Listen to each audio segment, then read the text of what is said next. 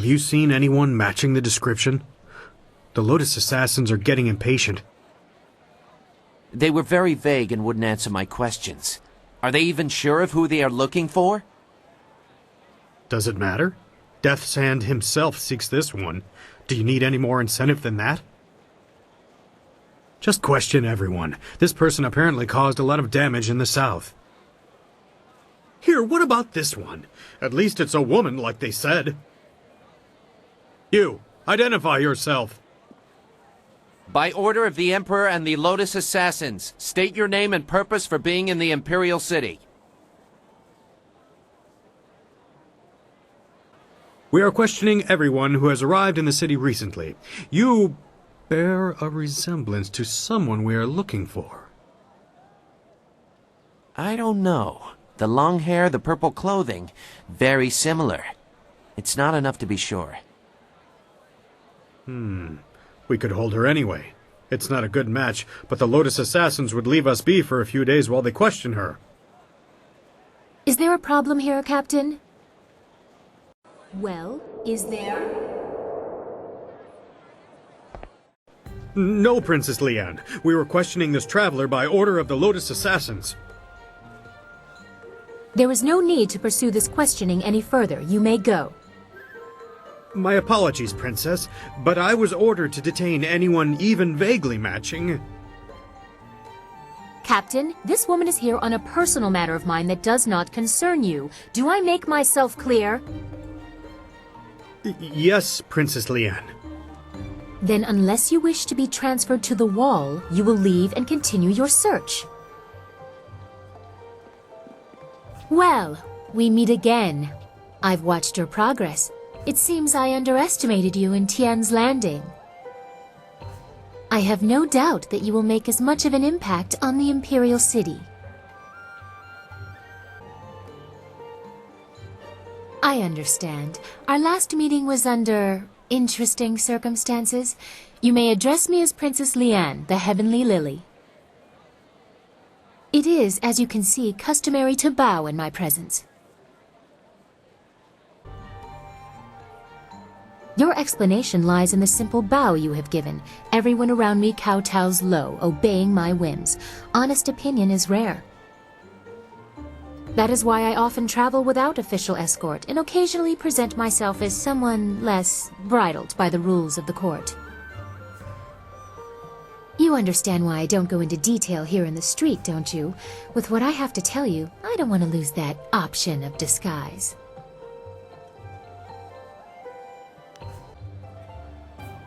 That would be best. I trust the servants I keep, but this is best discussed away from the open street. I will not speak the location aloud. Take this note. We will meet nearby, but I must have a moment to acquire more fitting attire. Very well. We will continue speaking later. I'm sure we both have questions that need answering. Don't be too long. My message concerns your master, and time is very important.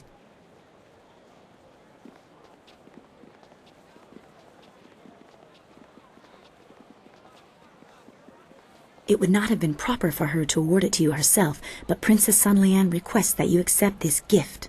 She looks forward to your next meeting.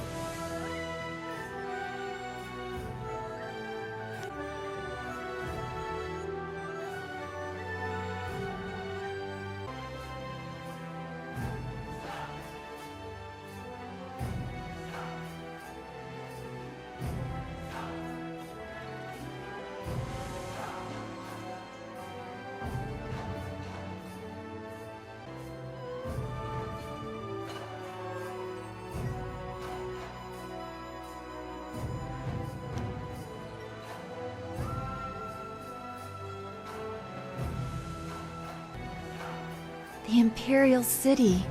I'd always heard how impressive it was. The stories didn't do it justice. I feel like I'm a long way from home, and I don't even know where home is anymore.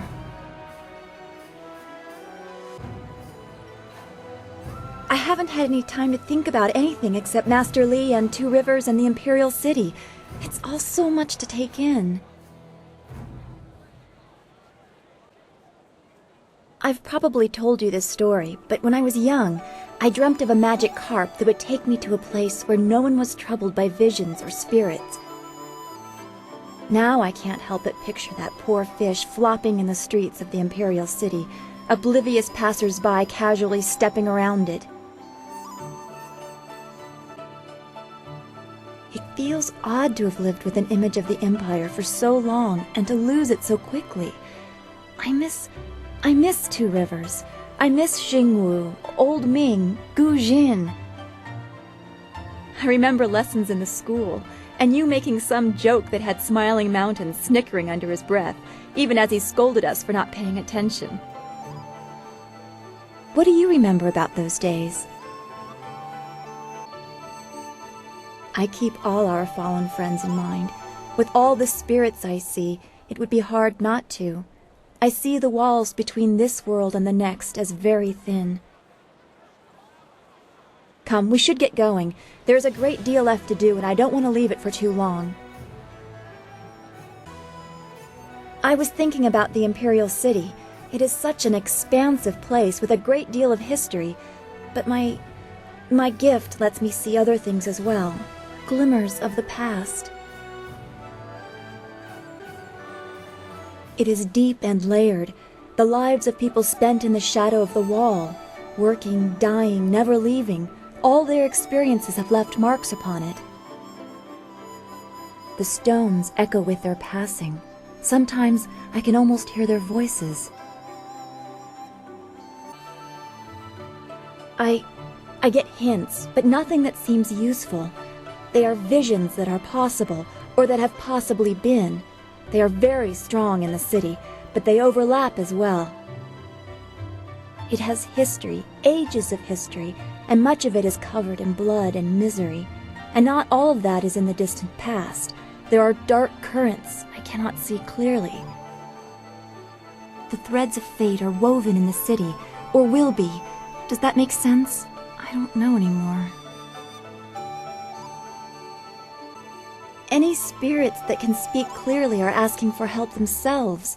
The world is upside down. It seems like there is so much more at stake than just our master's safety.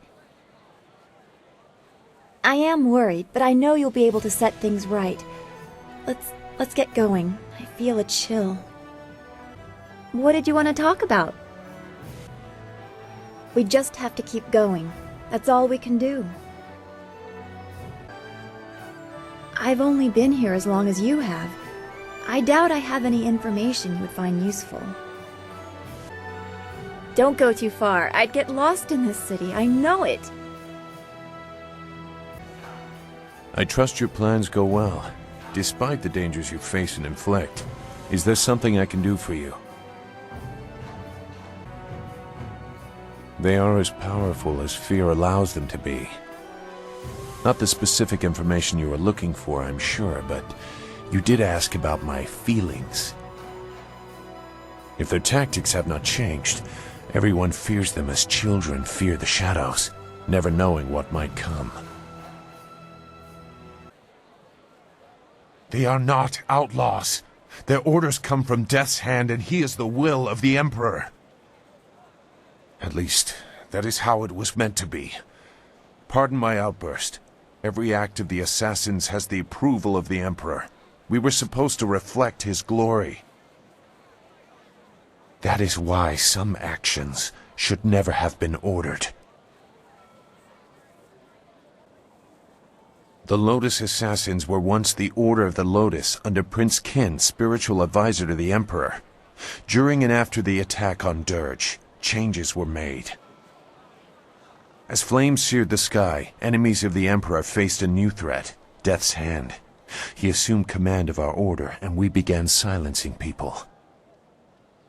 Some were killed only to serve as warnings. Others had done nothing except be near his enemies. I am no stranger to death. That alone is not enough to disturb me, but I see only weakness in targeting innocents, peripheral to the real enemy. Weakness suggests losing the right to rule. Can you see how that shook my faith in the Empire? You seem to see why I had concerns. Perhaps you might understand. I have not said everything, and I have not yet decided if I will. But I see something in you that may set things right. We will see. For now, what else do you need? I think it's unwise to trust the Emperor's daughter. She acts without regard for her station, but she is a slave to it like we all are. What other truths might she have missed? She may have good information for you, but I suspect she has her own agenda. Be careful. I will answer if it suits me. Goodbye. There is something here. Some evil thing has happened here. It beats on my mind, and the Guardian, he can't hold it back.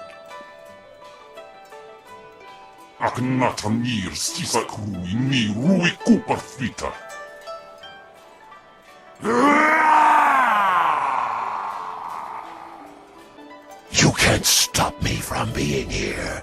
I may not be able to leave, but I can talk and see. I see you, mortal. I've been watching you. I am Yasen, the other of whom Chaika and this girl speak. They have suppressed me ever since we inhabited this body, but this place is different. The evil around me has given me strength, for now at least, and has opened potential doors. I don't claim to goodness, mortal. I hate your kind. But we can work together. If you help me, I shall help you. And I'll be much more valuable than the Guardian. Bah! Who cares about her? She's just another insect. This is about what I can offer you when the time comes. What? No! Chaika! You won't make me go! No! Wo oka wunir inatir nofon. Panir shakir wo sir nikorpak.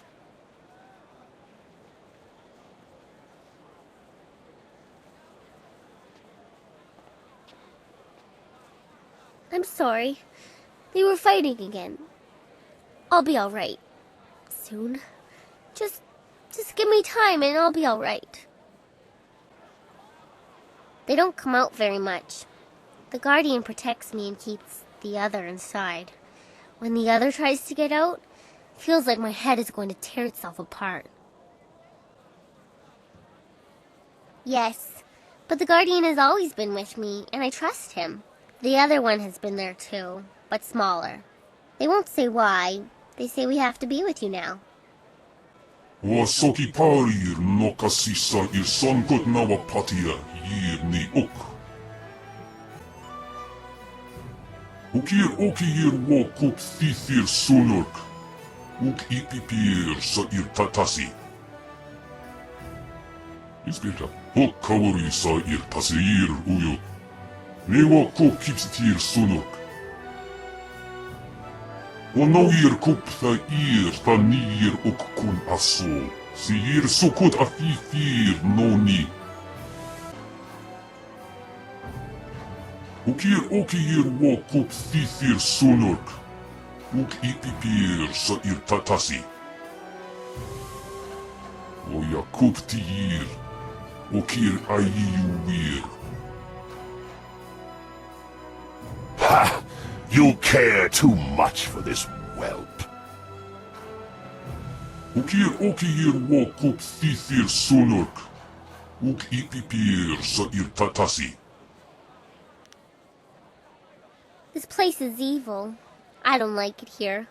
The people, they're hurting too. A black cloud hangs over this place. Please, Don't leave me behind here. Not alone. Is there anything else you want?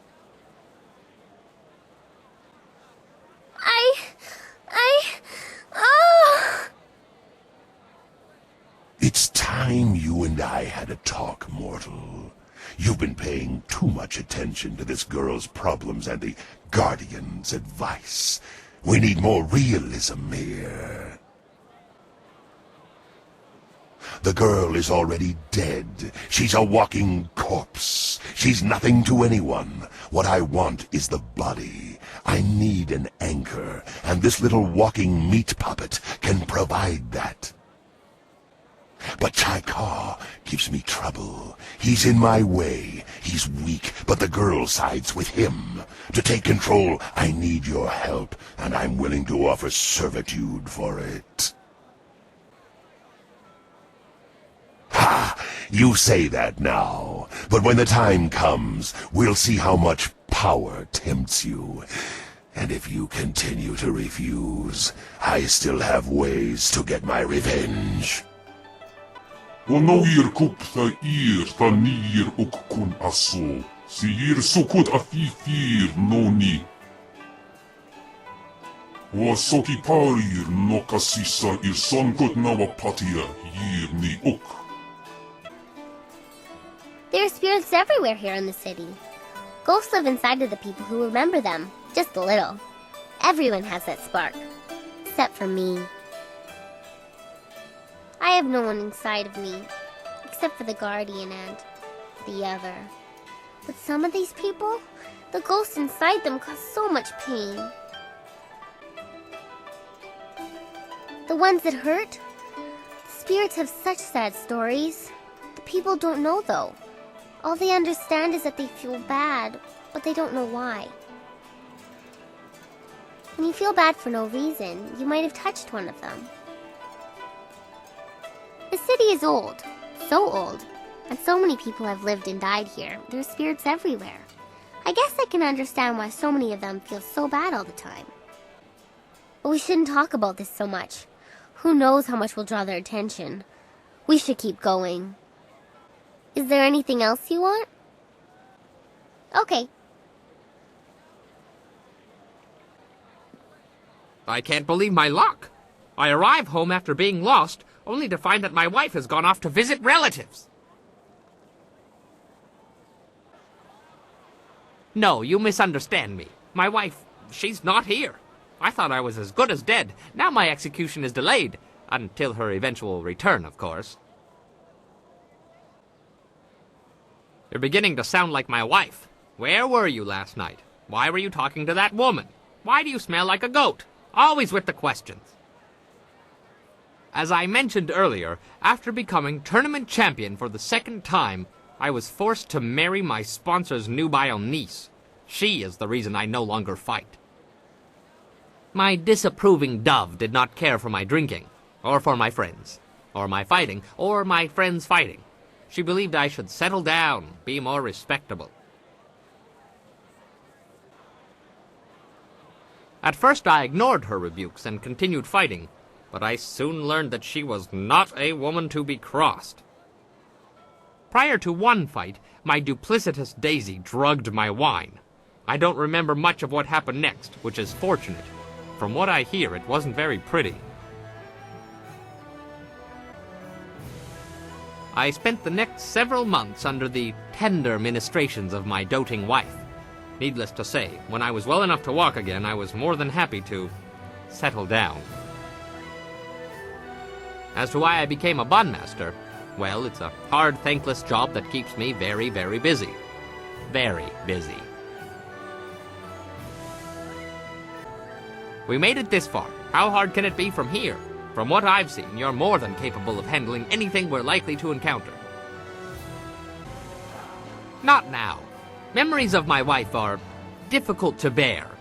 Especially when I am here and she could be so far, far, far away. Were you drunk when I told you last time?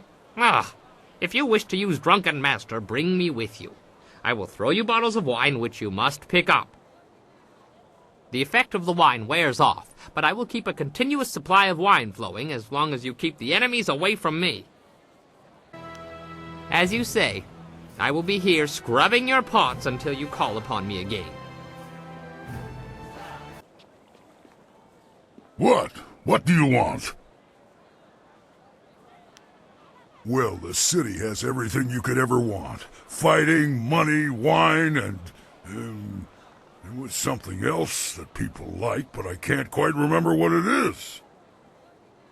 Oh, well, I'm sure it'll come to me once I've had a few bowls of wine. Let's get something to wet our tongues. Women! That's the one I forgot. I must be getting sober if I'm forgetting that one. Too much talking and thinking can be dangerous, I should know. I remember one cold winter I took a job clearing rats from a local monastery. I was supposed to make sure the pests stayed out of the sacred pools, but hunting rats one at a time is boring work. So I had an idea, a way to catch them all at once. I convinced the monks to give me some of their sacred wine, and I filled the sacred pools. I figured if I could get the rats drunk, they'd be so much easier to catch. Nothing happened at first, so I helped myself to the wine. I passed out before the rats came. In the middle of the night, I was woken up by screaming monks and fiery explosions. It was just the rats. The poor furry buggers were just trying to get warm near the monks' fires after their swim in the wine. Not a good combination. The monks wanted me gone. I might have deserved the blame, but the abbot insisted it was a sign from the gods and closed the monastery. See what happens when you think too much? Whatever. Well, well, is the Imperial City all you expected? It is quite a spectacle compared to the bulk of the Empire.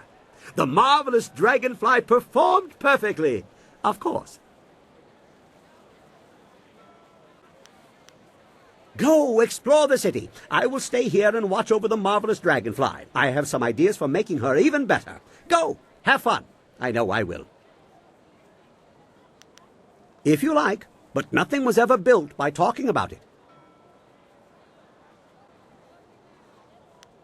I've given some thought to the strange device that I was inspired to construct. I'm not sure what purpose it has yet, but it appears to be working, I think.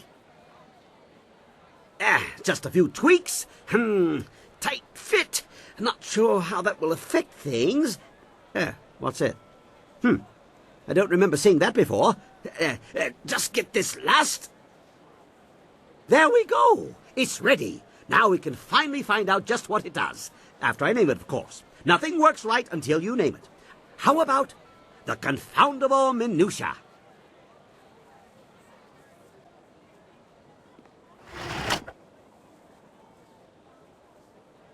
What? No, impossible. I fixed it. I checked everything. It should work. Unless, no, I did that.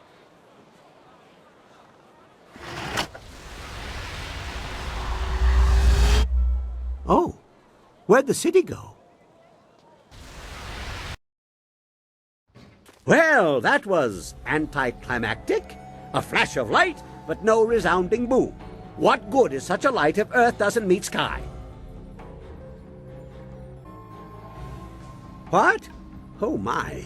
It seems we have transported to a heaven. A strangely familiar one for some reason, but I don't recall ever moving to such a place before. An interesting little device you have there. It could be useful if you could count on your point of arrival, but since you made it, I'll stick to walking. This place is completely unknown to me, or is it? I am compelled to take the steps this way. There are gears here that I remember. Ah, and off he runs. This looks like his kind of place, really.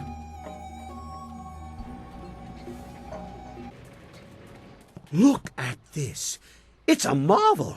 A wonder of monumental proportions. A phenomenal piece of unbelievable craftsmanship. I haven't the slightest idea. But it must be important, wouldn't you think? I mean, just look at it. These machines, they are manipulators, fabricators. They bully energy into something.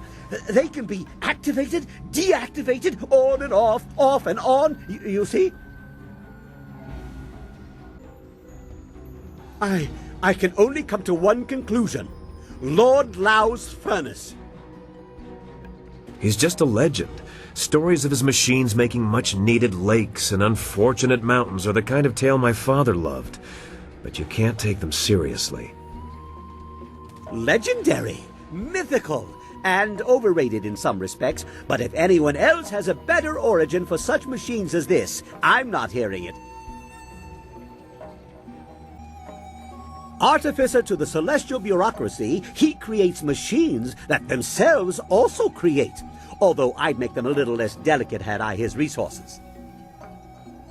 Still, he is an inspirational figure for inventors, and we are in his playhouse. You select the machines you want to activate, and then the tiger or the dragon button, like this. Don't worry. The individual machines are not activated. I think the switches must be thrown on at least 2 of the components before it will do whatever it does. You also have to select a fuel. It looks like there are a few pieces of cinnabar in the contraption, but it may accept others as well. Well, judging by the pile of ashes I found near the controls, if you do it wrong, it either creates a nice warm fire or burns the person standing here to a crisp. It looks like a powerful thing, so just guessing at the possible configurations will probably get you into trouble and waste the cinnabar in the machine. So, you might want to be careful how you go about it. Things like this usually have directions. No, recipes. No, that's not it. Configurations. That's it. Very true. Perhaps you should give them a try. They didn't mean much before, but now we may have the tools to make something of them.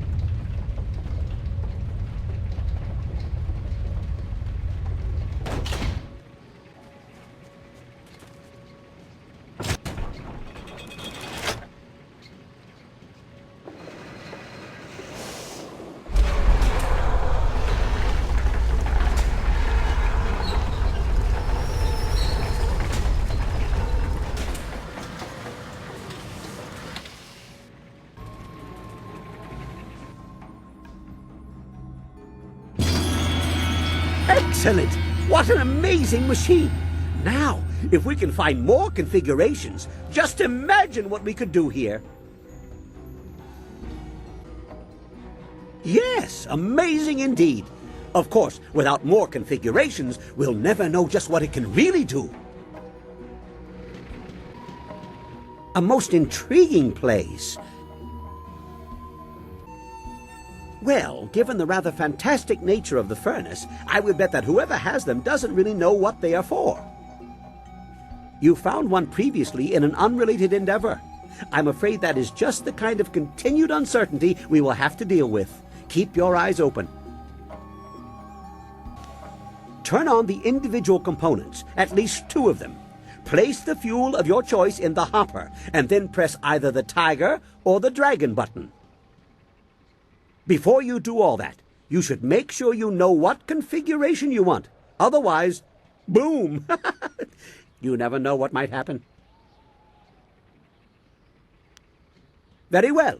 In the meantime, I will try to see if I can learn anything more about this interesting machine. I can always bring us back here later. Yes, yes, what can I do for you? Busy, busy. No time for chatty, chatty. Yes, yes, I am eager to return there. It is a masterful array of artful mechanics, despite being a bit overly polished. This Lord Lau, he could use a bit of restraint. No, I have not had any new insights. The best option I can suggest is just to keep your eyes open. There has to be reference to them somewhere. I found a scrap of paper around the furnace somewhere. It seems to have a few scribbles on it. Maybe that will help you?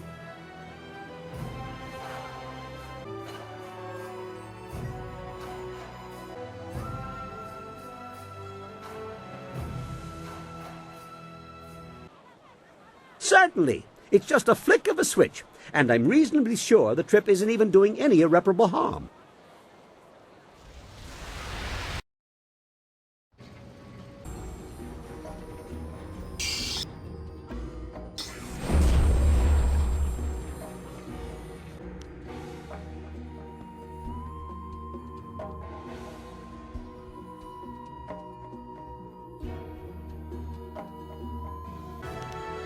There were a few simple symbols on one of the larger furnace gears. I made a note of what it might translate to. Here, have a look.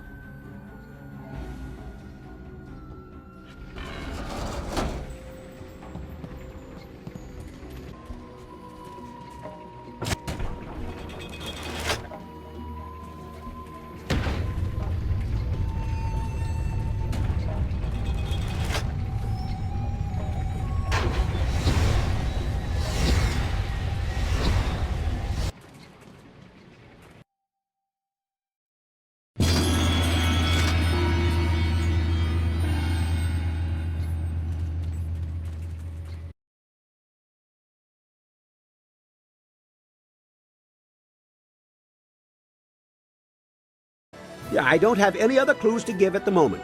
Maybe my head will clear up a bit later. Hopefully. My designs are safer when my head is clear.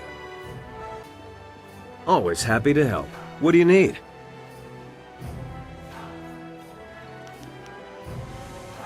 I haven't been to the Imperial City in a while. I traveled here some time ago in my hunt for Gao. In fact, this is where the hunt began. I've come full circle, and I think it's time to let go of the past and look forward. We have exciting things ahead of us.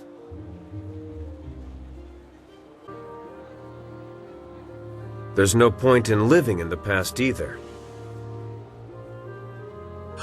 In my heart, I know my daughter rests as easily as any spirit now. Whatever happens, I have that.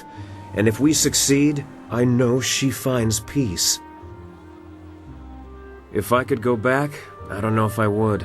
I'm a different man now, and while I treasure the past, I look forward to the future with the same warmth.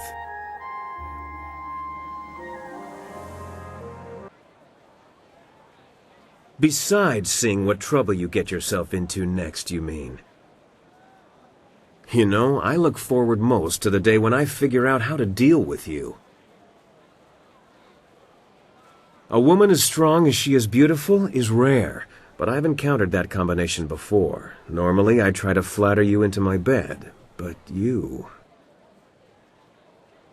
You're better than that. You're a companion and a damn skilled warrior, so I find I never quite know how to deal with you.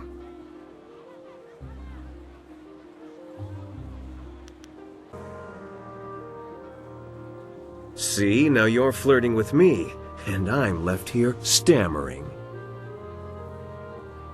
I don't deny your beauty. I just don't want to treat you like I would other women. I respect you, and, well, let's just leave it at that for now.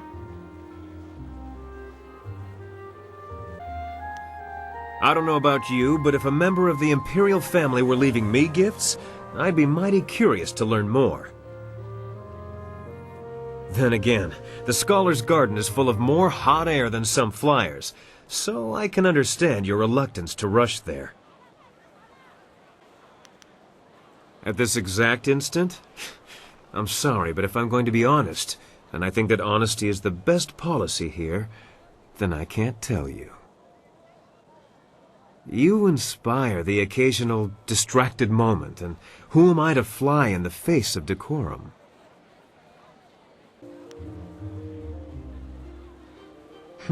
Good point. Still, there are some things better left unsaid. It makes them that much more intriguing.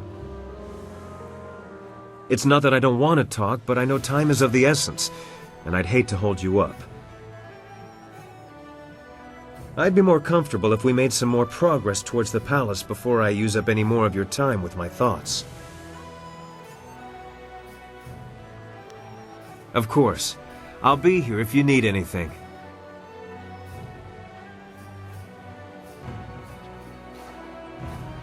What a wondrous flyer you have. You don't see any of that design about the city. Since they became more common among the nobles, flyers have been fascinating to me. Allow me to officially welcome you to the Imperial City.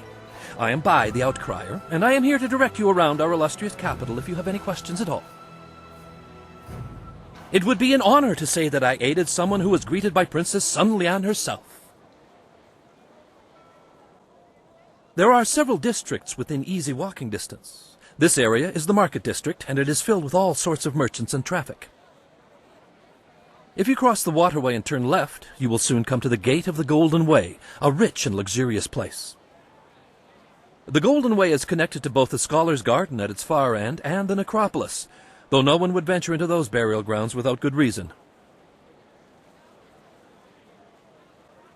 Just over there is the Imperial Arena, where you can test your skills in the finest competition in the land, or grab a drink at the heart of the Empire Tavern within. Out by the waterway you can find the city gates and all manner of merchants hawking their wares. There's also a path off the market district that leads up to the Black Leopard School, home to an ancient order that studies the ways of combat.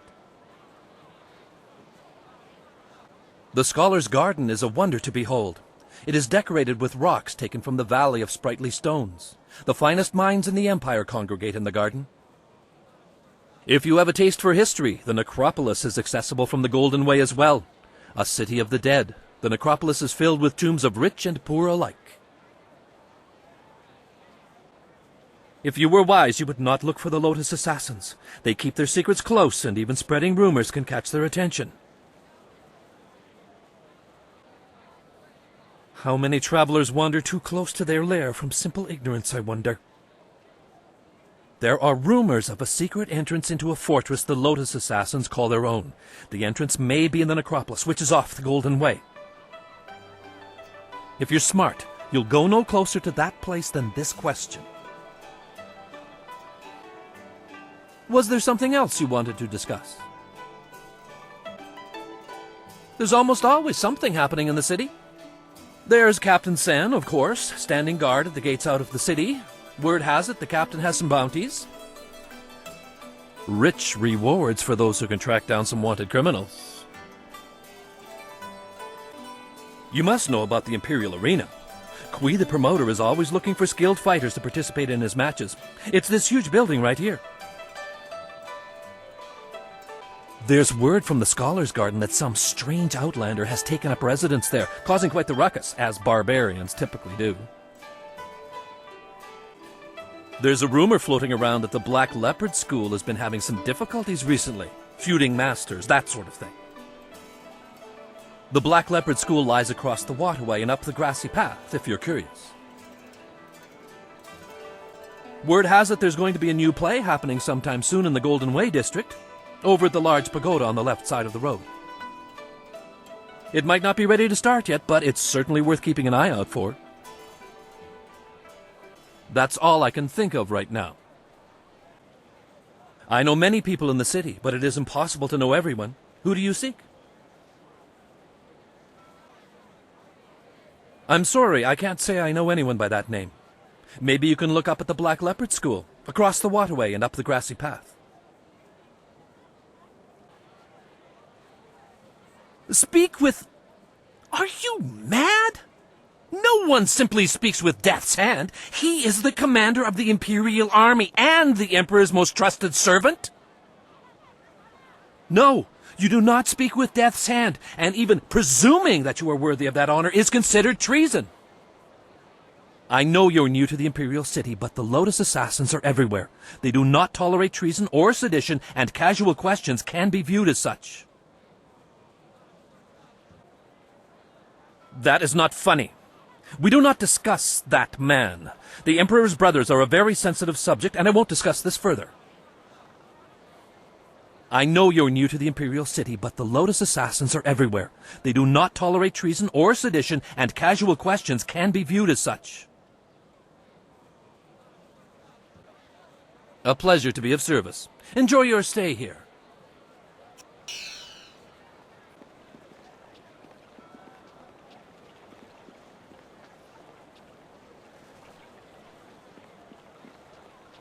Watch yourself around the Lotus Assassins. There's something unnatural about them. I hope my daughter will grow to be as beautiful as the princess, though perhaps less unruly. Emperor Sun Hai is a great man. Without him, the Empire would still be living in a drought. I've seen some strange things in this city, but it's still the only place I'd want to live. I love shopping in the city. They have everything here. The Imperial City is beautiful, but you still have to be careful in certain areas. Those Lotus Assassins make me nervous. They just look so unnatural. My uncle saw a ghost while traveling in the south. I don't think I'll be traveling that way anytime soon. I've heard rumors of a young hero making quite a stir in Tien's Landing. My father lived through the drought. He can attest to the marvelous change Emperor Sun Hai has brought to the Empire. The Imperial City is a vast place, my friend. Be sure you don't get lost. Some of the finest items you'll ever find can be bought right here in the city. If there are ghosts, why haven't I seen one? All this talk about spirits is just nonsense.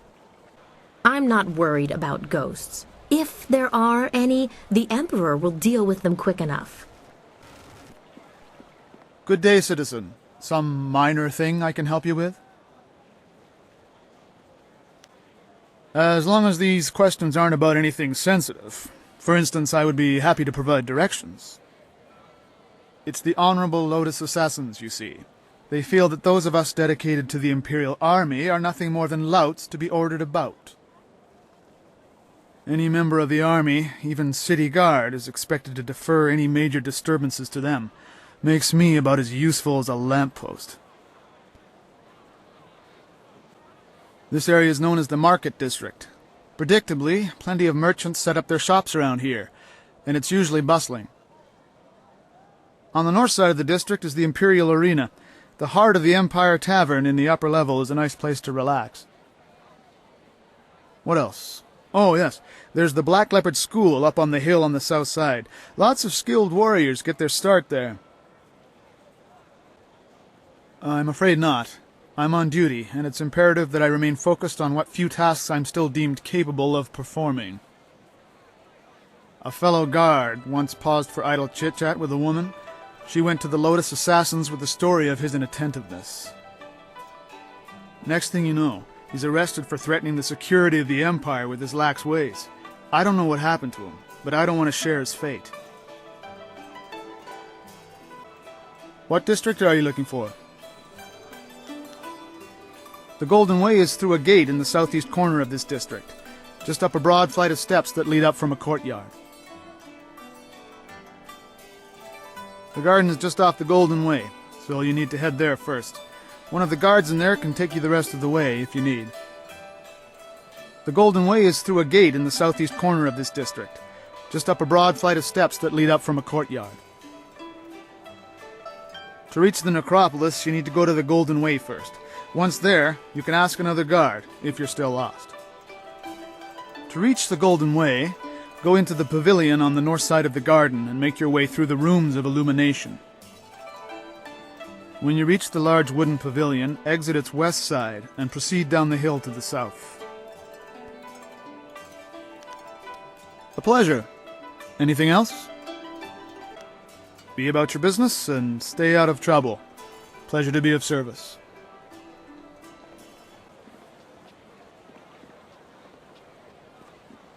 Wo kauso ir noka wowo tarwe il shaxiero finupifu. Onu yu wir napair wo onu yu sair ikupan. Wo kauso ir noka wowo tarwe il shaxiero finupifu. Onu yu wir napair wo onu yu sair ikupan.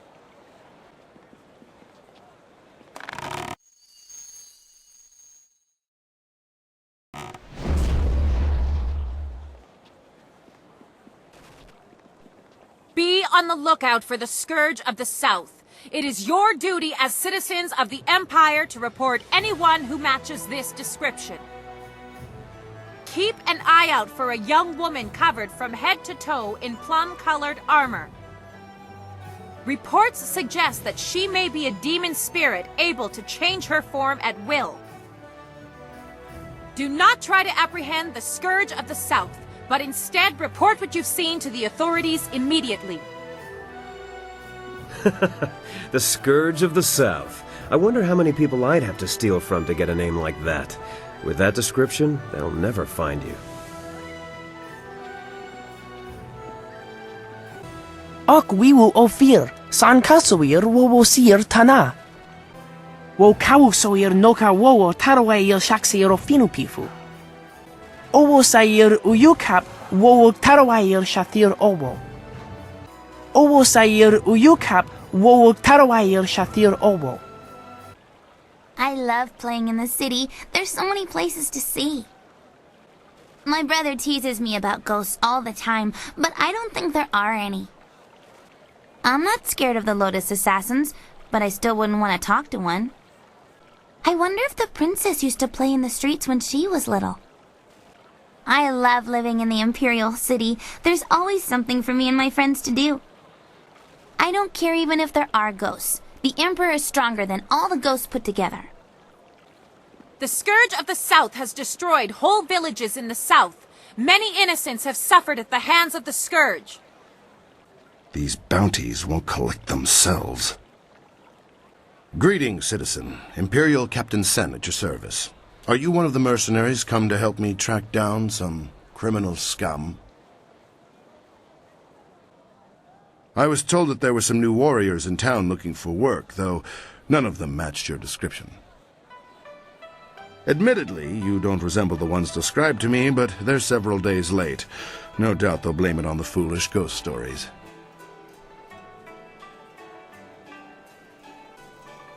Criminals with lucrative bounties on their heads. I need help tracking down a pair of criminals. Are you interested in a little well-paying work? These two scoundrels have eluded my best efforts, so I'm turning to bounty hunters. It's harder to run when your pursuers are not in a uniform. This could be an entertaining diversion, and a good way to earn some extra silver. I'm searching for an arsonist and a notorious confidence man. Find and eliminate either one, and there's a standard bounty in it for you. A wise decision. The two criminals are Fading Moon and Creative Yukong. Fading Moon is an arsonist who was last spotted heading for the necropolis. Creative Yukong has virtually disappeared, though we may be able to learn something from Lady Rento, the wife of the man Yukong bilked. She's in the Imperial Arena.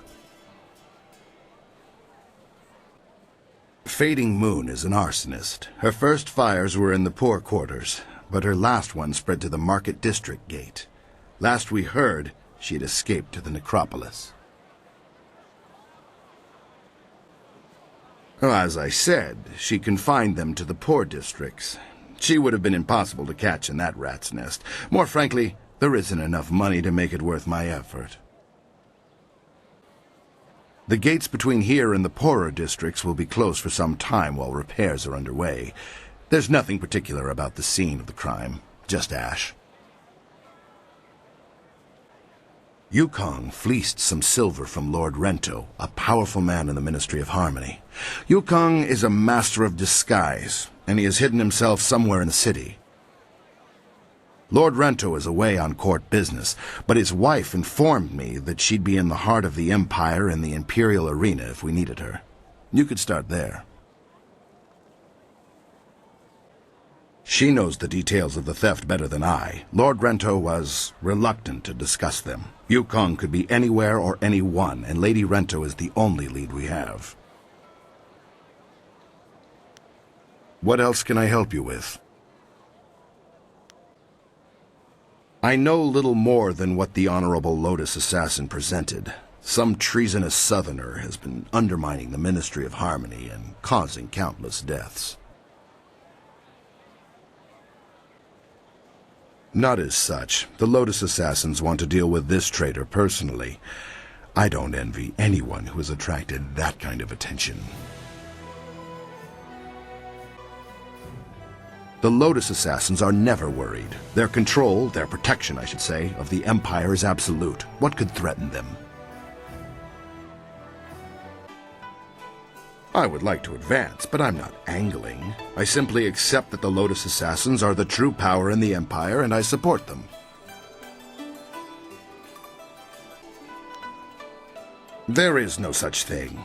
If the Lotus Assassins have identified a treasonous criminal, you can be assured that person is guilty of something, or will be soon. A good name, is it not? Drives fear into the commoners.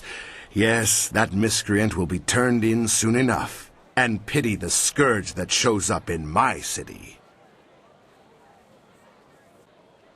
This is the Market District. If you cross this bridge, you'll reach the Golden Way, the Scholar's Garden, and the Necropolis. The Black Leopard School is up the hill on the far side of the waterway, and the Imperial Arena is here in the Market District. Of course not. I'm on duty here. Find Bai the Outcrier near the arena. He's paid well to answer those kinds of questions. Right you are. Remember to keep an eye out for anyone suspicious. This city's usually fairly calm, but there are reports of ghosts in the countryside.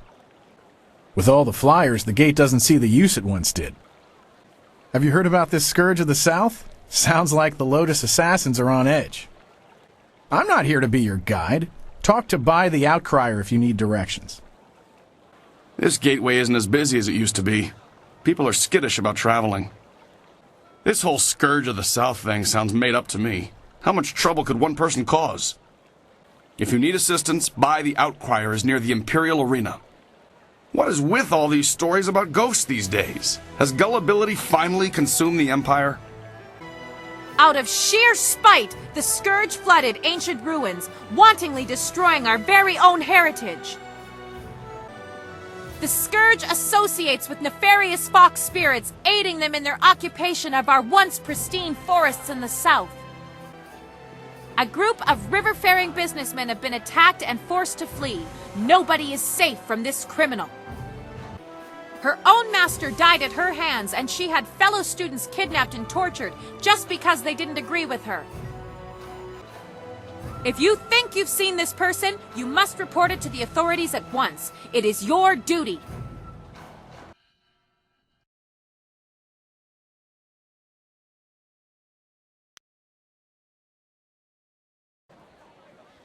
Certainly.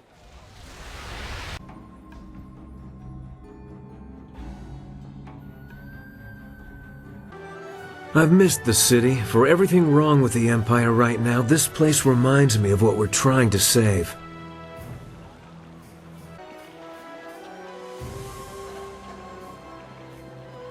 Lost, citizen? Be about your business and stay out of trouble. Pleasure to be of service.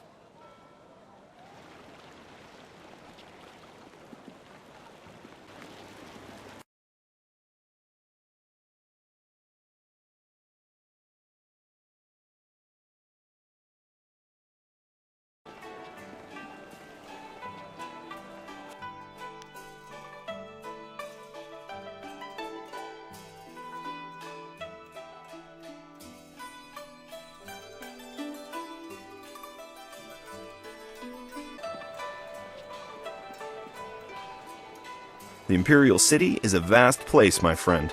Be sure you don't get lost. Excuse me, out of my way. I've got to get these buns to the Scholars' Garden. Quick, quick, now move. I'm very sorry. Please accept my heartfelt apologies. My husband has the manners of a strutting clock sometimes. I seem to recall you rather enjoyed my, strutting at one time, old woman. Shush now! You'll offend the gods of decency. This poor traveler's likely to think that the Imperial City is full of indecent folk and offensive talk. Now then, after all the trouble we've caused you, is there anything we can help you with? We've got fresh buns. Just made them myself. Talk. That's all people want to do. I don't get paid to talk. I sell buns. That's what I do. Ha! No time to talk, he says. The only time you're ever quiet is when you're eating one of my buns. Now be polite and answer some questions. We're members of the local traveling circus. I'm a fire eater and Lena is a juggler. We just sell buns on the side to make a little extra silver. Junda, could you try to be civil just this once? This buffoon of a man is Junda, and I am Lena, his wife, as he is fond of reminding me. We sell buns here in the city. Well, I bake, and he sells. There is much to tell about the city, but we do need to sell the buns while they're fresh. Perhaps you could be more specific? Why don't you go and check out the Imperial Arena? It's a prosperous place to sell buns, especially before a big fight. You and those fights. I can't stand watching them.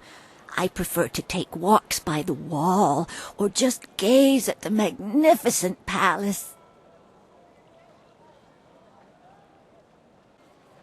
What's to tell? Fighters fight, spectators watch, gamblers gamble. It's just like any other arena, except the level of competition is very high here. I'd talk to Kui, the promoter, if you really want to know more about the arena. He talks more than you do, but at least he buys my buns. It's busy, but it's a good place to get information and meet people. Best wine in the Empire, too. How would you know, you lazy lout? You've never been outside the city in your life. Best in the Empire. Ha! Probably the only wine you've ever had. The wall is magnificent. It just keeps growing. Though I pity the criminals who are forced to work there. Very few ever return. The palace is truly one of our greatest treasures. The heavens have indeed blessed our empire greatly to give us such a beautiful edifice. Ah, it's unnatural, I say. Just floating up in the air. Emperor or no, it's not right to live in a place that just floats like that. What did you want to know? Well, this district is called the Market District. This is where most of the buying and selling happens. Most of the lower classes live and work here. And die here, too. Not like those nobles and wealthy merchants over in the Golden Way or in the Scholar's Garden. Born into a life of luxury. Huh, must be nice. Yes, dear. Life has been cruel, hasn't it? Good work, a wonderful family, and many friends. Poor Junda. Next you'll blame the nobles for your backaches, too. Yes, more questions. Are you sure I couldn't interest you in a bun? They're nice and fresh. Or at least they were when we started talking. Death's Hand. Now there's a name you don't hear often. I'm just a simple bun seller, but even I know enough to be careful who I utter that name around. For once we agree, husband. Death's Hand is a walking nightmare. It is said that if you see him coming, then it's already too late. But enough of wives' tales. Just be careful who you mention that name to, unless you wish to draw bad attention to yourself. If he hasn't bought a bun for me, I likely don't know him. Come to think of it, if he hasn't bought a bun for me, I don't want to know him. Junda, you withered old coconut! What's your problem? There's more to life than selling these buns, you know. I'm sorry to say I haven't heard of your friend either, and I'm not sure what you mean by master. Try the Scholar's Garden. The people there might know your friend. Go then. I have buns to sell, and it doesn't look like you're buying. Don't mind him. He just takes a while to get used to. Much like an ache in the bones if it lasts long enough. Eventually, you learn to ignore it. Good day to you.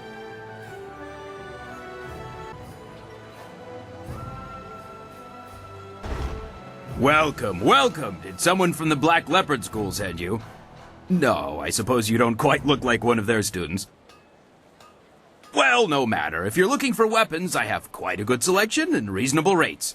Would you like to see what I have for sale? Not much to tell, really. I've been working with the school for almost 20 years, like my father did before me. When they asked me to work for the school exclusively, I accepted. I'd rather have a steady life making weapons by the bunch than doing special orders all the time. And every once in a while, I get to make something unique. The masters have some amazing scrolls describing weapons I never even knew existed. Well, it's the best of its kind in all the Empire, or at least that's what I'm told. Of course, it's seen better days. Having two masters has really hurt the school, if you ask me. Seems the students spend more time bickering than fighting. But what do I know? If it was me, I'd just kick one of the masters out on his ear. I'd like to tell you which one, too, but I'd better not. Best not to get involved. Here you go. There's quite a lot, so take your time.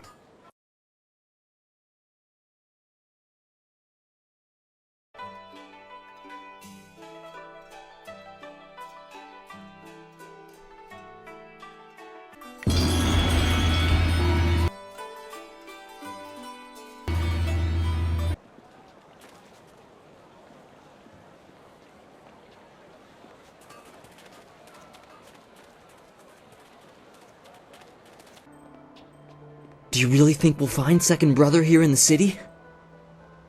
Why ask me? I don't even want to be here. Second Brother probably decided he didn't want to listen to Master Radiant anymore, and left to get some peace. Never! Second Brother is devoted to Master Radiant. If anything, I suspect Master Smiling Hawk had something to do with his disappearance. What? You dare accuse Master Smiling Hawk?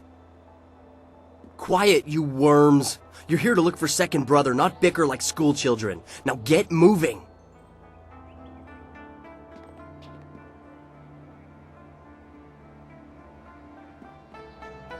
A few years ago, there were rumors of conflict in the leadership of the Black Leopard School. You're a fool if you believe what Master Smiling Hawk teaches. Brute force is not always the best way to win a battle. Oh, and Master Radiant's ways are better? I don't think so. Brute force is the only way to get what you want, and I can prove it. How? I'll show you. Hey you! What do you think you're doing here? Get out of here or we'll throw you out!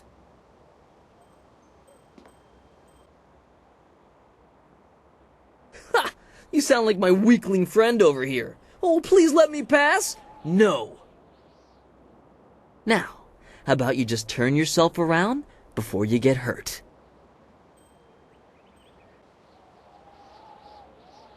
You don't hear so well, do you? Maybe we'll just have to show you what we mean. Come on, let's teach our visitor some respect. Legendary strike. Long sword.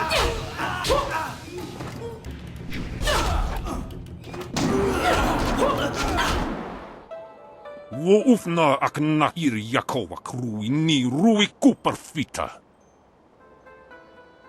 Peace, third brother. That is no way to treat a guest. Og ni gua ir qua an ir nor yok wo ni fita yir. Enough. Leave us, third brother, before you disgrace the school and yourself, and take these novices with you. Vosa ir son sikun wan kut akuka wuk tatir. Wo ufna ak nahir Yakowa krui ni rui kuperfita. I'm very sorry about that. We are not accustomed to having visitors. My name is First Brother Kai. Welcome to the Black Leopard School.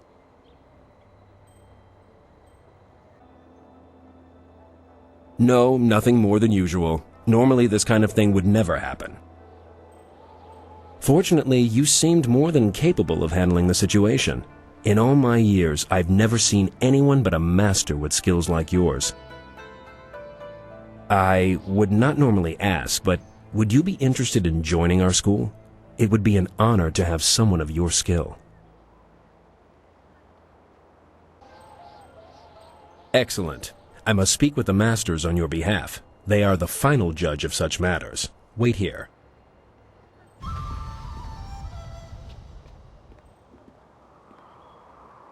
Good news. Master Radiant agreed to let you join. A rare honor indeed. In fact, he would like to meet with you, once you have proven yourself. First, however, Master Radiant wants to ensure that your fight against the novices was not just luck. You must now defeat each of the brothers here at the school. Good. A positive attitude will win you many fights before you even begin.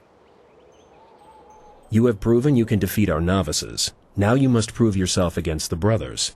The brothers have trained long and are second only in skill to the masters. Sixth brother is the least skilled, so you will start with him. Work your way to third brother. If you succeed against him, you will then challenge me. Second brother is not here. For now, you must face only third brother and myself, after you've defeated the other brothers. I must be honest with you. I believe Master Radiant has a plan in allowing you to join us. As you may have heard, there are 2 masters at this school. Master Radiant and I have tried for some time to temper Master Smiling Hawk's ways. He is cunning and ruthless, and has little regard for students. Normally I wouldn't speak openly about such things, but you are new, and your skill will draw his attention. Be careful. Master Smiling Hawk is a dangerous man. Good. You'll need to speak with each of the brothers and ask them to fight with you. I'm sure they'll be more than eager to oblige. Once you've defeated all the brothers, come and see me. Good luck.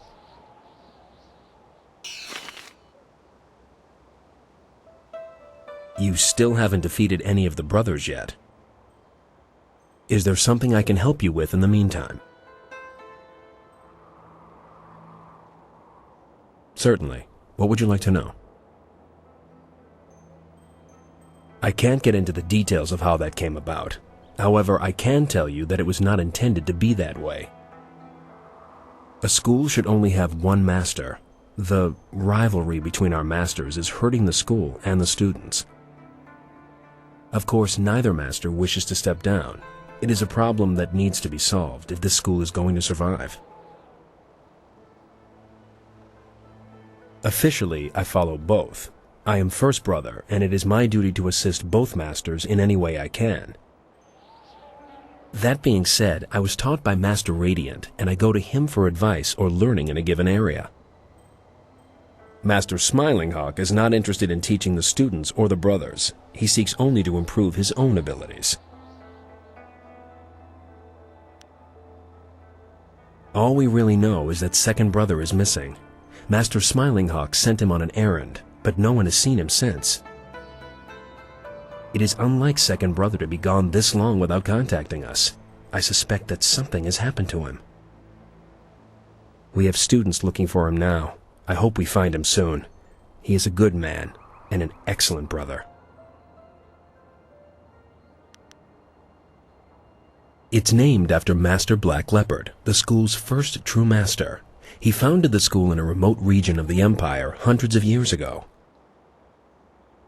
The school grew slowly but steadily under Master Black Leopard's tutelage, but it wasn't until he was quite old that the school became as popular as it is today. Emperor Zhu Fu, having trained at the school as a youth, moved the school to the Imperial City. Since then, the school has become the very best in the Empire.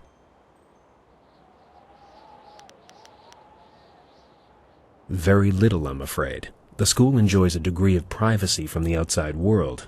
It allows us to focus on our training, but it also isolates us. I haven't been beyond these walls in almost 5 years. There is really nothing for me in the world beyond. My focus is the school and its students. Very good. Your next opponent is sixth brother Gao Shan. Once you've defeated all the brothers, come and see me. Good luck.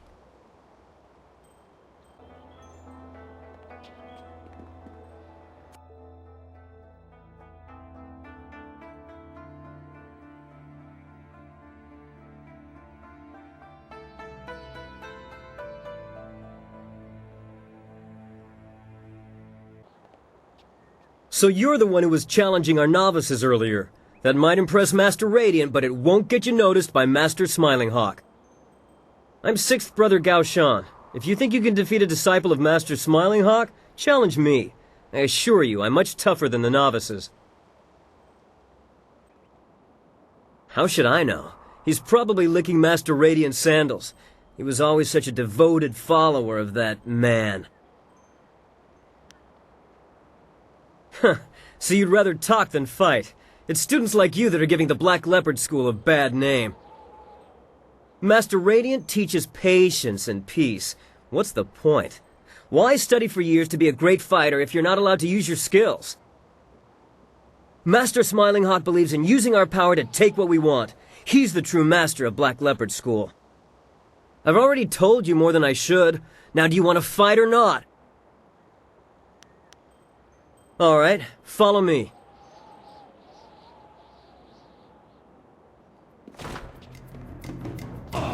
Stone Immortal!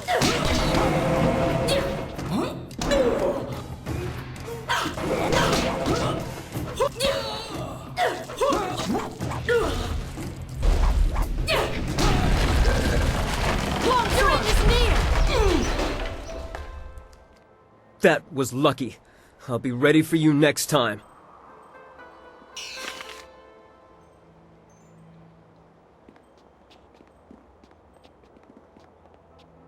You again. I'll fight you again if you want, but maybe you should try fifth brother next, if you haven't already. It's up to you. Do what you want. I'm always up for a fight. Just find me when you're ready. Good work defeating Sixth Brother. Now you can move on to Fifth Brother. Is there something I can help you with in the meantime? Simply speak to them and request a match. The brothers are always eager to test their skills, especially with a new opponent. A wise decision. Your next opponent is Fifth Brother Shang Jin. Once you've defeated all the brothers, come and see me. Good luck.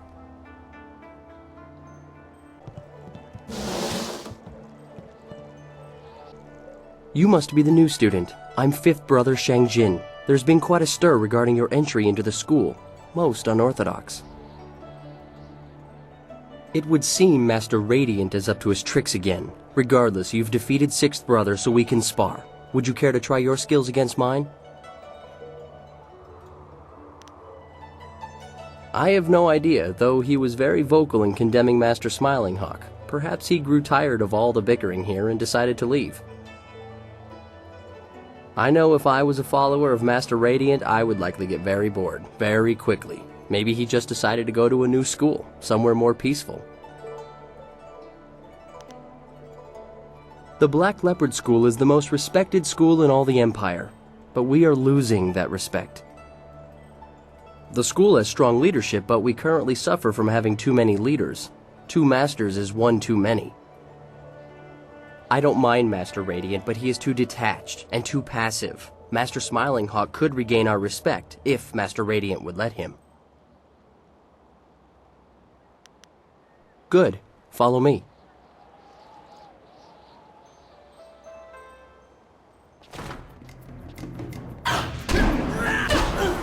Stone and mortal!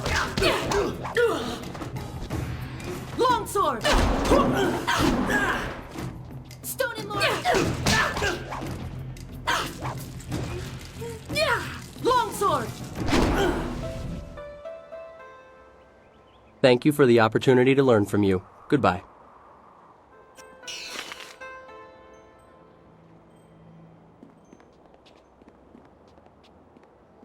That was quite a fight with Fifth Brother. Fourth Brother is eagerly awaiting his chance. A good idea. Your next opponent is Fourth Brother Yu.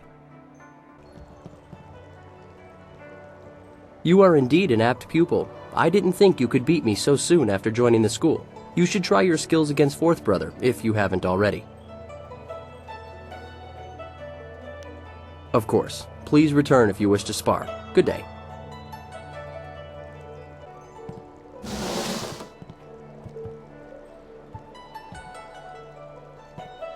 Hello, my name is Fourth Brother Yu, and you must be the new prodigy. First Brother told us to watch out for you. He said that you're very talented. Since you've defeated Fifth Brother, perhaps you'd let me decide just how talented you are. Care for a match? I've been trying to find that out myself. I even sent a few of the students into the city to see if they could discover the truth. Master Smiling Hawk was the last to speak with Second Brother, though I still don't know what they discussed. It's no secret that they disliked each other. Third Brother told me that Master Smiling Hawk sent Second Brother into the city on an errand, but nobody saw him leave the school.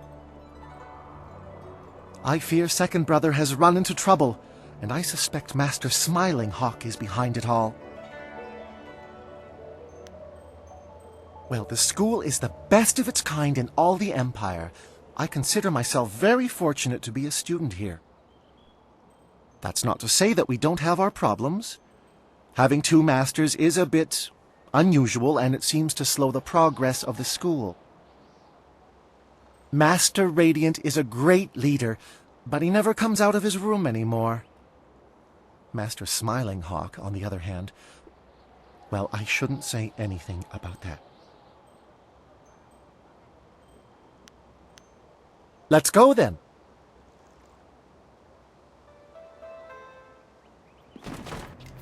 Stone and mortal! Longsword! Stone and mortal! Longsword!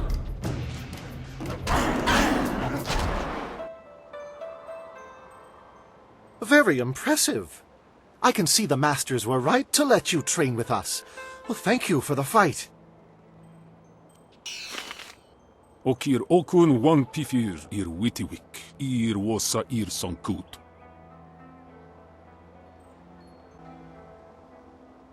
Og nigwa ir kwa an ir nor yok wowo nifitayir. Nawara irok, wosa ir tatas ir uyul.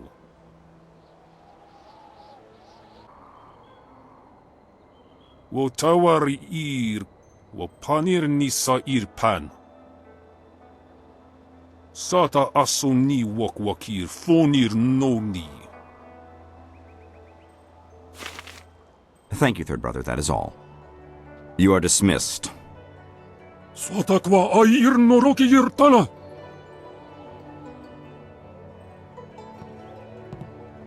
So, you are the new student I have heard so much about.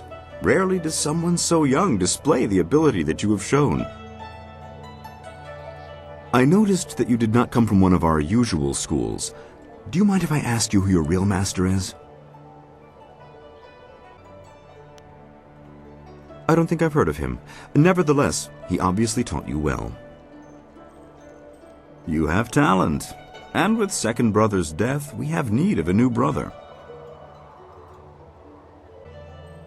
I asked him to do something for me. He refused. Let me be blunt. Master Radiant is holding this school back. He's holding me back. Radiant is weak. He follows the way of harmony. His methods are slow and pitiful. This school belongs to me. I want Master Radiant removed, and you're the one to do it. You have certain abilities that will enable you to defeat my rival. Master Radiant is resistant to my style, but you are something different. I could sense it as soon as you arrived.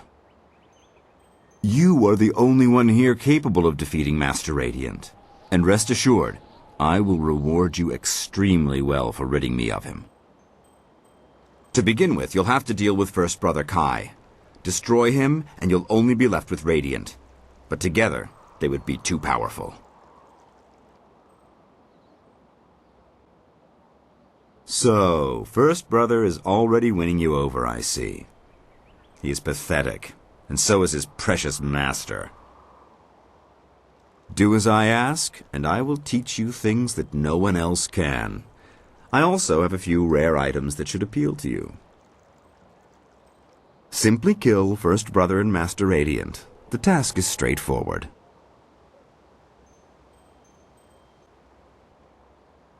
You are a fool! You could have had everything.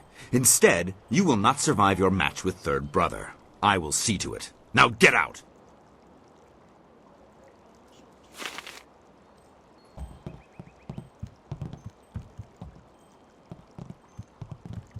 You filthy little swine! Look what you've done! Do you think I have nothing better to do than to clean up after you pigs all day long?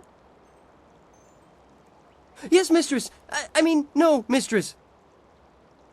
Get out! Get out of here before I break your skull open, you little rat!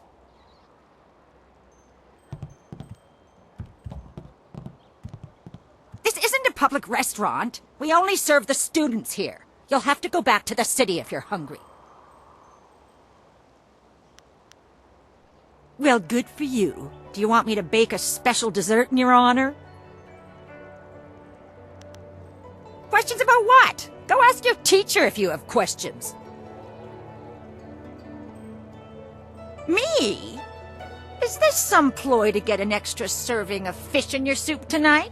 It won't work, you know. But since you asked. I am the headmistress here at the school.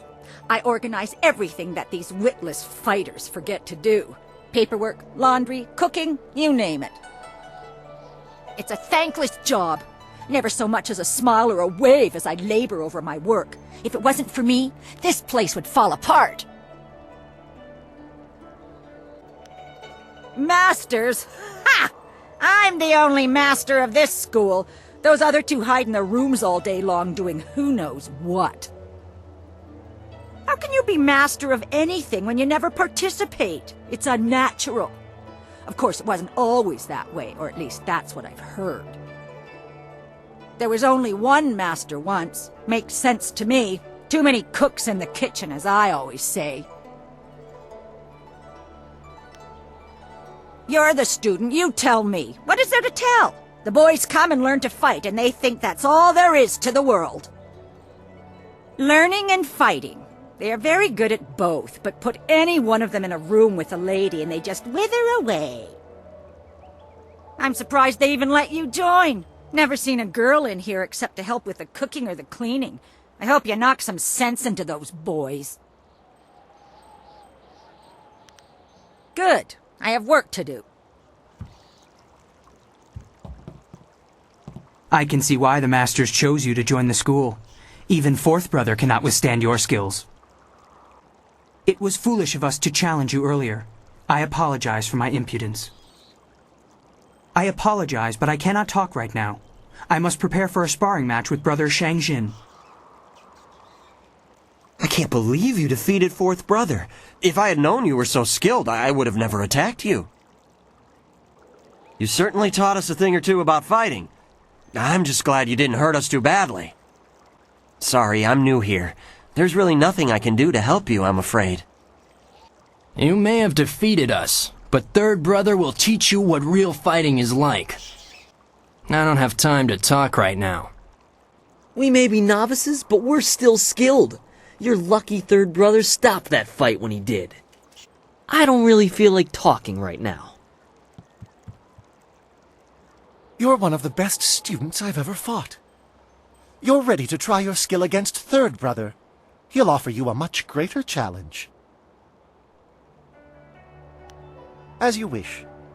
If you'd like to try a match later, come and see me.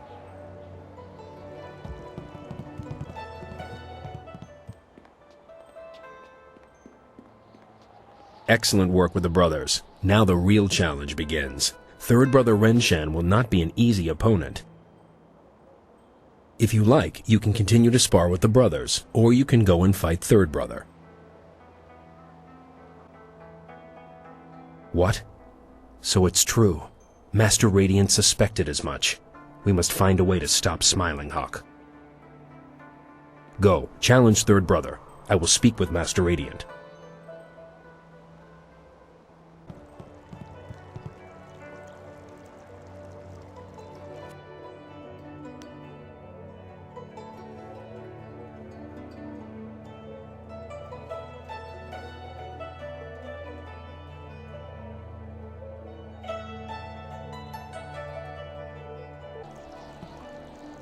Mowoirika titarir kone of atarir.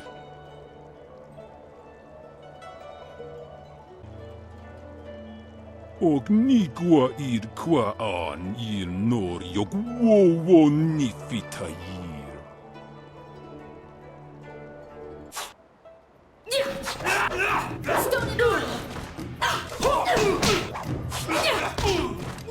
You lack focus.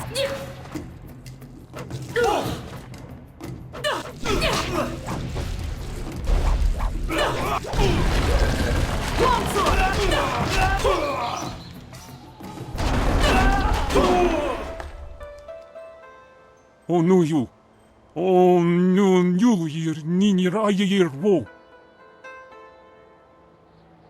Do not disgrace yourself further, third brother. Accept your defeat and learn from it. Apafa was sonsir towir wo sonsir junior fonir usota. That was quite a match. I've never seen third brother Rinshan fight that well, and yet you still beat him.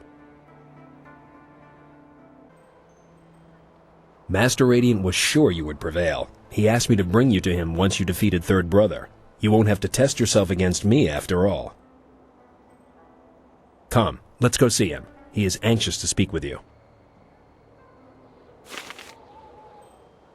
Sisae Pawao, Tikotro Tuaso. Tofuia Tawita ir Ukarashita Wewo.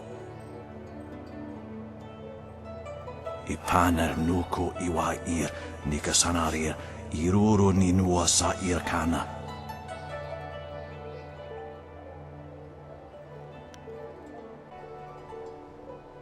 Tawe ir kawana ir sunir ipoki. Wuno wir na no ba yesu. Isana yoyo ko nir fuk no sankud na no wana nyapir. Ipaner nuko iwa ir nikasanarir iruru ni nua sa irkana. Sairos tiusiat, saro rasipa ukar ir napso aku. Master, I never. Sairos tiusiat, saro rasipa ukar ir napso aku.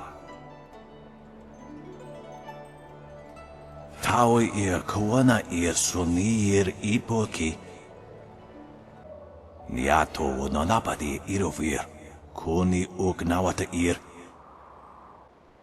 Sa ir yagoak, kokonato sir ipanoneniko. Wo anania ifewir uk sonorok noka uk snapir. Kunir fuk no sankud na no wana napir. Isana yoyo. Wo nakapir sari awaf, van sira suorofos isinosaurus usuno. Yukut ni kunk uno sa ir son kud noka uk yorir.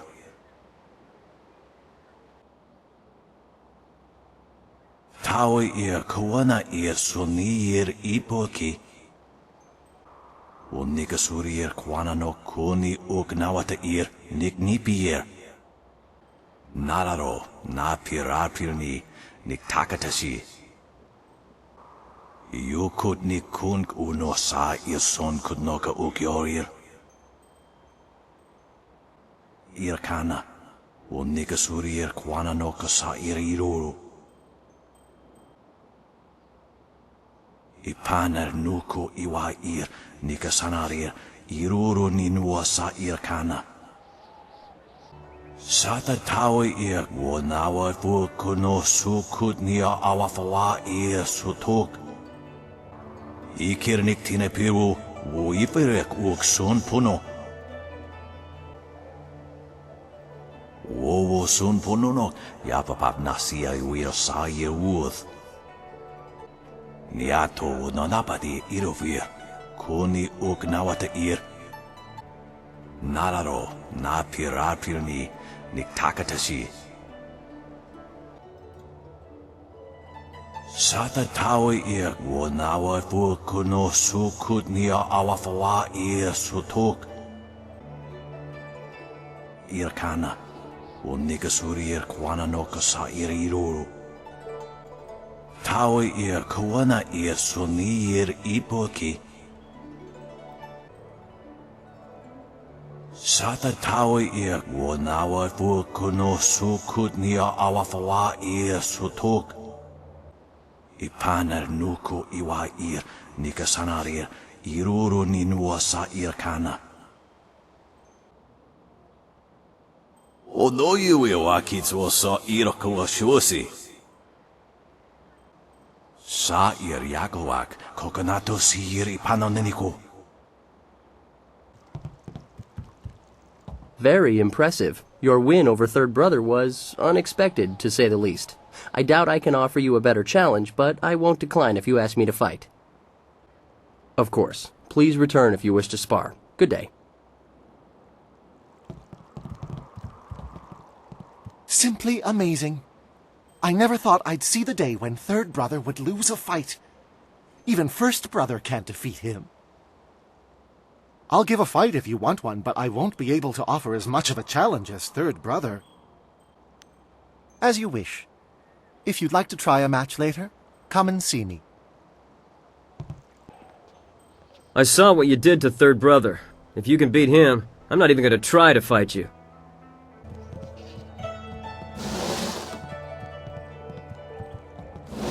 I should have killed you sooner. You had such promise, but in the end you were just like Second Brother. Soon you will share his fate as well.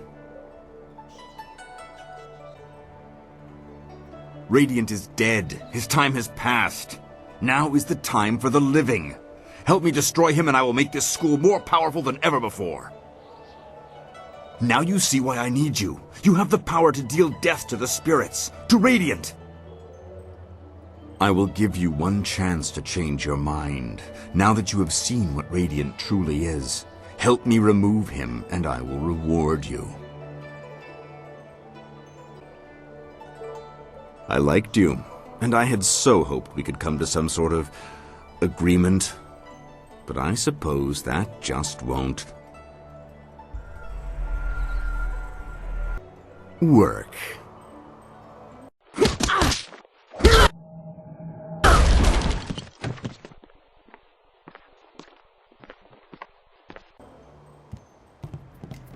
Now I will give you a demonstration of true skill. Unfortunately, you won't be around long enough to learn from it.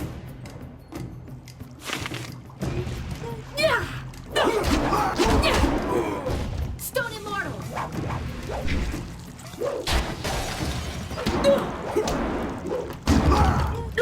Longsword! Your end is... Woufna aknahir yakova krui ni rui kuparfita. Woufna aknahir yakova krui ni rui kuparfita. No, third brother. I have a much better use for you.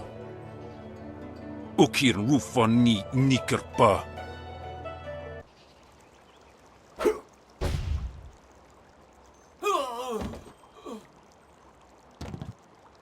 Now we will finish this. Stone Immortal! Longsword! Stone Immortal!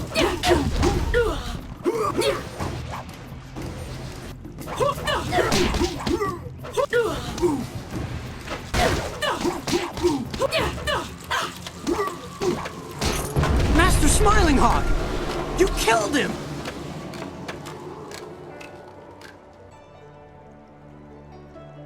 What? No! First Brother sent me to find you. He was worried Master Smiling Hawk's followers might overwhelm you. I can see that isn't the case. Master Radiant and First Brother are waiting for you. I'll go tell them that you survived.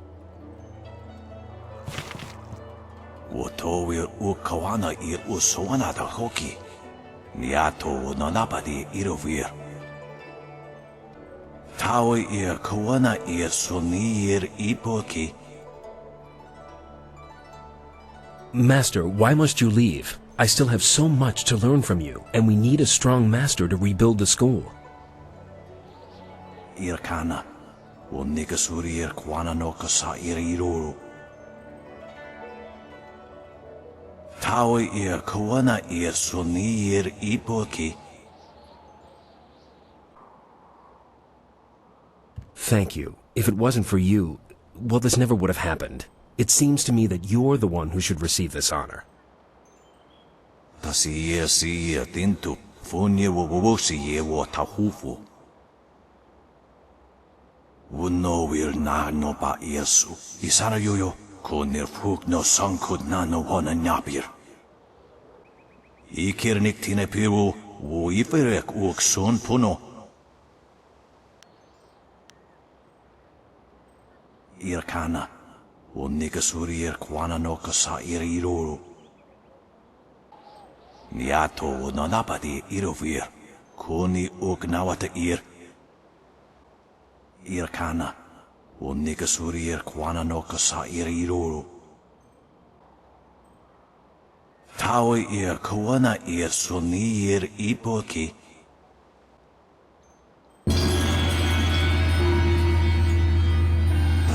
Siye tintu, funye wo siye wo tahufu.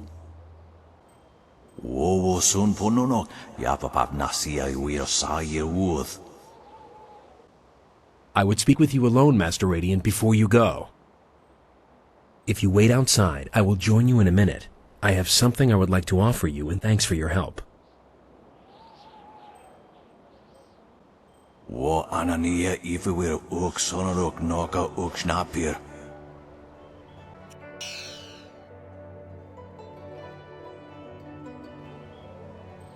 There you are.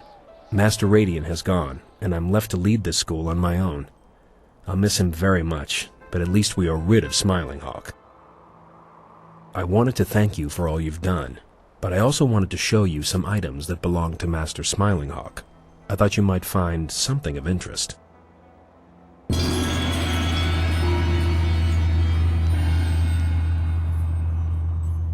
You're welcome to visit the school and spar with us whenever you like. The students need someone like you to knock some sense into them from time to time. Good. I could use a good fight right about now.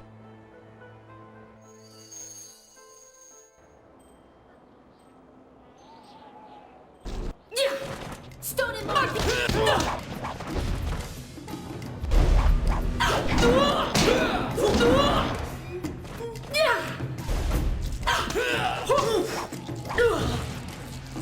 Longsword.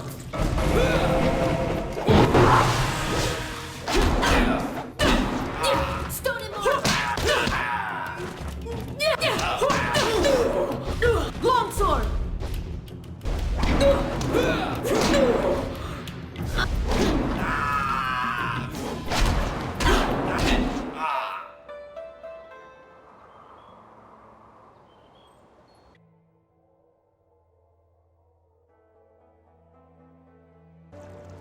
It's about time somebody dealt with that rogue Smiling Hawk. Of course, now I have to clean up the mess you two made. Out, out, out! The dining hall is a mess, and I doubt you're here to help me clean. I'm glad Master Smiling Hawk is gone. That man terrified me. It is a shame that blood was shed, but the school is better off without Smiling Hawk. And I should get back to the students. There's so much I need to do, I barely know where to begin. Thank you again for everything.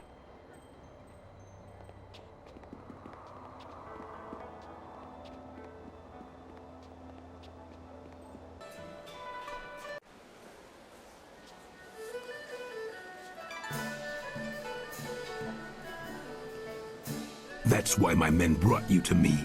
I wanted to finish this personally. But Don't even try to make this better. You should have won that fight, Zhang, but you suddenly developed that blind spot, didn't you?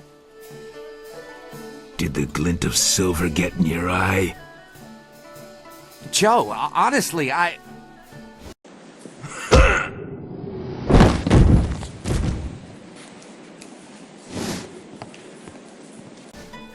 You needed something for to witness one? Yes, I need to speak with you in private. It seems Warrior Zhang has decided to retire.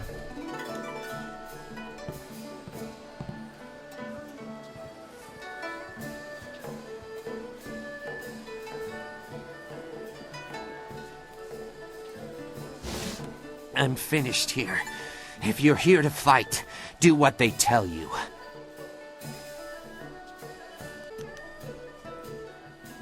You couldn't see for yourself? I was just retired from the Imperial Arena. Guess my spot in the roster is yours if you want it. Go find Kui the promoter if you think you can fill my shoes. He's always upstairs in the third room over or so, and looking for new blood. I'm taking what I have left from my winnings and leaving.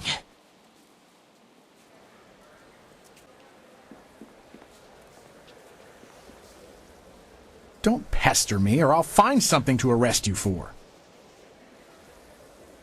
These new sandals are uncomfortable after a few hours. This is some of the lightest duty in the Empire. Move along, nothing to see here.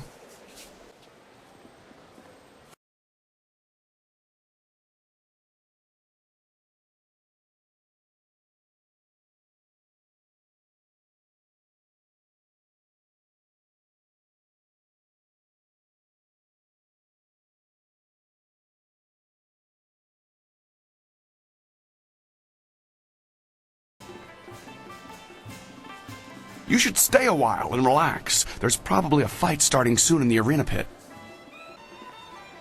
You? What could you possibly want? You're not here to bet, are you? Betting's only open when there's a match on, and right now, I don't see hundreds of people screaming at me, so I can assume there's no match on. When Quee the promoter gets around to setting one up, go bother him if you really have to know this instant. Of course, he'll take one look at you and say, there's a new fish to throw into the ring. Good money if you fight for him, but that's your business and no care of mine. If you want to find Quee, he'll be upstairs, usually in the fighter's room, just past where the nobles marinate in their own decadence.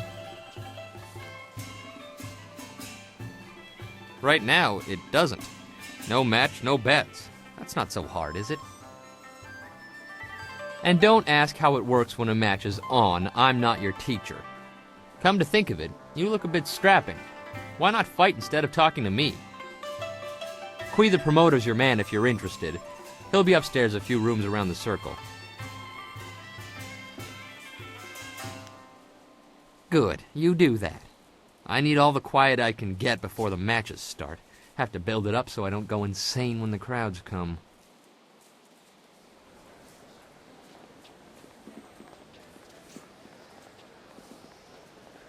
Welcome! It's always good to see a new face at the counter.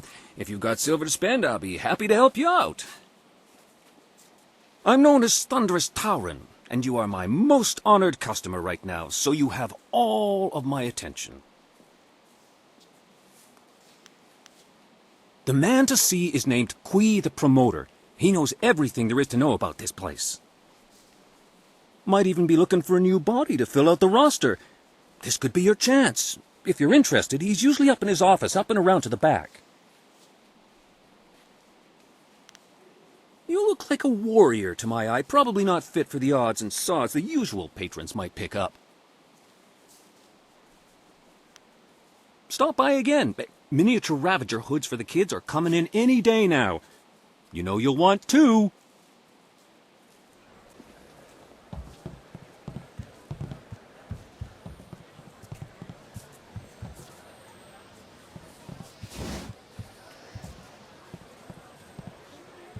In 3 years of traveling, I never found a place more lively than the heart of the Empire. It's nice to be back. My question is, what am I supposed to do if one of the fighters goes berserk? I'm grabbing a drink as soon as I get off shift. You looking for someone? Try Quee the Promoter. He knows everyone. No woman can resist the alluring gaze of lustful Lao. I can say good morning in 7 dialects. Which would you prefer I use tomorrow?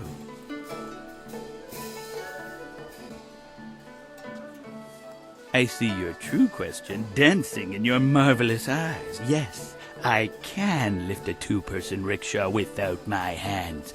Would you like a demonstration?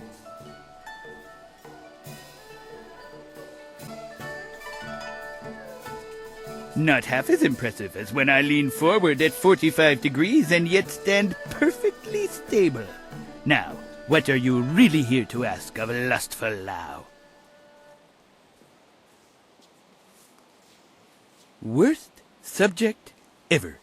Instead, let me ask you this. What are the 14 essential differences between a bowl of steaming sweetened rice and a night of fiery passion?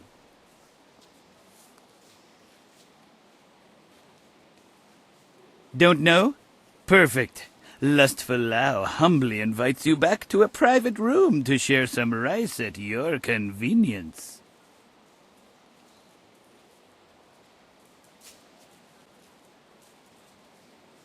You're no fun. Alas, we were just getting to know each other and we haven't even reached the best part. If we're lucky, it will make an appearance next time we speak.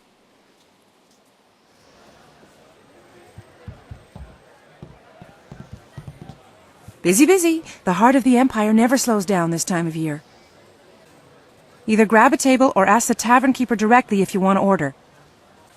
Let me know if you need something. I'll be around. Travelers have been telling a lot of ghost stories recently. Is it really such a problem? Woyoir apawafau, ir tsunkut toiruk. Nano wo nawaftata sini here uk uno. Wo tarawir ifuir nupayir fun ichikir. Sisayir ifurkt wa sayir napsan, yir uksayirnan, wo nawayir sumpunao.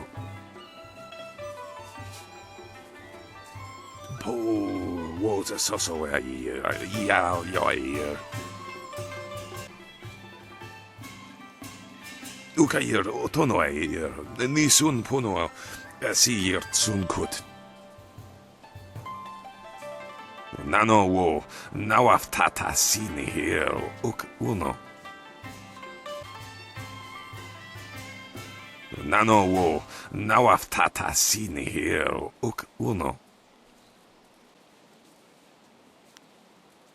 Ukir okir wo napjair ukir sotiwi.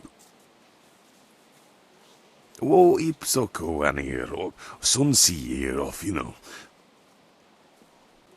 Sayir an nikufunir, aknat nir sawir pika. Payir fun ichikir. If you want to order, talk to someone out front. Get out of my kitchen. Do you have any idea how many people I have to keep fed in a day? With lemongrass. Lemongrass on the side. Lemongrass removed once cooked. Make up your damn minds. Step back. I only care if I get burned. Careful around the fire. Don't want to get scorched, do you? I love the challenge of special orders. Out of that, are we? Time to improvise. As long as we stay busy, I stay employed. Can't beat that. A dash of this, pinch of that. I need a dollop of something. People flood in here to watch the arena matches.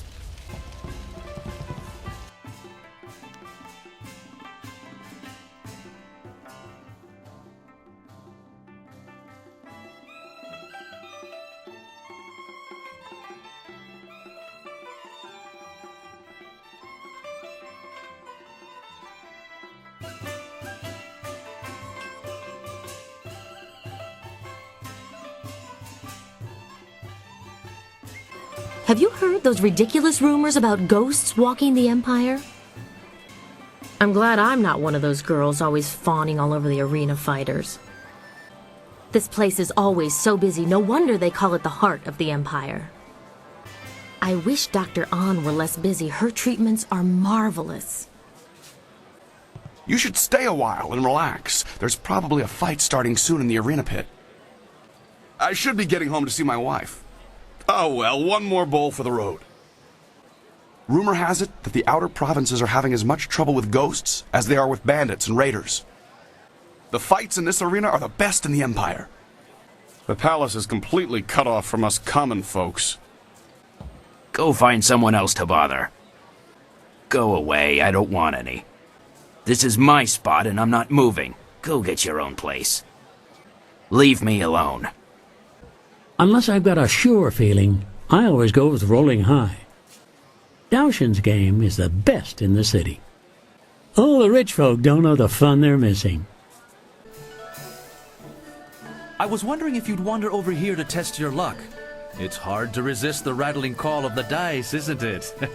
Gambler Daoshin's the name. I run the straightest dice in the Imperial City. I wouldn't want to feed my children with tarnished silver, would I? Good odds and fair play. That's how I keep them coming back. A simple enough game called high-low. You predict how you'll roll against my toss and double your coin if you're right. You'll catch on easily enough, I'm sure. The rules are simpler to deduce than the motives of a desperate lad memorizing sappy poetry. You make a simple prediction of high or low. Then we roll. I throw first and you throw second. If you wagered high and roll above me, you double your wager. If you wagered low and roll below me, you also win. If we roll the same, the house takes all. I can take bets of 1 and 5 silver. Nothing extravagant, I know, but Gambler Daushin plays by the rules. The kind of rules you ignore only if you're tired of using your arms. I could probably find a way around them if I knew someone who could go into the back room past Kui's office. I think they only let arena folk go back there, fighters in some of the higher divisions. High-low is easy to learn, and people like it. Why change? Right you are. Educated as an ancient scholar, I hope. You take care of yourself and come back soon to the best game in the city. The Emperor used to attend these matches, but he stopped coming years ago. I can't wait for the next fight to start. Forget it, lady. I stick with male clients, and right now I'm on Judge Fang's payroll. He doesn't like me branching out to make money on the side. Unless you're into something twisted, then he might want to watch. Fang's always looking for some new perversion to make his little soldier stand at attention. My name is Gentle Breezes, but everyone just calls me Breezes now. I guess you lose your gentle side when you spend too many nights with Judge Fang. Fang's my benefactor, if you know what I mean. I do all the things that make him happy. Filthy, nasty things, but at least that sick bastard pays well. I hate him. He's a vile, repulsive deviant. He likes to hurt. When things are bad, a man like that leaves scars, emotional and physical. Look, I've been around. I know people do strange and disturbing things behind locked doors. But nothing like this. There's no act too brutal or shameful for Judge Fang. He's into all sorts of things, and he's no stranger to pain. I know that all too well. I've thought about quitting. Every night. But I heard what happened to the last girl who tried to leave Fang.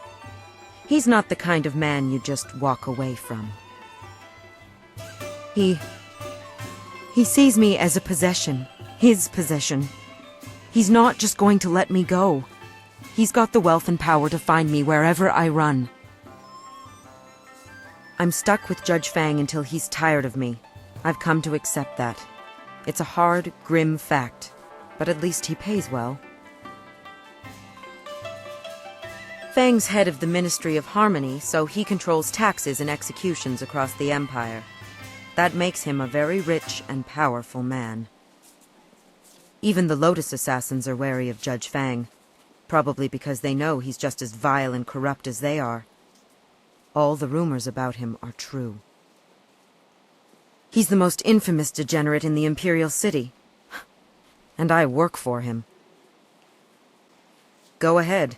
It's not like I'm going to tell you anything that isn't common knowledge. Judge Fang won't like it, but the worst he can do is rough me up a little tonight. The bastard might do that anyway. Or make me rough him up. Sometimes that's worse. Judge Fang's the head of the Ministry of Harmony. He's sitting in the next room with his guards, likes to come and watch the arena fights. The blood and the beatings in the ring get his fever burning for later. Sometimes that bastard takes it out on me. Other times he makes me take it out on him. He doesn't seem to care either way. There are few things more twisted than Judge Fang's idea of a fun night. Good. Let me rest. I've got a feeling I'm in for a long night tonight.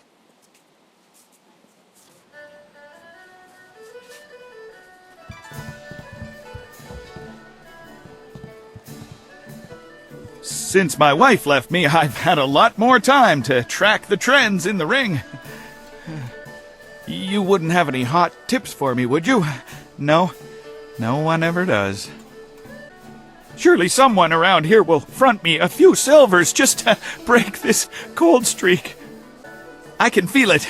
Today is going to be my lucky day. Whoa, back up a bit there. Judge Fang doesn't like people blocking his view of the arena. Even a pretty lady like you. You might make him miss out on someone getting their nose broken, or their leg, or even their skull. He was just saying that there hasn't been a good skull fracture for at least a week. It's put him in a foul mood. Not without an appointment, and his schedule's full for the next month. All the ministers are coming in from the outlying towns to make their reports. If he's not meeting with a minister, he's relaxing here, hoping to see somebody beaten to a quivering pulp in the ring, or maybe torn apart by one of the animals.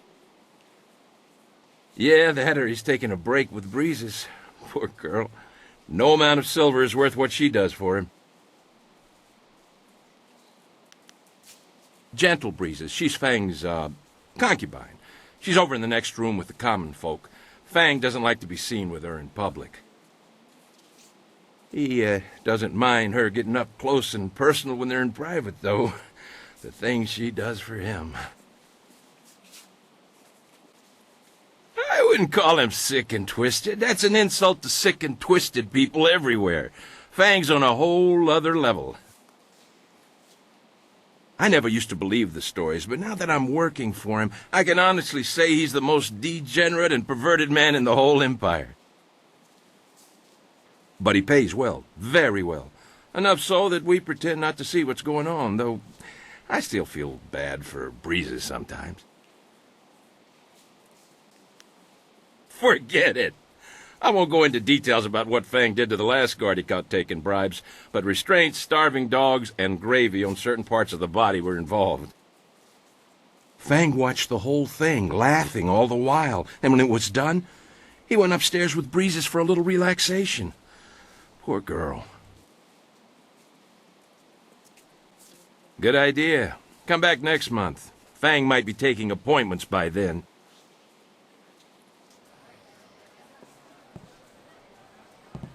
Don't you just love the Imperial Arena? No other place like it in all of the Jade Empire. Were you looking for me? I'm Lady Rento, and I was expecting someone sent by Captain Sen. Oh, normally I would be happy to chat, but now really isn't the time. I've had a trying day, and I just want to relax in the heart of the Empire for a few minutes before I rush home to attend the family accounts. My husband claims he has no head for figures, though I suspect he just has no back for work. Oh, poor Yukong. Captain Sen's still willing to do my husband's bidding and hunt him down, is he? I swear, my husband is insufferable. Yukong's a harmless aspiring actor who asked me if I would act as his patron. Since my husband was away from the city, again, I accepted and gave Yukong a moderate stipend. I thought he was charming.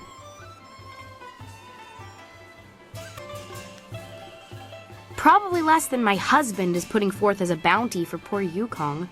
That young man doesn't deserve this.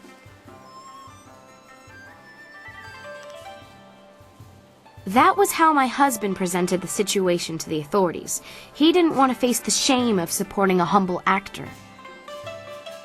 My husband's a fool, but when he lowers his head, all I can do is let him charge and hope he rams something solid enough to slow him.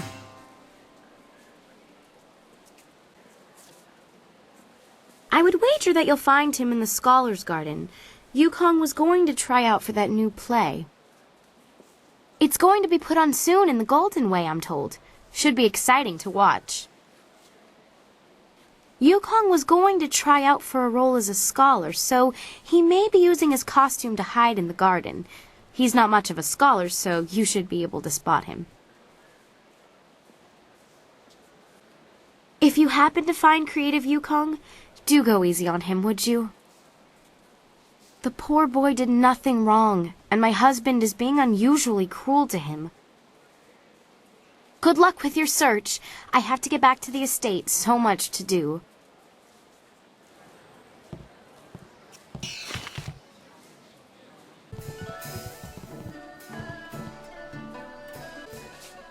Hello there!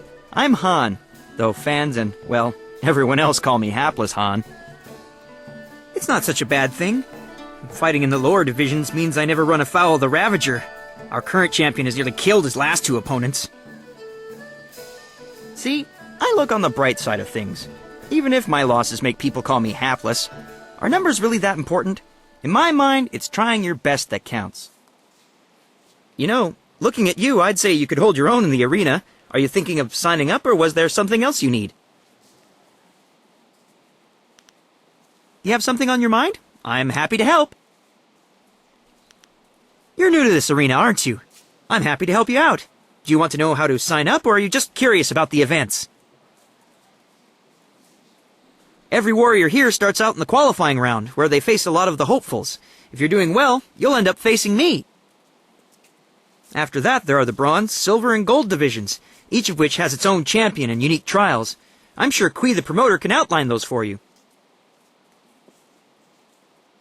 You need to talk to Kui. He will handle all the paperwork and give you some good advice on getting started. Sounds good to me. I'm sure you can find your way around, but I've been here all my life. I can tell you about the scholars, the common folk, and even a bit about the Emperor himself.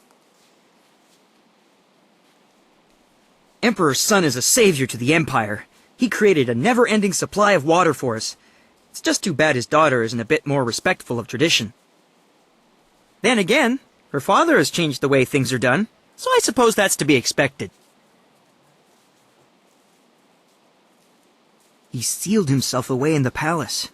When in the time of the drought, he was a leader and an inspiration. It's a shame that he's become so private. At his last appearance, he seemed so full of life. It was like he hadn't aged a day in 20 years. Perhaps trying to curtail his daughter keeps him young.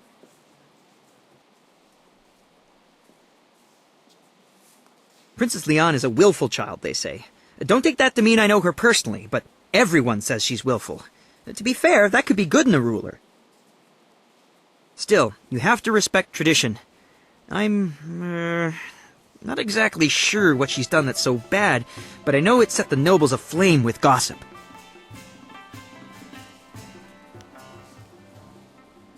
I agree, and I would never question the Emperor. He is a visionary leader. It's just that before, we could see where he was leading. Still, I see what you're saying. Look at the endless flow of water he brought to the Empire. It's new, and he changed the face of the palace to pour the water forth to the lands. The first change to the palace since the time of Sagacious Chen, in fact. That's a good reason to break with tradition, and one we all understood. Hiding himself away, however? That's something no one understands, and that isn't right. All right. I like them. Half are as crazy as a drunken chicken, but they occasionally come up with some ingenious ideas like the flyers. You'll find that the most revered scholars tend to keep to their garden. Given their lively debates, that's probably safest for the rest of us. If you're curious, the garden lies at the far side of the richer quarters of the city, across the waterway from here. Common folk from the Imperial City consider themselves superior to all other common folk, which is just silly if you ask me. The prevailing thought is that everyone outside the city has all the culture of a sunburned ox. Aside from that, the people here are the same as everywhere else. Some good, some bad. I'm happy to help. Right you are. Take care. Another pathetic gawker here to bask in the glory that is Iron Soldier, the Silver Division champion? What in all the Empire do you want? Questions? I'm going to waste my time on a pathetic dirt kicker like yourself? Not a chance. And please, don't bother firing yourself up to challenge me out of some fool notion of pride. Things aren't done that way here. The guards stop all fighting unless it happens in the pit, or they want it to happen. I bet you really haul in the fans with that attitude. Och knick-knack er kärlek norjok. Wow, knick-fett-taj. They don't actively try to sour everyone's day for their own gratification either. Just leave me alone. I don't talk to spectators. Wuwuir wakwakir fonir sisa ukopkipo kusu ukut. Quanak apiyir, quanaruk tatisir si usta. The kawa ir ap wo ofir wo wir wak fonui unkak.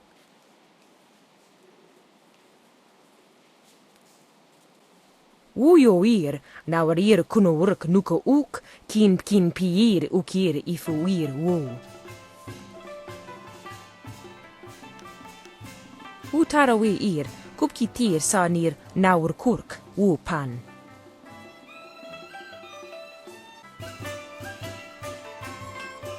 Kop awuka inir wo afawafi ithaturo turo uk.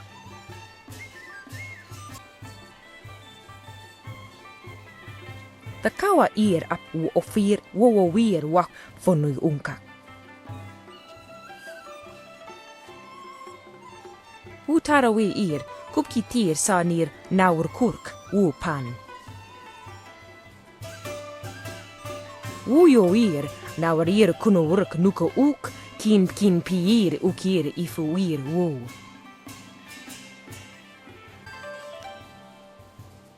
Nararir uk u yorir. Kop awuka inir wo afawafi ithaturo turo uk. Nara ir uk napir sonkut usatatir tatasiir uyu.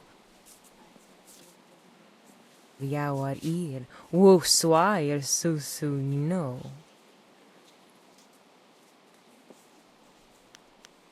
Pir koinir riki no. Kop awuka inir wo afawafi ithaturo turo uk.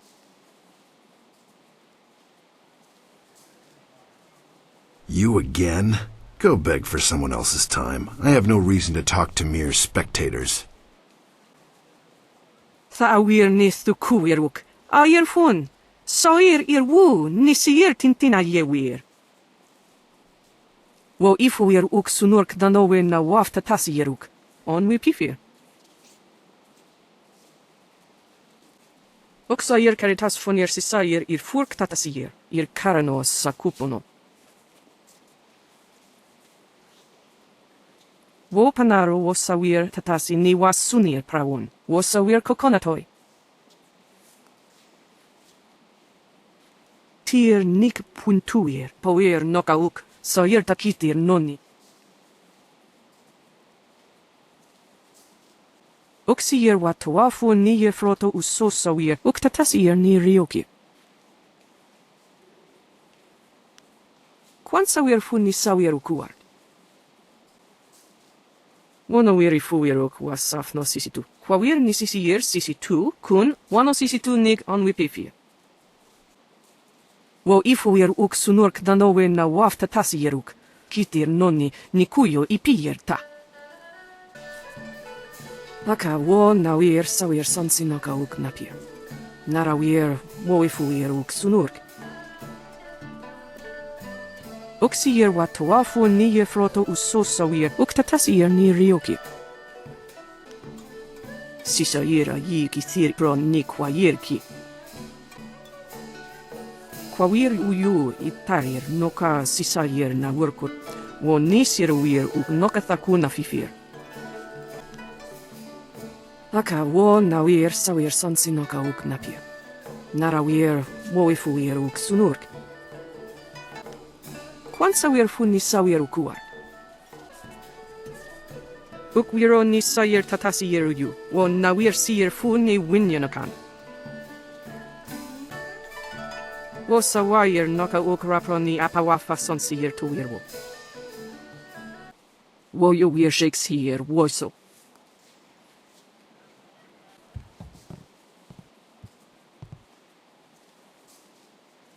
Intolerable. One more mistake, Kui, and I'll have you retired. Finding someone else is your problem. But... Enough! Find a solution and leave me alone.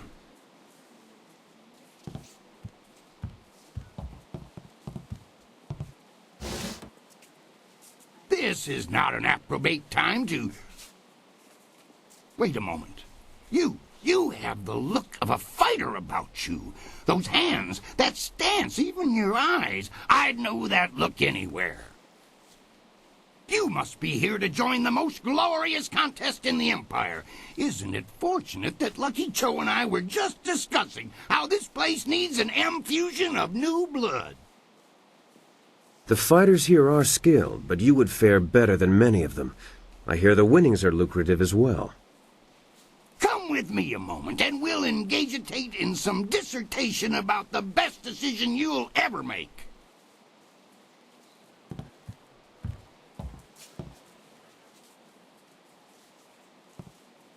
This is turning out to be an excellent day, most ostentatious indeed.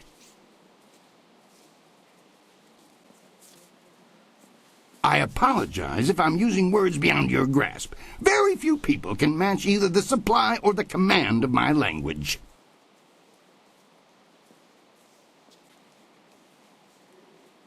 A single glance tells me you are a remarkable woman with the perfect mix of strength and grace to grab a crowd's imagination.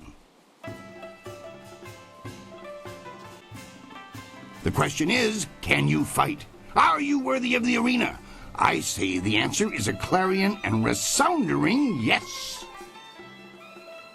I've heard that you were asking around and talking to some of our best and brightest.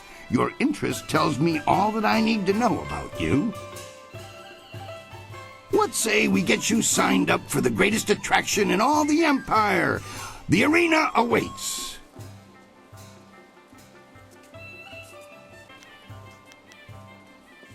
Here you fight for silver. Glory is yours for the taking if you value it. The rewards start small, but in the gold division, you could easily retire on your winnings. In fact, our last champion, Raging Ox, did just that. Suddenly up and left to enjoy his winnings, clearing the way for the Ravager to take his place. You'll start low and advance on my say-so, but I can already tell you're going to expel in this place. You'll not languish in the qualifiers for long. You will face the flashing blade of Crimson Kana, the stern resolve of Iron Soldier, and the, troublesome triumvirate of the Sung Brothers. If you defeat these veterans, you will face the Ravager, our newest champion, who tore his way through the divisions to replace the now-retired Raging Ox. Go ask them yourselves if you want to know more. Hapless Hans faced more than a few of them, too, if you want his perspications. Do you have any idea how much paperwork I have to do when a contestant of the Empire's finest tournament dies? Wards and spells have protected fighters in this place since its construction. It's been easily 20 years since they failed. It was a dark day.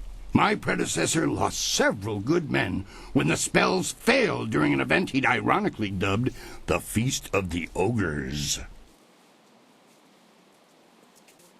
I'm no sorcerer, but I suppose it could happen. Still, any magically inclined person would notice something like that.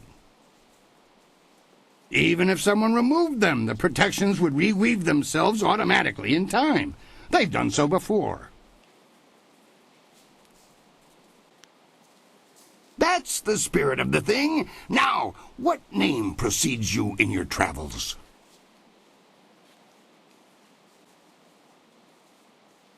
Right, a fine name. A fine name indeed.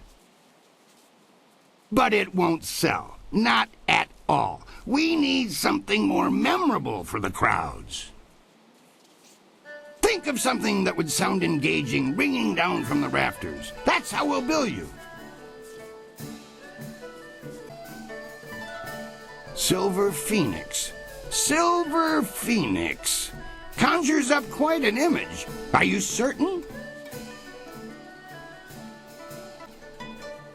Then that is what you shall have. Come and tell me when you're ready for a fight, and I'll get you started. Since you're new, you'll start in the qualifying rounds. The money's small at that level, but it's there. Any other questions? One other thing, you should talk to the other fighters now and then.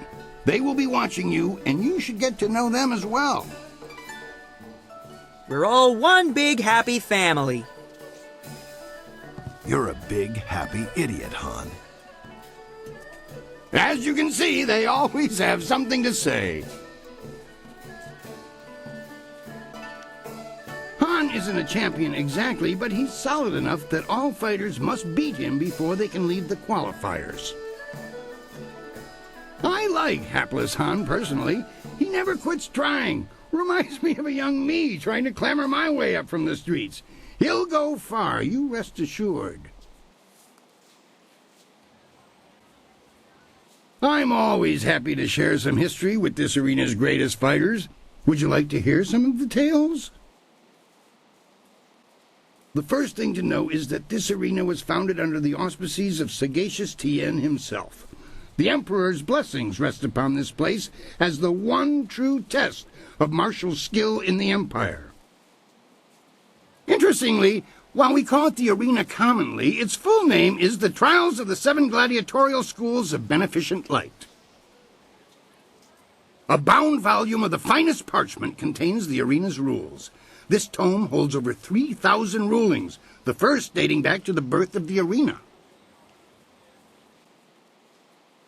Besides the name being unwieldable by the tongue, largely due to inaccuracy, there are far more than 7 schools recognized across the Empire now. Further, the Order of Beneficent Light disbanded hundreds of years ago. They are no longer the governing body of martial education, so these are not their trials anymore. Still, we hold on to the name as a reminder of the glory days. Many emperors have graced this place with their presence from a secure private viewing room. Our current emperor has not shown as much interest in the past decade or so. When he was younger, Emperor Sun was a regular attendant, but I'm sure the years have stolen away the time he once made for us. No one knows them as well as I do, and that's likely for the better. Technically, we're supposed to lead a donkey around the fighting surface before each match. I consider that to be one of the tradition's best overlooked. Enough asses wander the streets around this building these days that I expect my predecessor's spirits will be satisfied. What do you need? I must say I'm disappointed. You're ready to start your career, but you walk away. Insuspicious beginnings, my friend. Onuyu indikan sun puiranuk pakuk. Ono yusayir. Ukwiro ni sayir tatasiyeru wo nawir sir funi winyanakan. Tir nik puntuir poir nokauk sayir takitir noni. Uksir wat tuafu froetro soir fuarir nsonsi nokauk frotir noni. Uktatasir ni ryoki. Ka sisayir na work awukategi. Onuyu indikan sun puiranuk pakuk. Ono yusayir. Wo panaro wo sawir tatasi ni wasunir prawun. Wo sawir kokonatoi. Wo ifuir uk sunurk danowe na waf tatasi yeruk. Kitir noni nikuyo ipiyir ta.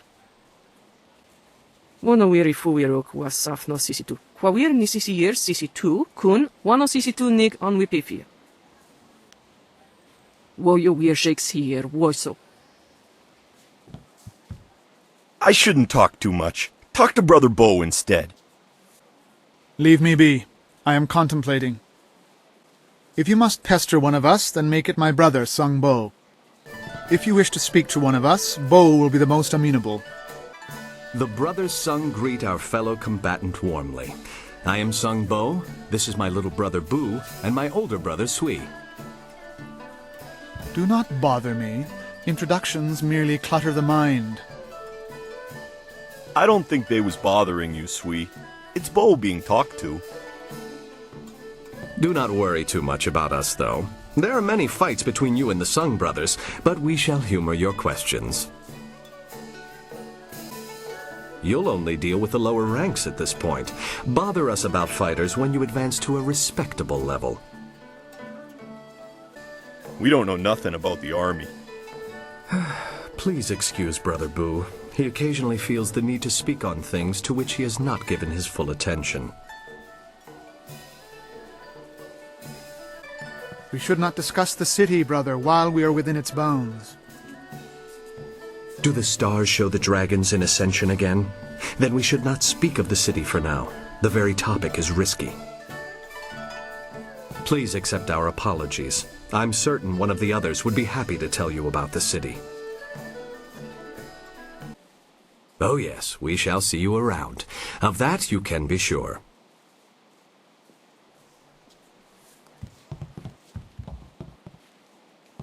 Fascinating. How very interesting to meet you. Fate may have robbed me of my sight at a young age, but I can still sense the energy within your meridians. Impressive, and yet somewhat strange. I don't know what it is about you exactly, but I would say you have been trained like no other warrior in this place. What I do know is that several of the techniques pioneered by what we call the new schools would have astonishing effects on one with your energy. Allow me a formal introduction. I am Dr. An, acupuncturist. You are one of the arena's contestants, are you not? I hear talk that you are one of the most promising new contenders.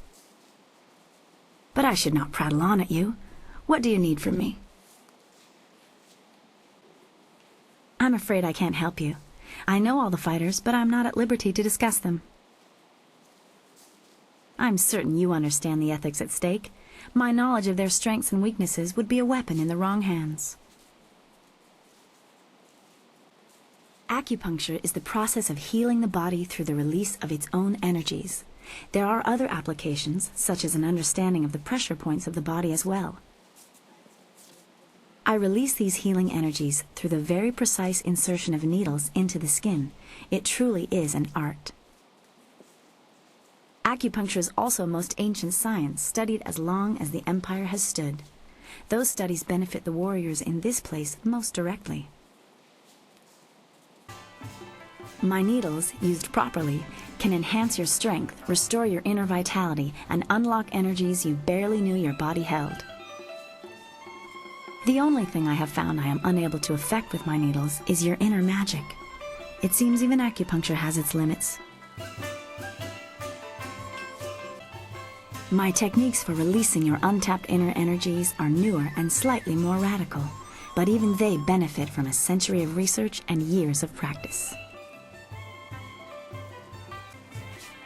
Put simply, your body possesses incredible energies, some of which can fall out of balance, putting the body at risk of disease. Acupuncture releases blockages in your body's meridians, natural pathways for this energy, allowing your body to restore its balance. The new schools have found ways to optimize the body's energy pathways to make you stronger than you would be normally. You would have to practically abandon your pursuit of martial prowess to understand them more fully, but you have other skills to hone. Of course, only through the broadening of our conversations can we broaden our minds. Of course, have a look.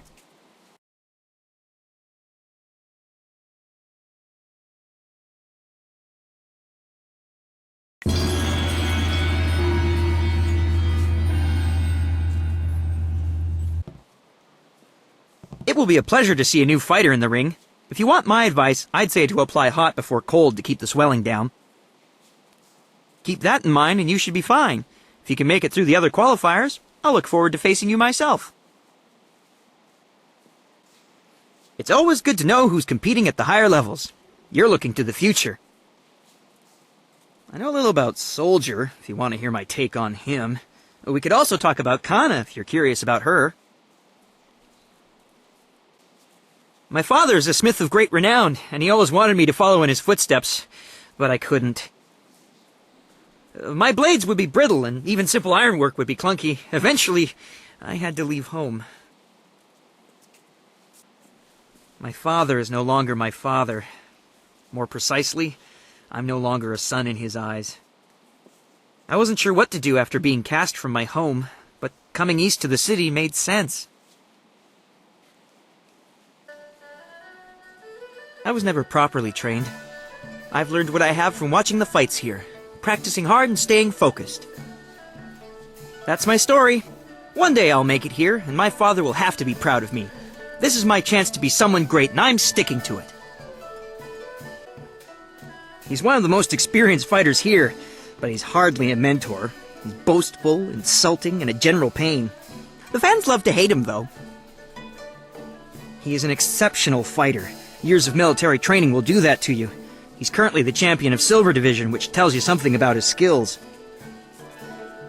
That's all I can think of regarding Soldier. He keeps to himself most of the time. You two sound like a pair of old crones talking about their neighbors. Everything you need to know about me is right over here. I really respect Kana. She's undefeated, did you know? Made it all the way to Bronze Division champion without a loss. I know she's from the prosperous East, but for an Easterner, she's very reserved. Easily the most disciplined of us all. She's going to teach her style to the first person who can best her in the arena. People have been really excited about that because her sword is so deadly. Of course. What did you want to know? Right you are. Take care. You look a shade better than the usual cowardly dogs we get through here. Just a shade, though. So you've earned the right to talk to me. Lucky you.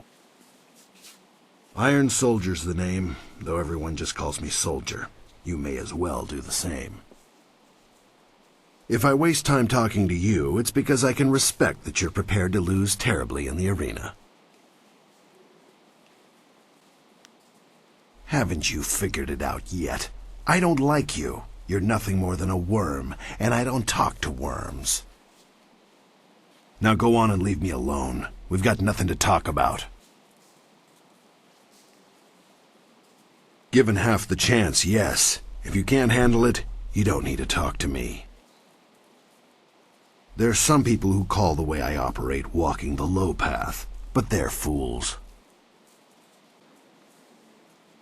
Talking about the low path is an attempt to deride the philosophy of those of us who see the truth.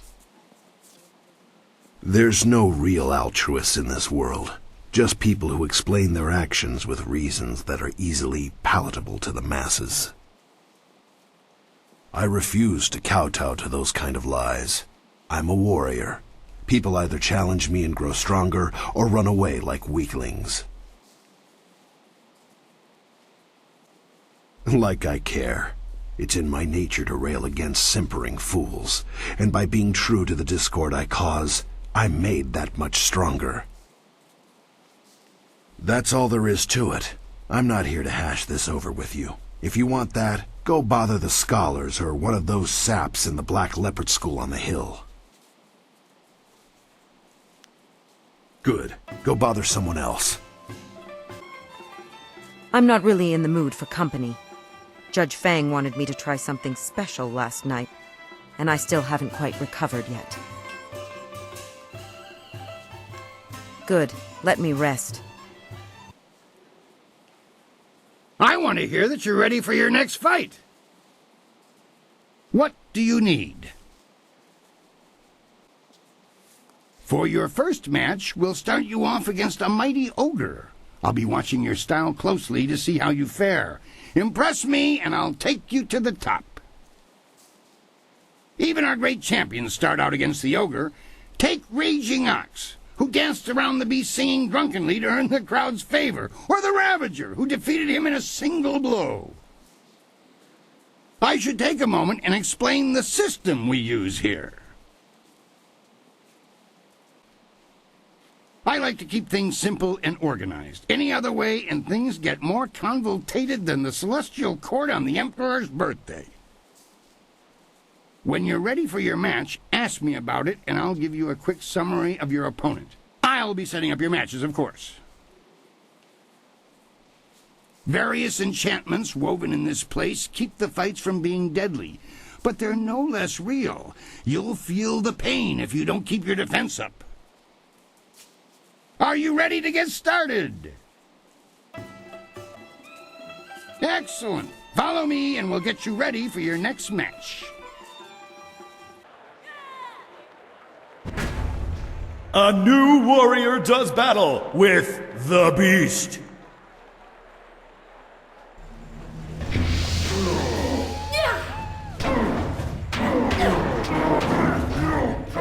Stone Immortal!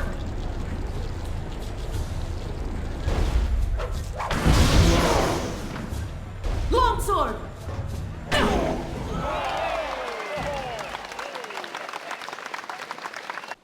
That was an impressive beginning. Normally I'd have started you off against something easier, but you practically ooze potential. You've caught the eyes of the other fighters as well. Go ask them if you don't believe me. That really was a fantastic bout! Beating the ogre's nothing special. I could have done better bound and blinded. Sometimes you don't even need to ask. One fight does not make a champion, though. There are many more opponents ahead of you. Let's move on, shall we? Since you held your own against the ogre brute last time, I'm going to try something exciting for the crowd. I've got 4 boys from some school west of the city who've been bothering me for some tougher matches. I'm giving you all of them at once. It'll wow the crowd and teach them a lesson at the same time. Remember to watch your sides and back. Are you ready to get started? Excellent. Follow me and we'll get you ready for your next match.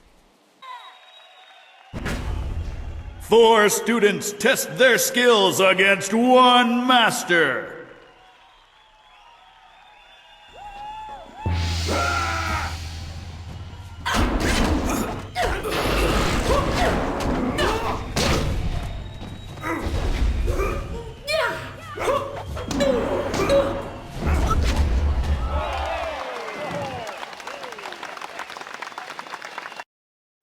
Those boys won't be back anytime soon. Losing as a group to one opponent would shame a peasant, let alone a student of the martial arts. Be sure to return when you're ready to continue your climb through the qualifying round.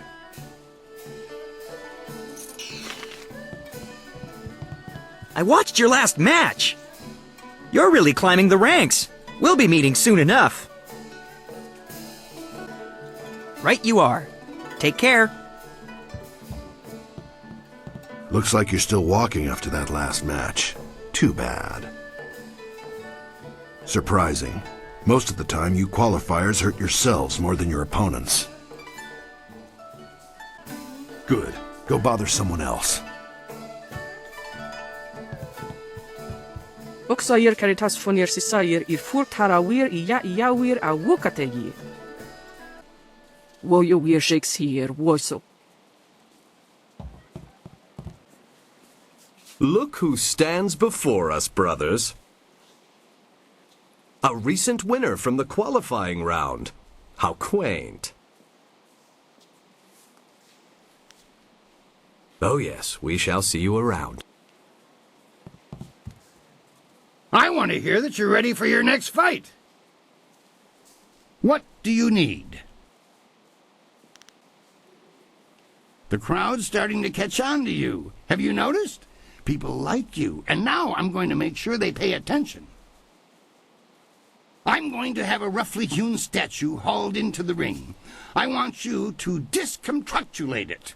Destroy the statue quickly enough, and I'll give you a shot at hapless Han. Are you ready to get started? Excellent. Follow me and we'll get you ready for your next match. Unyielding stone meets the press of time.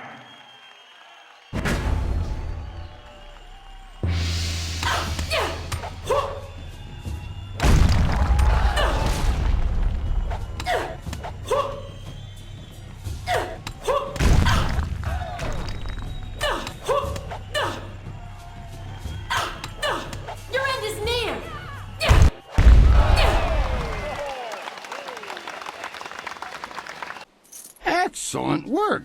You have bested time itself in destroying that statue. No mean feat, I assure you. I think you're ready to face hapless Han. Show me you're ready for the big time, and I'll make sure you don't have to dance with the children anymore. Are you ready to get started? Excellent. Follow me, and we'll get you ready for your next match. Can Silver Phoenix surpass Hapless Han and leave the qualifying division?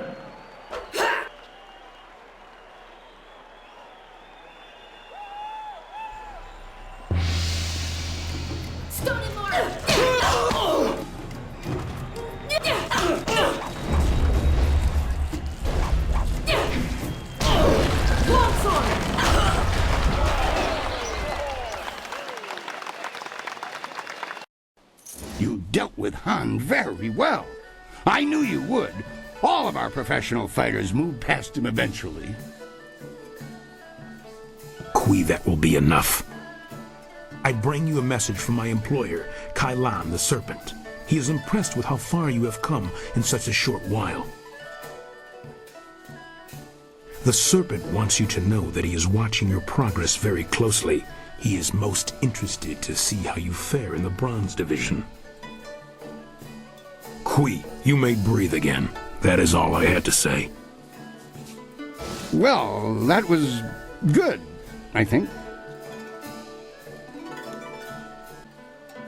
He has a distinct interest in the proceedings here. He is an ex-champion, you see. He retired some time ago, even before Raging Ox, who was the champion before the Ravager. Kai Lan couldn't leave the arena alone, though. He has become a very important man here with the help of a group called the Guild. Lucky Cho is a thug, pure and simple, but he's very good at what he does. He's also a member of the Guild and reports directly to Kai Lan. Kai Lan oversees things here in the arena, and the Guild ensures that the authorities leave us in peace. The Guild is the organization that controls all of the betting in this place. That gives them considerable sway. It is good that they are happy with your progress. Between us, the Guild is also involved in more illicit activities. They are very sensitive about remaining an open secret. Many know about them, but few acknowledge that fact. Right now is a particularly dangerous time, as one of the leaders of the Guild has recently been inhumed. Kai Lan sees this as an opportunity. Do not discuss them openly. The Guild has many ears. You may ask some of the others in the arena about them if you wish, but I would not bring it up to just anyone.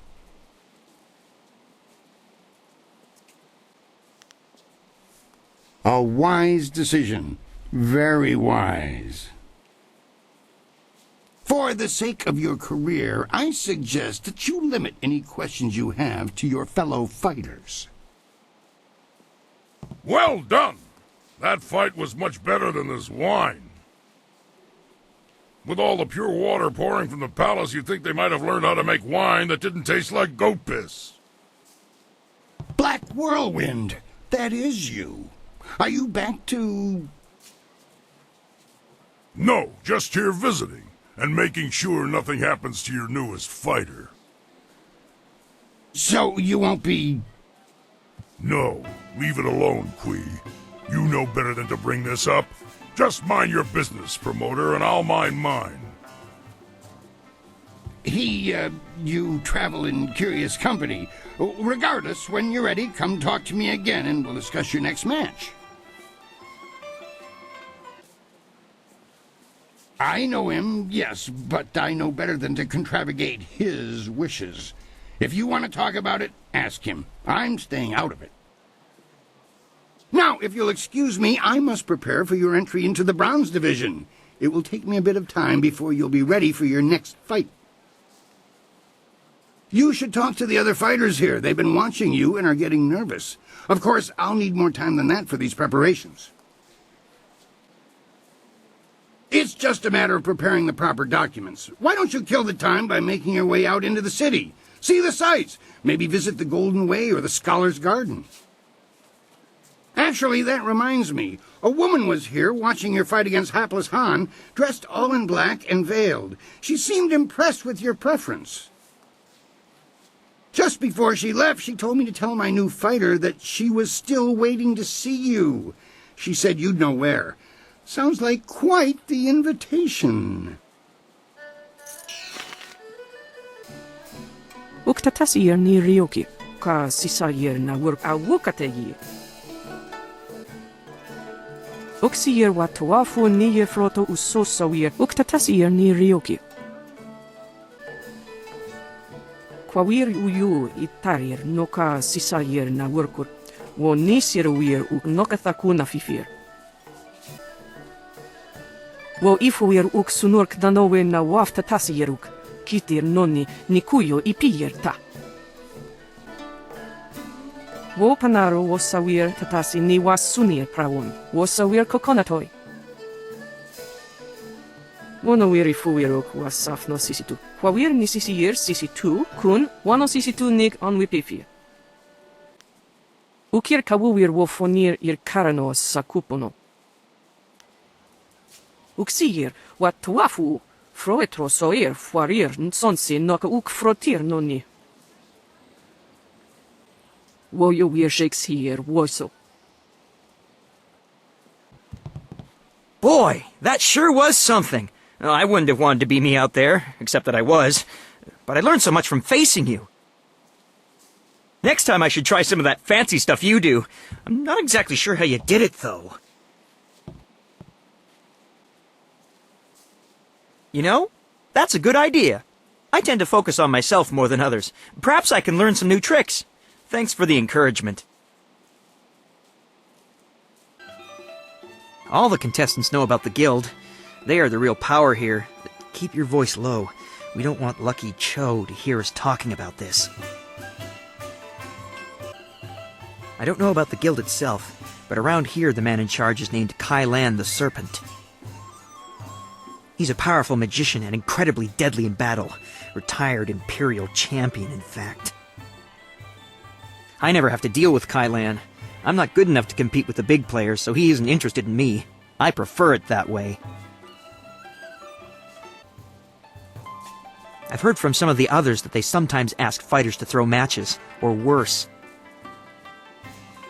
It may not actually be that bad, but I always advise new fighters to be careful, just in case. It's not that open, but Lucky Cho and Kai Lan don't bother to hide their actions much. I wonder if the rest of the guild appreciates them being that open. As to why the Empire tolerates them, I know of at least one promising fighter who went off to join the Lotus Assassins not too long ago.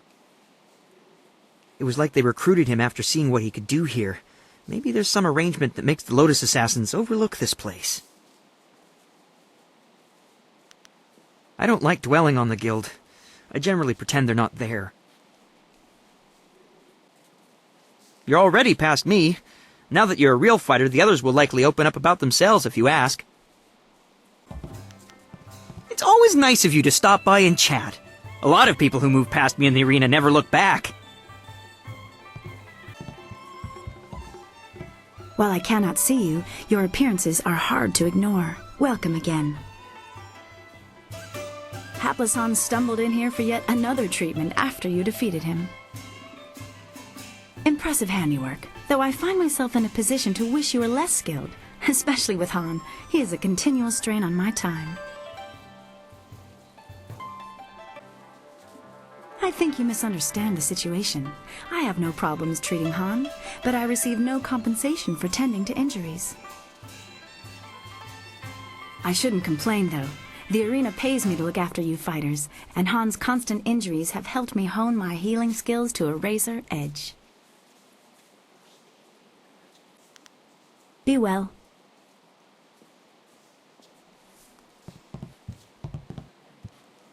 Look who stands before us, brothers. You are the unstoppable force that left poor Han a cluttered pile of optimistic wreckage at the side of the arena. I'm sure he will bounce back as fresh as ever, though. He always does.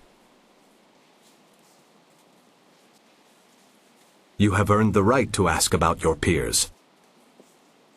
Would you like to know about Soldier, or our current champion, the Ravager? It seems unfair, does it not? However, you must ask yourself if you wish to be beheaded instantly when you consider this topic. Let us put it this way. Individually, each of us is an excellent warrior, fast, strong, or smart as it may be. When we faced the Ravager individually, he beat us quite handily. Word spread that the Ravager boasted that he could beat all of us together. And so we accepted. He was victorious. Those who guide this arena were so pleased with the spectacle that they created a new challenge. Us. The thought was that anyone who couldn't defeat the brothers Sung would be obliterated by the Ravager. I'm sure we have saved more than a few lives. I prefer not to give that impression, but we have been placed in this situation by the Ravager, whose deadly nature requires our presence. In time, perhaps, that will change. We will see. Fighting as a group is not so bad. We provide a unique challenge for higher-level fighters, and fighting this way has its incentives. Suffice it to say that the Serpent makes it worth our while to fight as a group. You would benefit as well, if you could beat us. Would you like to know about Soldier, or our current champion, the Ravager? Ah, there's a mysterious one. He left the Imperial Army under circumstances. His skills quickly earned him a high rank in this contest. I expect he saw things during his time of service that would blanch the ever-rosy face of Jolly Ying Sun the Intoxicated. And yet, pretty Lily is always hanging off him. We have often speculated why she is so interested in him, but such things are not fit for polite discussion.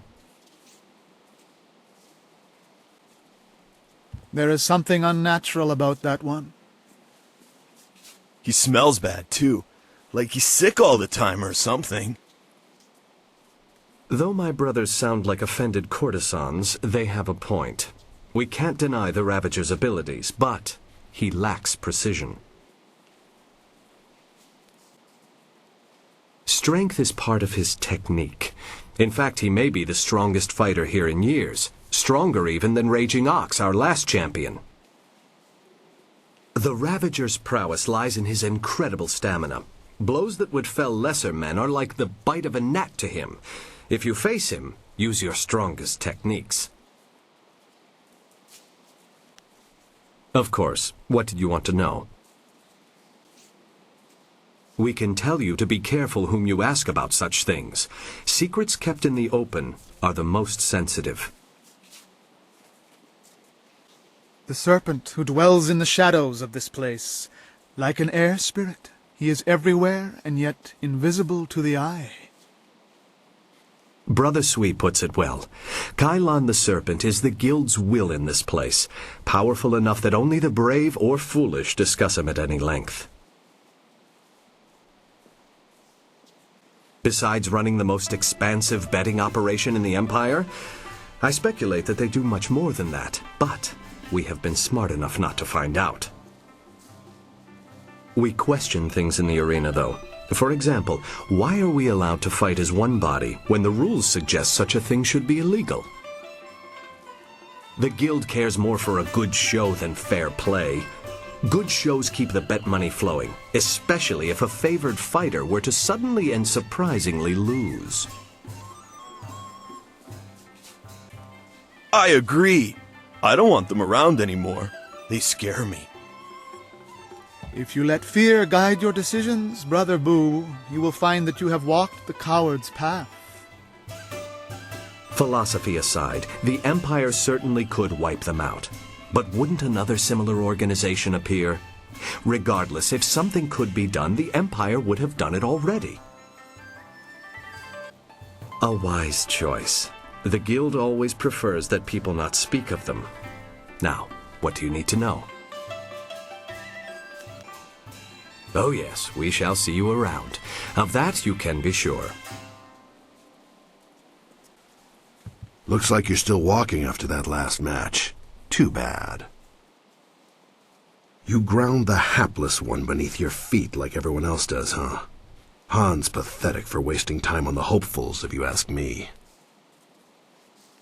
Then again, watching Han stumble to Dr. On every time he tries to handle the real Bronze Division fights is one of the most entertaining things about this place. I don't pay attention to the Bronze Division. Who has time for all the hopefuls and their empty dreams? Now go on and leave me alone. We've got nothing to talk about. Good. Go bother someone else. Wuwuwir aki thitahirir koni afafatir? Satha afsoni wakwikir fonir noni wo yak kuptiyir. Kop awuka inir wo afawafi ithaturo turo uk. I was right there watching. Hapless Han never defeats the true warriors. I hear you're doing well. Now that you're past Hapless Han, things will start to get more difficult. I hear the debates are particularly lively in the Scholars' Garden lately. I should go home, but I really want to watch the next fight. That last one was a win for you, was it? Who would have thought that Hapless Han would lose? At least not like that. Oh, I knew you'd be back. No woman alive can resist the call of lustful Lao's powerful yang. No need. The answers in order are 17 times and no in a row. Thank you very much for your sarcasm.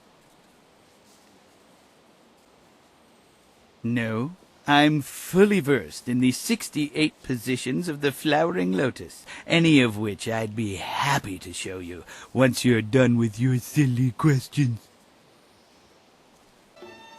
Oh, please do. I shall enjoy the opportunity to admire your departure. You're one of the fighters now, aren't you? Silver Phoenix, was it? Well, there's nothing for you to do here. I take bets, and you don't get to bet when you're a fighter, so push off. Many, many people try to break into the Bronze Division and fail miserably. You should be proud of yourself. You deserve it. It was an honor to face you. Crimson Kana is the champion of this round. You'll have to face her eventually. Be ready when you do. Kana's a bit of a mystery to me. Keeps not a coin of her winnings, but is unbeaten. She's in this purely for the challenge, I think. If you face her, you'll find that her swordsmanship is deadly. Kana's studied techniques only found in the prosperous East, the provinces she calls home. She's even got a standing offer to pass the secrets of her blade mastery onto the first fighter to defeat her. So far, no one has managed that feat. Do not be gone too long. Kana may well rise to become the Silver Division champion while you're away. I want to hear that you're ready for your next fight. What do you need? Your next fight? I'd love to, but I'm still arranging the details of your entry into the Bronze Division. Besides, didn't you have some mysterious lady in black looking to meet you? Hardly an invitation I'd turn down.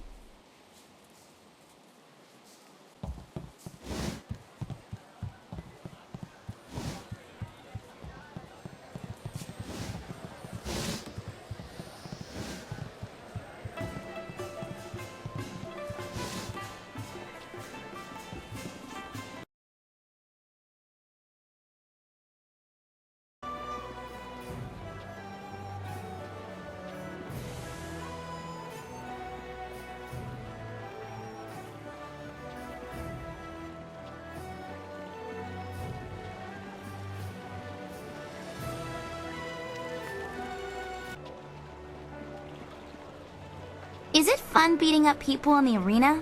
I don't think I'd like that.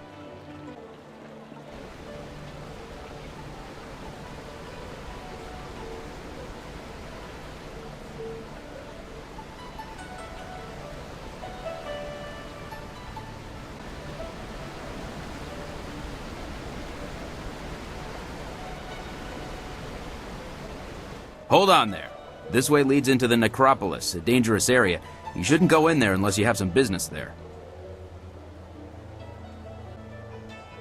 Ghosts have been rising up everywhere in the Empire, I've heard. So many have come up in the necropolis that it just isn't safe anymore. It would take an army of us to clear them out, if we could do it at all. We can't even safely post a guard in there. We just warn people away. The Lotus Assassins want everyone kept away as well. First time I've heard of them being altruistic. Things have been bad over the past few, let's say 5 years. No one has any idea why so many of the dead refuse to return to the Wheel of Life peacefully. All we know for sure is that they're not happy. Not happy at all. Bad. Real bad. Monks used to go in every few weeks to clean out the ones who had risen.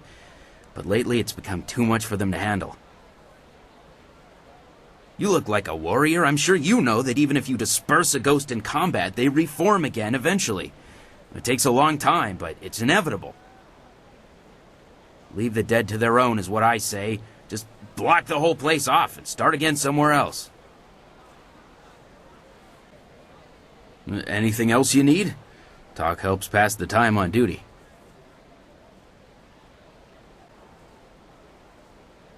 Not at all.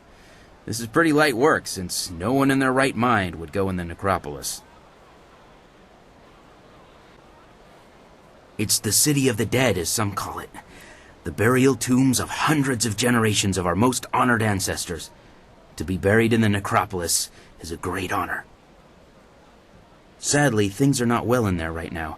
As grand a place as it is, you must be on your guard at all times, even if you're a skilled warrior. This city, the heart of the Jade Empire, the shining jewel of all civilization, the home of the Emperor. What's not great about this city? Everything here is taken to its utmost. The most elegant nobles, the wisest scholars, richness, opulence. The Imperial City is the best part of the Empire. True, this is the Golden Way, but even the poorest districts of the city are gilded compared to filth in which the howling barbarians outside of the Empire live. The Empire? What is there to know? The world bows before us. Everyone is in awe of our culture. We are the finest and purest examples of the human race. Led by the most glorious Emperor, we are truly the people closest to heaven. The Lotus Assassins. They are the personal guard of the Emperor and serve directly under Death's hand. They are above our laws and act with impunity. We are forced to obey, or they kill. Even us, even soldiers. But the Emperor either turns a blind eye or is so far under the sway of Death's hand that... I've said too much. The less said about them, the better. They listen from the shadows. It's not wise to speak about them. Anything else you need? Talk helps pass the time on duty. Captain Sen has you collecting heads for him, does he? Good for you.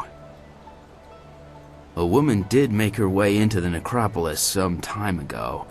She seemed a bit wild around the eyes and ignored me when I tried to warn her. She certainly hasn't left, so if it was this fading moon, you should still be able to find her in there. I'll make sure she doesn't slip out behind you. Stay away from the necropolis. I wouldn't want a pretty girl like you getting hurt in there.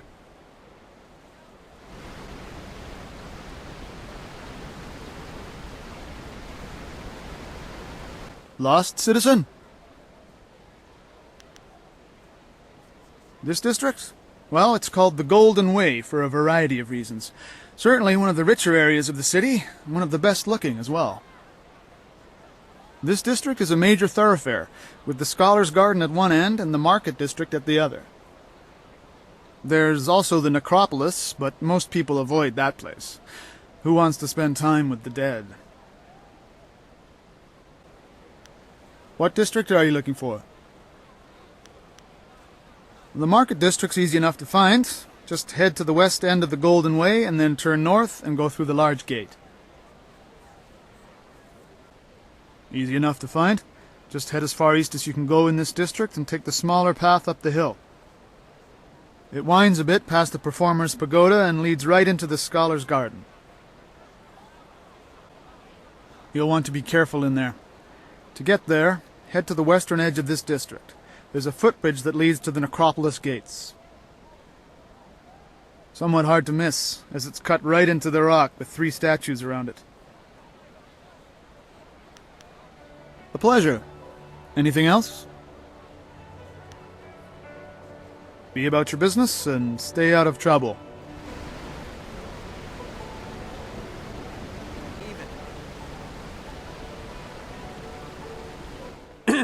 Your parentage is below average, and your ancestry is of questionable worth. You dress yourself in the manner of a common laborer. Nobody's paying any attention. Keep trying, just as I instructed. Your physique seems exceptional. Clearly you are a peasant. A noble could afford sloth.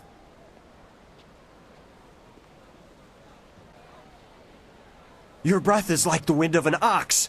Your last meal was of suspect quality. Your beliefs are superficial, and your culture is substandard. You are right to demand an explanation. Forgive my servant. I instructed him to find someone not distracted by mere insults, someone who would command respect. Your demand for justification of his arguments was admirable. You are exactly what we need.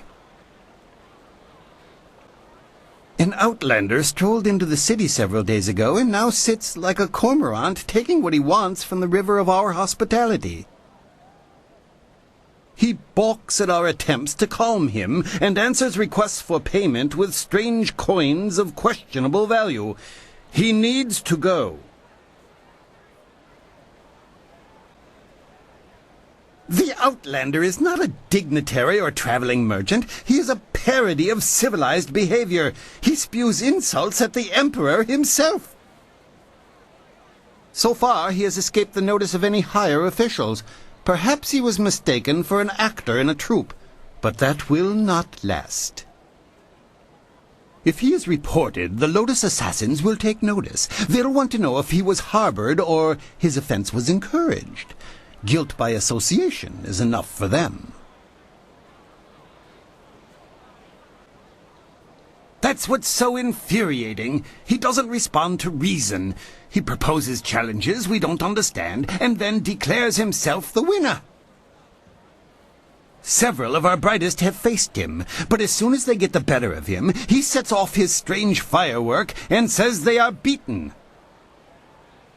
Normally, the peasants like it when we intellectuals are maligned, but they tire of his presence too. Getting rid of this nuisance will endear you to many.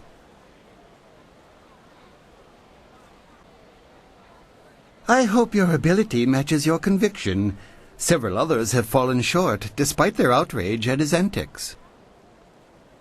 He is in the Scholar's Garden, and no amount of opposition has moved him. Please, I hope you will prove to be a worthy opponent.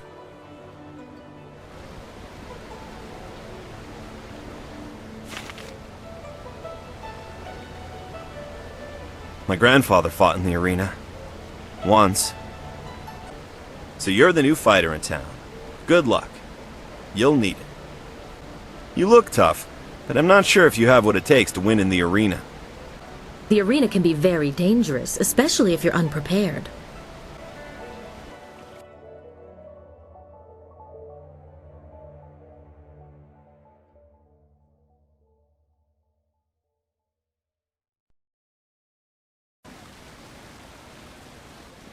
All those nobles with fat purses and thin intellects. I swear, heaven must look like this.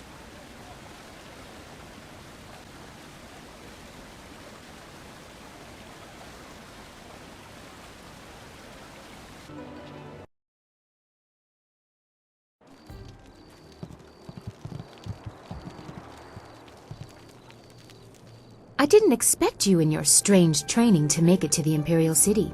You are proving to be a very interesting person. I should have seen it coming. I suspect that we share a similar strength. As the Heavenly Lily, I am above suspicion, but I am restrained by fawning servants. Silk Fox can go anywhere, and people are not shy about their reactions. There is a thrill, of course, and it allows me to find information useful to us both. Death's Hand brought your Master Li to the palace a few days ago. I saw the flyer.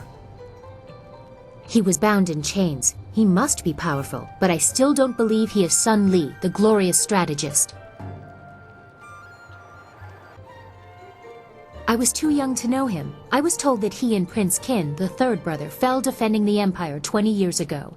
Now it seems they may have been traitors. I discovered this looking through records for information on Death's Hand. Perhaps he tried to influence Sun Li and Sun Qin before corrupting my father. But it doesn't matter who your master is. I could take you to the palace, but Death's Hand controls what my father hears. He must be discredited for you to succeed. Death's Hand has almost total control over my father. We must find conclusive evidence of his crimes and reveal his corruption. And I know how. Construction on the wall has stopped for the first time in generations. The workers now toil in factories building powerful creatures of stone and clay called golems. Death's Hand could use these automatons to seize the Empire, and my father is oblivious. We must infiltrate the Lotus Assassins and find evidence of this treachery. The wall was started by the first emperor, Sagacious Qian, as protection against the Horse Lords. The Empire has long since grown past its boundaries. It is now more a spiritual monument instead of a physical barrier. Every emperor has added to it. It is a legacy that has lasted millennia. Prisoners of the Empire, hard labor reforms them, and contributing to a legacy gives them purpose. Many respected citizens once worked on the wall. I don't know much, but I saw one lift a stone no human could move. It looked immensely armored. The Lotus Assassin Fortress seems the center of production. My father may have approved the factory without considering what it could be used for. If we just tell him my suspicions, he will dismiss them. We need proof of Death's Hand's intent from the seat of his power, the Lotus Assassin Fortress. It would be impossible to assault, so just walk in. They are recruiting. Have any Lotus Assassins who saw your face lived to report back? I doubt it. They will not recognize you as the person who fought them in Tian's Landing. They have a vague description full of guesswork that has guards holding people at random. Besides, they expect an attack, not someone trying to catch their eye.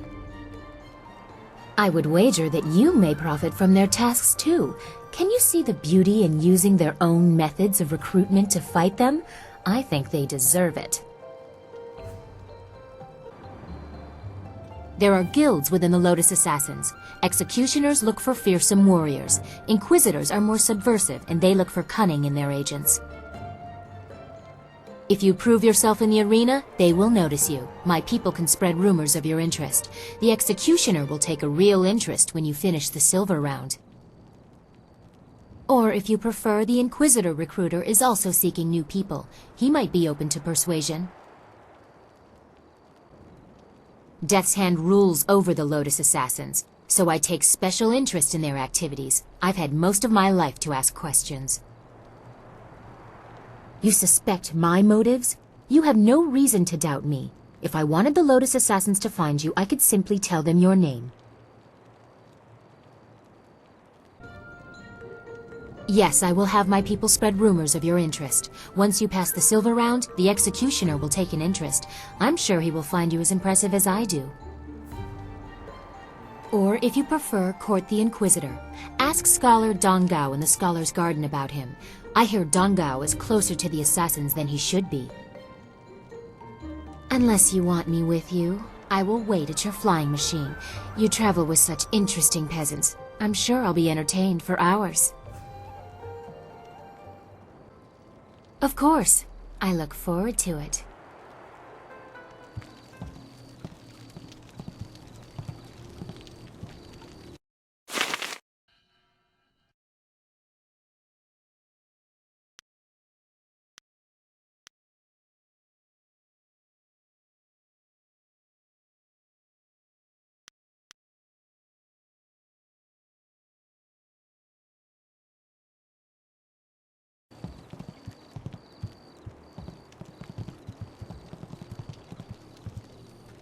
Well, look who we have here. There's no princess to save you this time.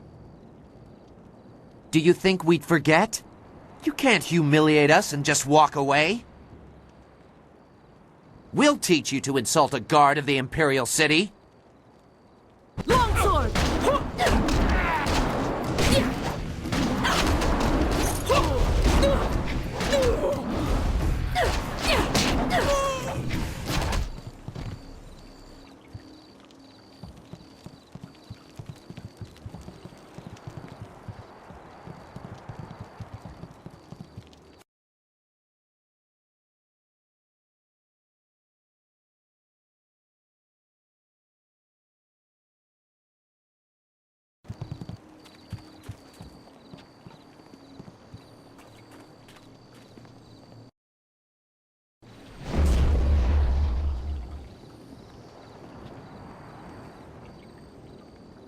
Welcome, friend. The lecture won't be starting for a little while, though your enthusiasm is appreciated. I wouldn't worry about seating. Those interfering philosophers had made sure that very few people will be attending the lecture. Certainly, we can't learn without asking questions. How can I help you today? Don't let the name fool you. There are fewer scholars here than you might think. We are far outnumbered by those obstinate philosophers. The philosophers believe that the gods dictate everything, from the rising of the sun to the changing seasons. If the summer ends too soon or too late, the gods must be angry. Of course, anyone who cares to look can see that the birds control the weather. I have noted with some accuracy that the birds predict the seasons. I have a theory that the massive movements of birds in the autumn and spring actually cause the prevailing winds to change direction. When birds fly south just before autumn, they cause the winds to change. We get cold air from the north until the spring, when the birds reverse the winds again. It's really quite simple, but just try telling that to one of the philosophers.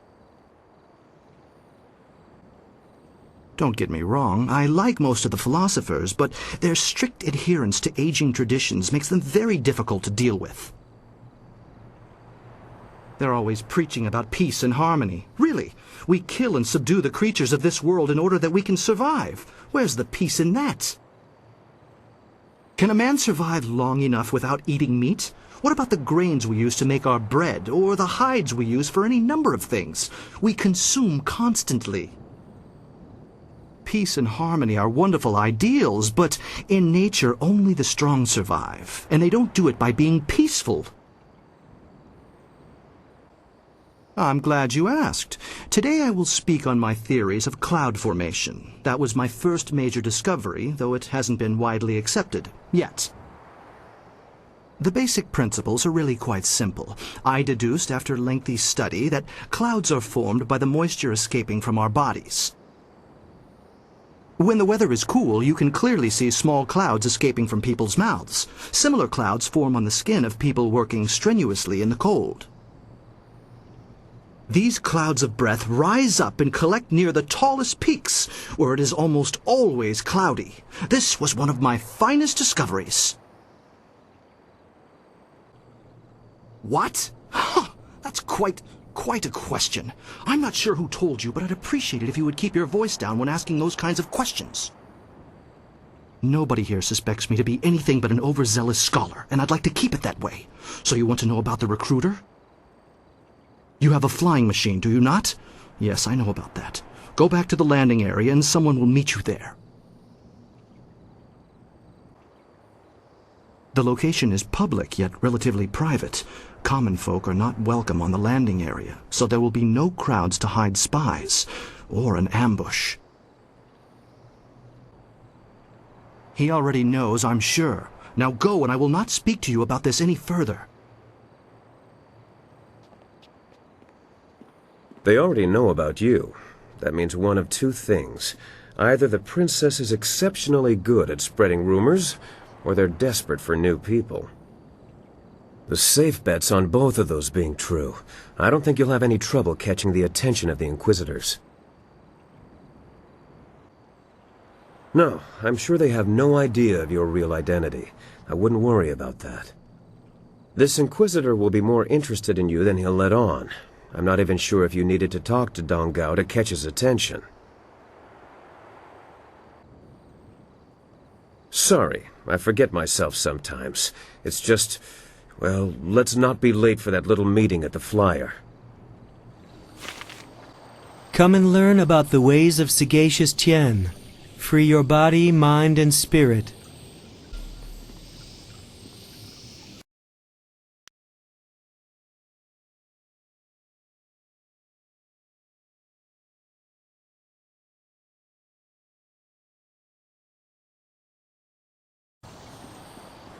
I find the scholars endlessly amusing. Talk to a few, and you'll understand what I mean. Lost, citizen? The Scholar's Garden is a quiet place. Quiet until a pair of the scholars break out into a debate, that is. Certainly a lot of knowledge being thrown around this place. I'll let you decide for yourself how much of it is worthwhile. Be about your business and...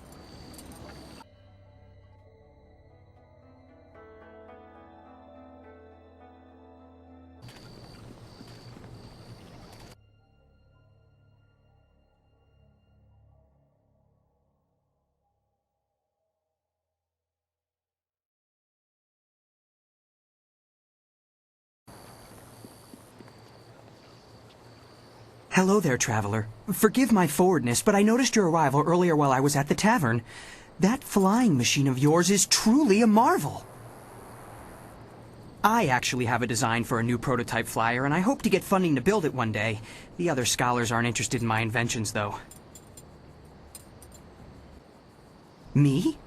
You want to ask me something? Well, sure, I'd be glad to help you if I can. What would you like to know? Oh, I'm Scholar Zenyu. I'm one of the newer scholar elites. I was actually born in the poor quarter, but my uncle brought me here when I was only 10. He knew I would never have a chance at a real life unless I had some proper schooling.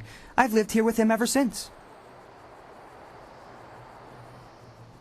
That's right, you're new here, aren't you? Well, where should I begin? There's so much to tell you. There are several important areas here in the city. Of course, there are also many different services, too. I'm not sure what to tell you first. Sure. Well, let's see. This place is the Scholar's Garden. For the most part, only stuffy old philosophers and scholars reside here. Farther down toward the city, you'll find the Golden Way. Many wealthy people live and work there.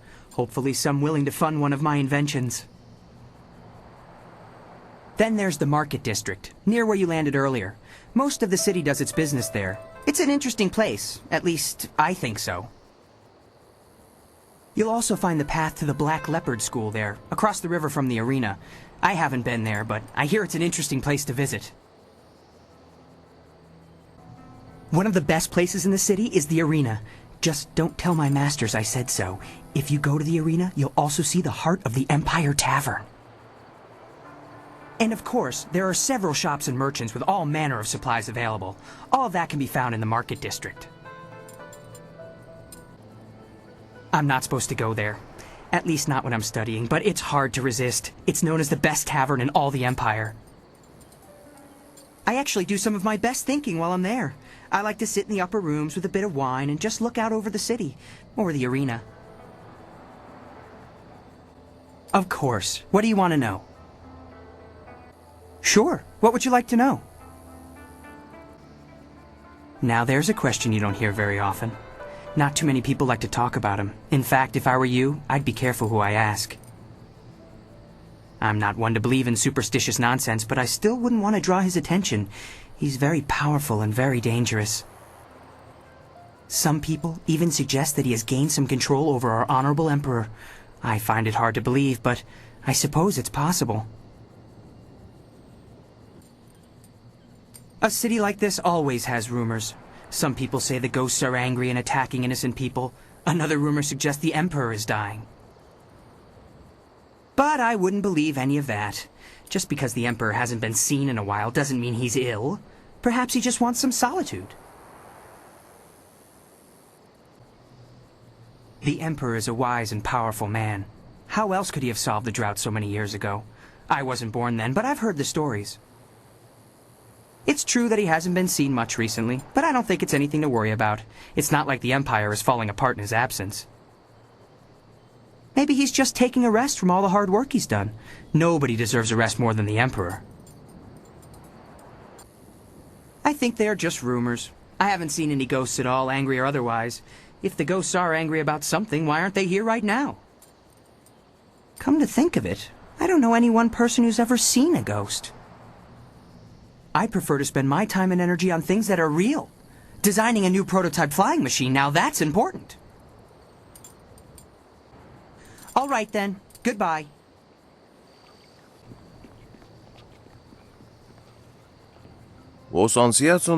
Boko.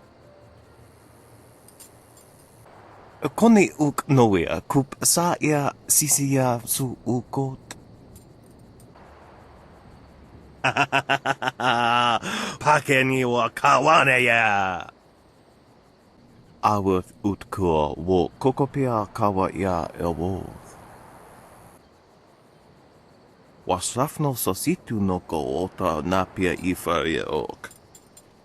Wo kupketita sumpono? Sathwa kawa ia ifiak? Koni uk noia kup sa ia sisia su ukot. O ifo ia uk sonkop noko isansia. Ni upa ia kupu sa ia elwath kraka ia nano uksaro isowak nikano wo napia shathia uko.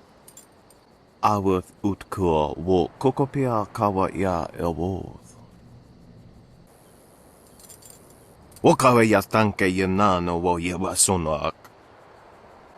Uksa ia spithuki ukoniero thakno. Uksa ia ifratsa ia thosopani Kawa ia a ithino nahipi no feitea. Voso awi ni tu uksumpuno. Kutkosi wiwa ia, wo nawa ia ifo wia o ka wikino. Kio wia sonsi ia wo yo wia kon ompefifia.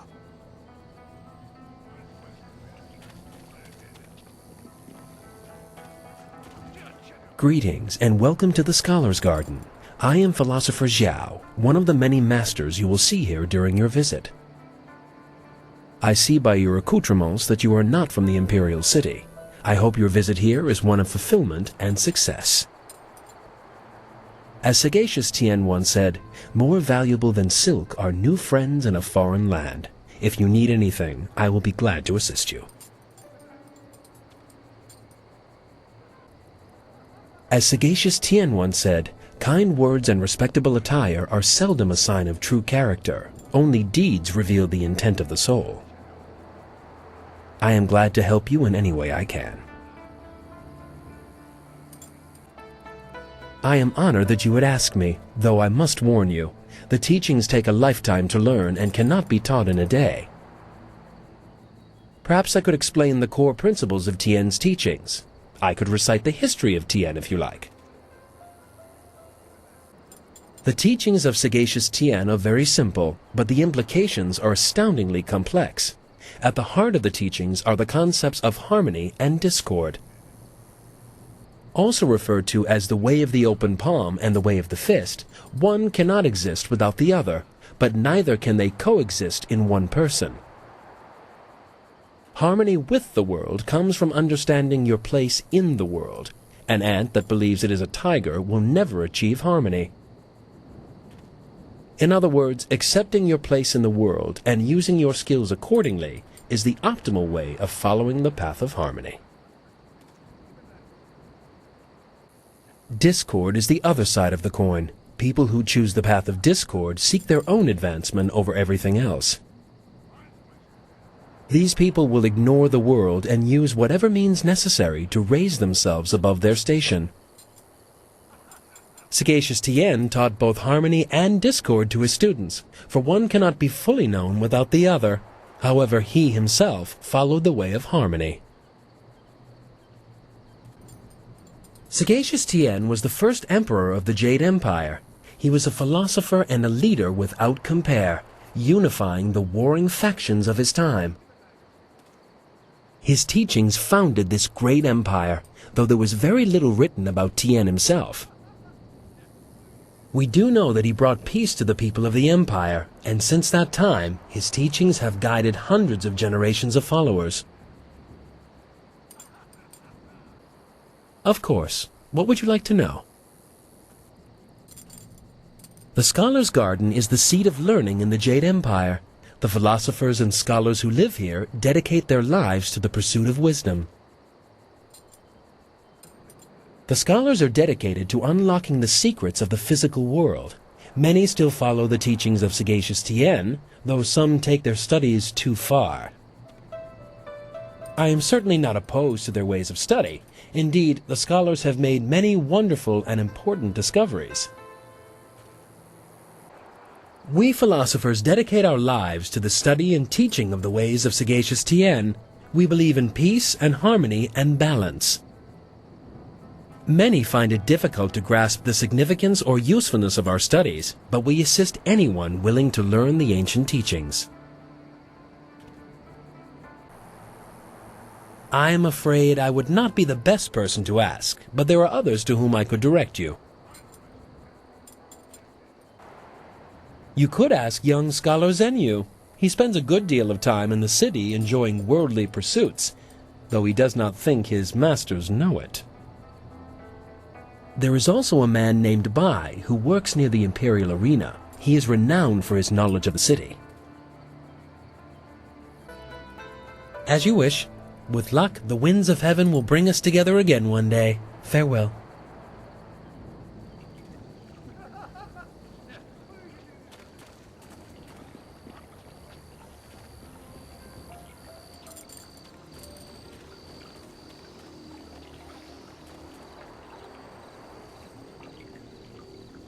I hope you're not here to pester me. I'm a very busy, important, and educated man, you know. All manner of studies. The history of dramatic systems, applied theology, and, celestial integration. All of these are vital pursuits of knowledge. Not that you would understand such lofty matters.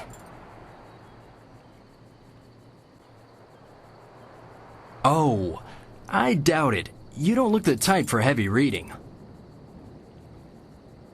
You're far too fit to be properly read. Of course, none of my books are published yet, but as a scholar and a respected one, I will most certainly pen some marvelous books someday. Well, yes.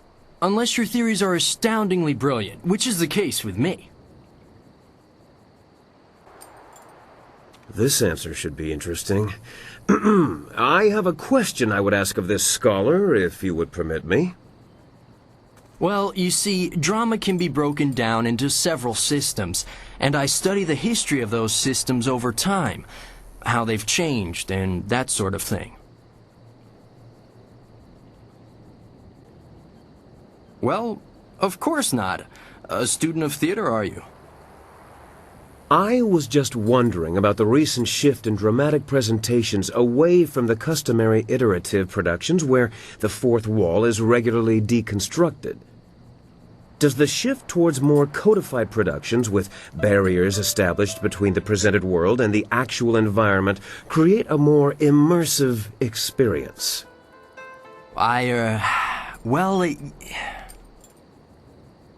That's what I thought. He's not the only one who's had to spend some time in hiding in this garden. I, however, did my research. This is clearly Creative Yukong, though I'm not sure he's earned his name. Of course not! Drat. This isn't working at all. How did you know? You're here to hunt me down, then. Lord Rento has it in for me, and I figured it would come to this. I don't suppose running would do me any good. I was unjustly accused. I simply petitioned Lady Rento for some silver to support me as an actor. Patronage, it's called. She agreed, but her husband flew into a rage when he found out, and now I have a death sentence on my head. It's not fair. And if you were a decent person, you'd help me get out of this city instead of taking me in. It's the only way I'll get clear of Lord Rento's wrath.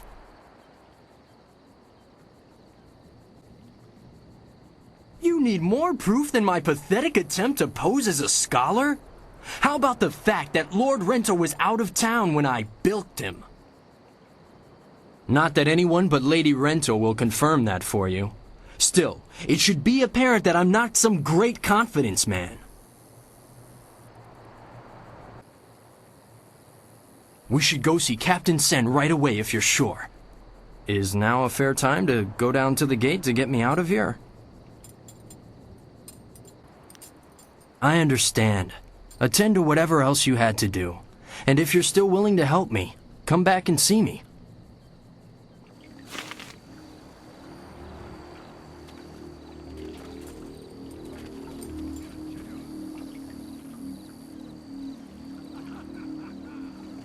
Awukte yer wana pa yer uk fortir. Akir sonwi ni fayit wawawir waka wir usono ni fayiter ofino. Ike kir kier washatiruk. Uk nik kup kitro sa irustap kithno uk yowir kwadner. Sunurk noku wu ifuwir sowir tatasi ni siso ir kawikawar ir roren.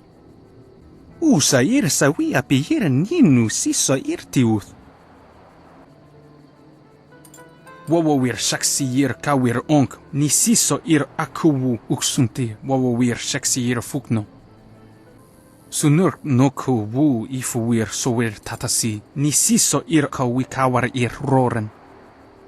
Krons niwu nu yir wa yir uk sakwanerko uk nik ni siso ir akuwu. Ike kir ki yir washathiruk. Pir inni tino wir noni apatarawo kawar nif. Ni siso ir akuwu kusuwir wa wuso ir tana.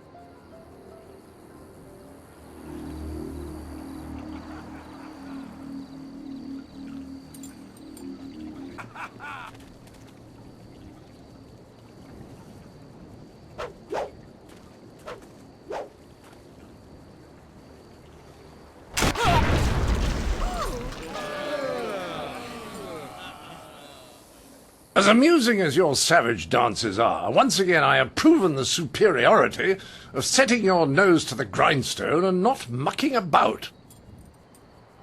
Now bring some refreshments in a proper mug, or I'll take back the coins of my home and country. Don't you heathens know the worth of a proper king's halfpenny?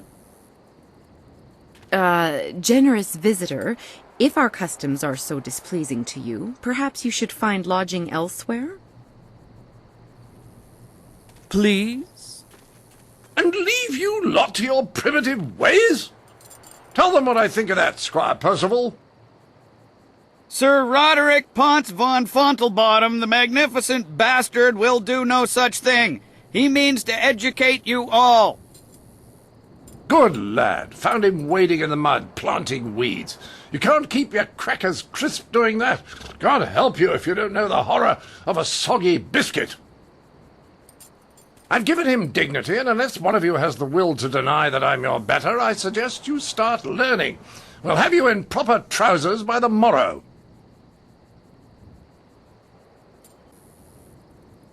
Oh, what's that? Someone stepping to the fore? Let's have a look at you. A woman? My dear, not sure what topsy cradle you fell from, but in my country a lady knows her place, unless she's queen. The simple truth is that I have bested every one of you who has come forward, whether in tests of wit or combat. You faced a champion of king and country.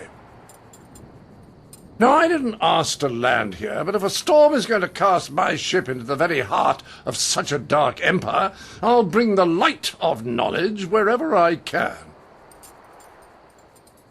You must hunger for guidance. You're like children. I mean, only a handful of you can even grow a decent moustache. What kind of place is this? Can you now? Shall we put that to a test? I welcome the chance that you might impress me with a glimmer of intelligent insight. But I will acknowledge that I am likely to disagree just because I know you are, lacking. We will need educated men to judge the merits of our arguments. I've gone to great pains to learn your barbaric tongue, only to find that none of you has much to say. Can you convince me otherwise? I've heard a distinct lack of couplets and quatrains, to say nothing of pentameters. Is it any wonder you people live as you do? I charge you with defending the heart of your people. If a group of judges determines that you have adequately done so, I will declare you the winner.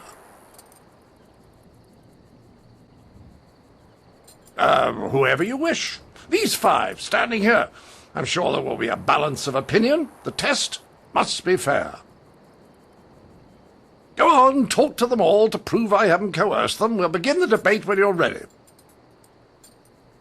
Then we'll see how you fare in combat. Doubt you'll do very well. Like the rest, you're all just too damn skinny.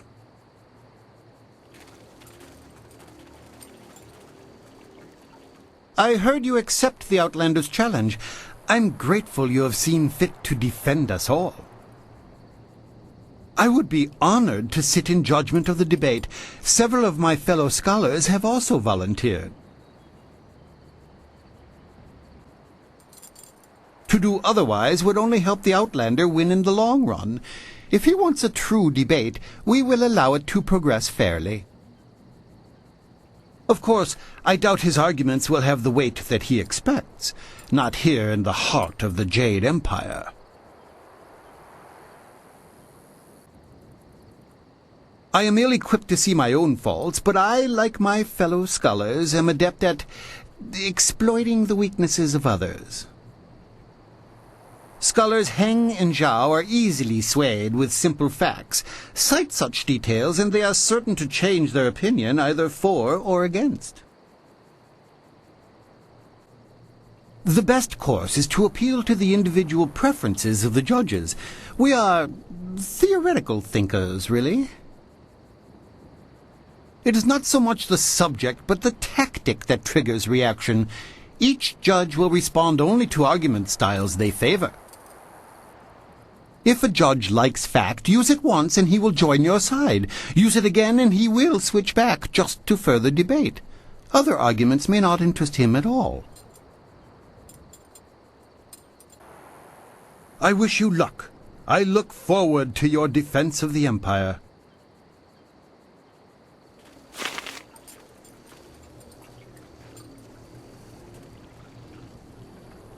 The planting season was almost over, so I figured I might as well travel with him. It has been interesting. Oh, this is exciting.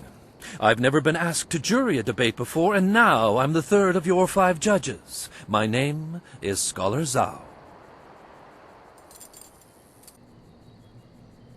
He is coarser than the thinkers I am used to, but on the whole I am not as upset by him as others appear to be. He seems bent on disruptive behavior. He should be encouraged to take that elsewhere. I haven't given it much thought. I pictured myself as balanced, but some of the others are very specific in their tastes. Actually, you can sway scholars Kai and Gu by mocking your opponent. I don't care for it, but they seem to respond quite vigorously. I've argued in this group of scholars many times before. We are so used to each other that we will change opinions just to further the debate. Don't worry so much about what you are saying when you respond. Just concentrate on how you say it. Good luck. This should be an interesting debate.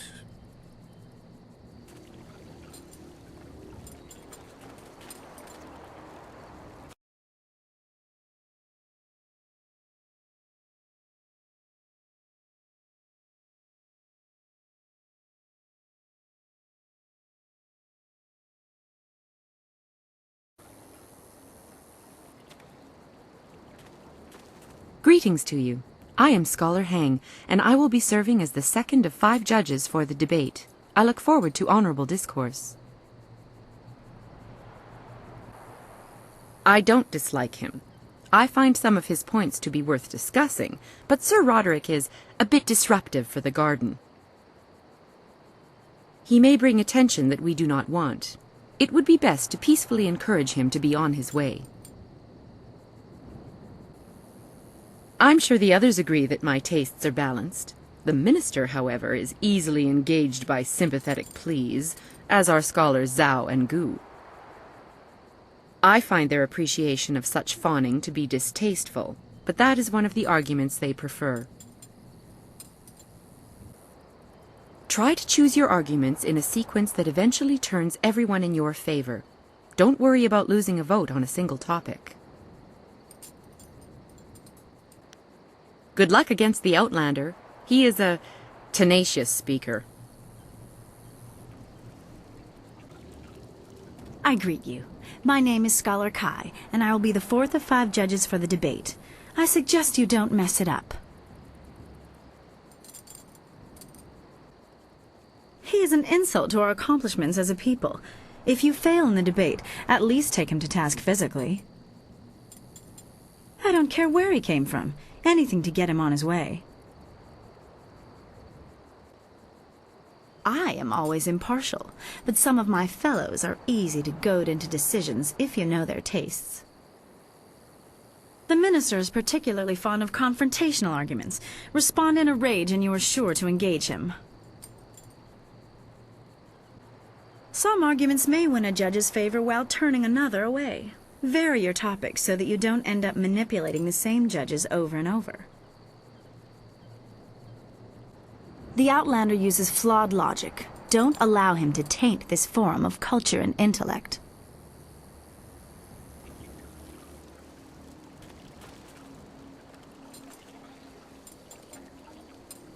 Ah, so you are the one who'll debate the Outlander. I am the 5th of your 5 judges. He doesn't seem that interested in gathering any. He's clearly used to imposing his opinion regardless of the recipient's desire to have it. His points are debatable, but his presentation is not compatible with the garden. Are you implying that I am predisposed to be weak in certain areas? I can't accept that. Some of my fellows, however, are another story. Scholars Zhao and Kai are easy to predict. Dismissing a weak argument gets their attention immediately and will spur them one way or another. Try not to dig a hole you can't get out of. If you can't get everyone to agree with you, just focus on getting as many as you can. Remember, you need a majority of judges on your side at the end of 6 topics. Yes, make certain you are ready. The Outlander will be a challenging opponent.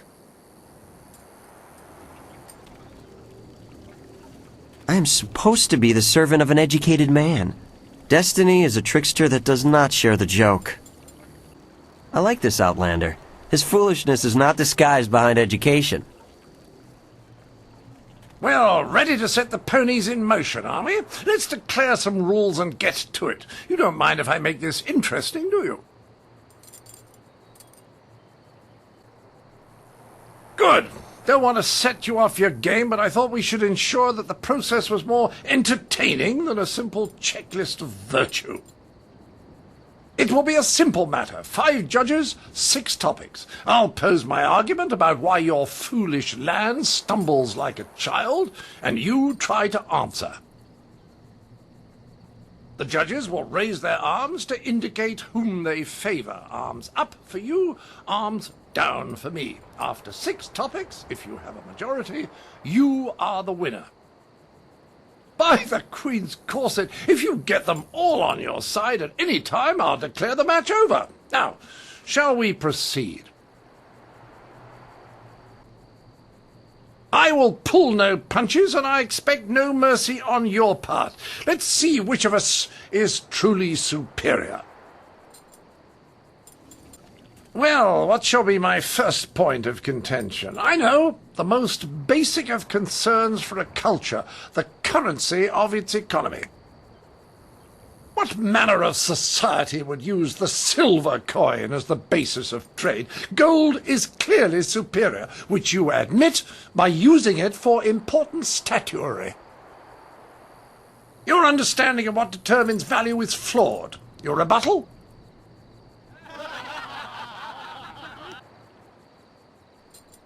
Well, you are clearly in the minority, but I can spare no quarter. To the next topic. I call attention to the arrogance of your empire. You simply assume that all lands outside your borders are the domain of barbarians and monsters. How can you truly know they are uncivilized until you've proven it by conquest? Crush them beneath your heel. You sit here thinking while far-off lands yearn for direction, not unlike what I am attempting with you.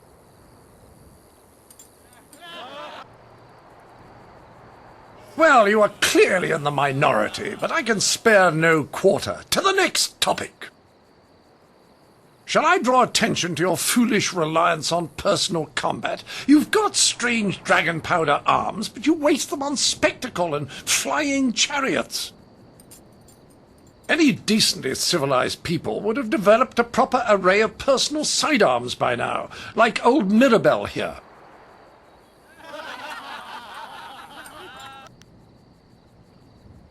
What?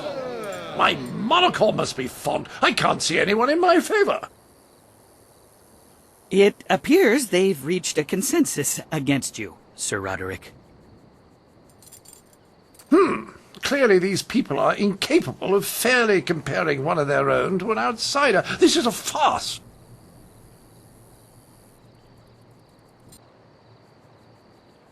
Then perhaps it was my mistake to think you would be open to anything other than your own backwards ideals. Pah! I seek satisfaction. You have bested me in debate, but true honor is decided on the dueling field. The entry hall here has walls to be up against, corners to be backed into, and floor enough on which to be down but not out. Whatever your metaphor, I'll beat it. Return to me when you are ready, and we will walk there together, just to ensure that no one gets lost or suffers an accident that would prevent a fair fight. Frankly, I don't know what you people are capable of. Quickly now, Sir Roderick Ponce von Fontelbottom, the magnificent bastard, is not one to let a duel grow stale on the vine.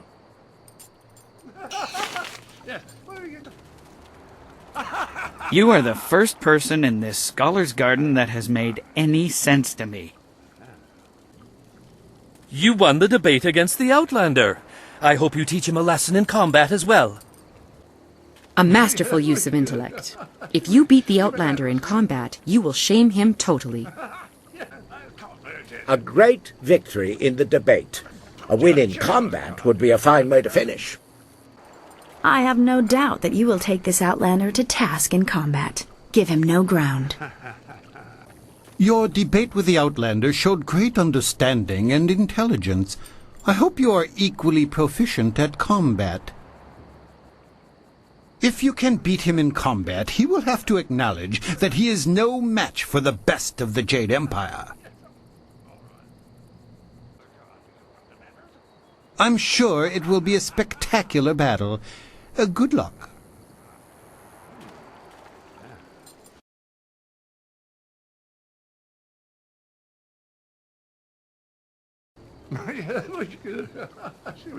Ah, there you are. Well, are we ready for this duel, or are you going to slink away again?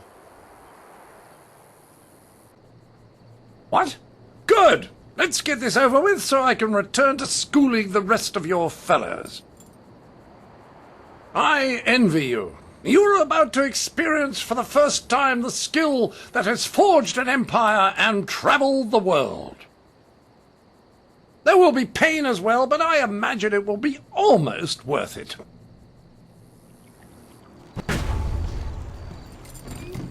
Yeah.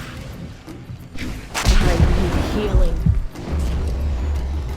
Bloody hell! Bloody hell! Bloody hell!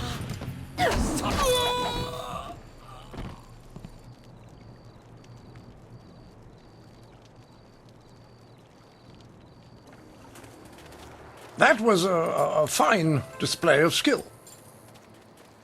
It was a fair fight, Sir Roderick, within the rules you specified. Yes, old boy, you've got it right. I was really sat down, I believe. Like the fall of the old bridge across the Grand. My humours are in disarray, I tell you. I suppose I should have seen it coming. Your win in the debate was a sure sign. I do believe I have underestimated the lot of you. Regardless, you have beaten me. That's a point of honour I cannot deny.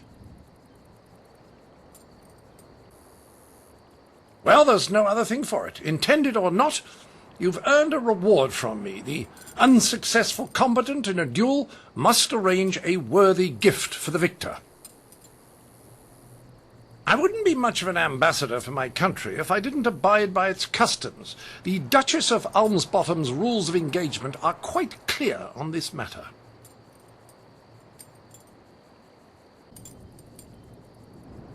Here, a bauble I found with a nice weight. It was wasted on some roadside bidet. The locals acted as though I'd relieved myself on a bleeding shrine to all of creation.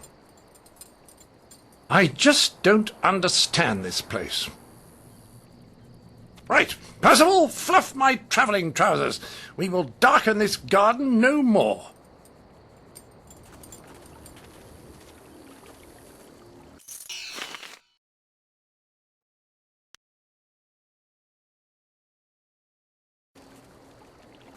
You have secured a great victory for the Empire. The Outlander has to respect us now. You have completely routed the Outlander. I commend you on your masterful intellect and martial skills. The contest is over and you performed flawlessly. I am impressed.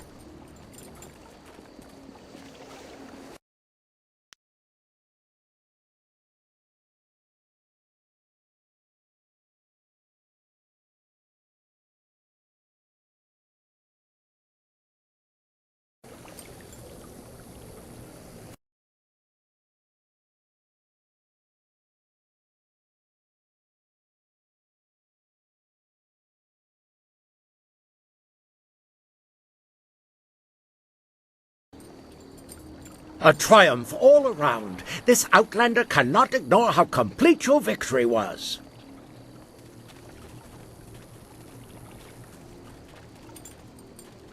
A well-fought victory against that Outlander buffoon. You showed that he could not best us in battle, mentally or physically.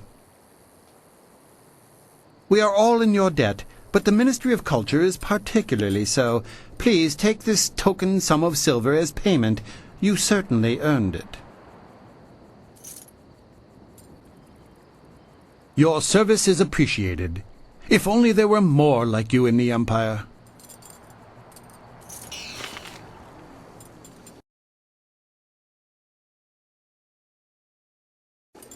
Your actions must have brought too much sense to the world. The minister seems to be charged with returning balance. Such a string of improprieties. Spirits have tricked his mouth into mocking him.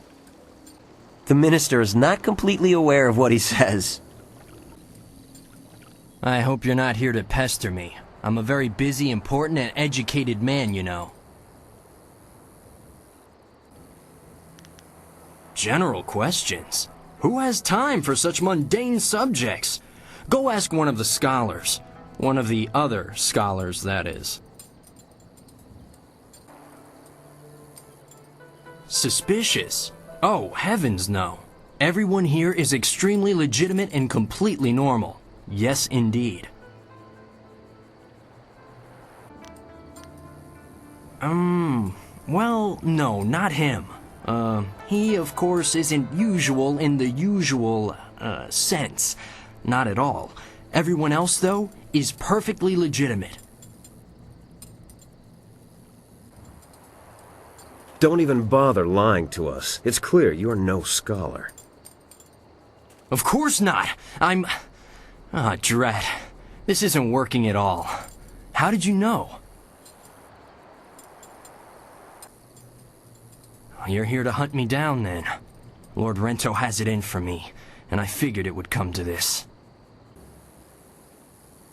We should go see Captain Sen right away if you're sure. Is now a fair time to go down to the gate to get me out of here?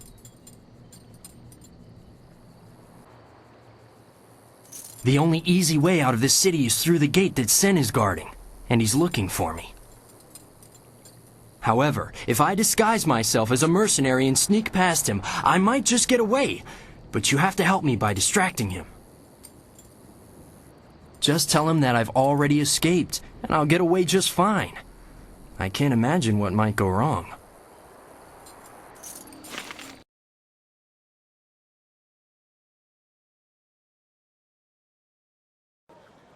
Citizen, I hear there is progress in the search for creative Yukong. A scholar ran out of the Scholar's Garden after talking to you. Tell me you have good news. How did he get past me? He couldn't access a flyer. What is that man doing? Are you certain he's gone? Would a bit of silver jog your memory? Interesting. I wonder how high he'll raise the bounty if you keep stringing him along. What do you say? Look at that tart swinging her hips for that mercenary. I can't see how Yukong slipped past us. Did he bribe one of my agents somehow? Well, the Imperial Army has more silver than some confidence man, if you take my meaning.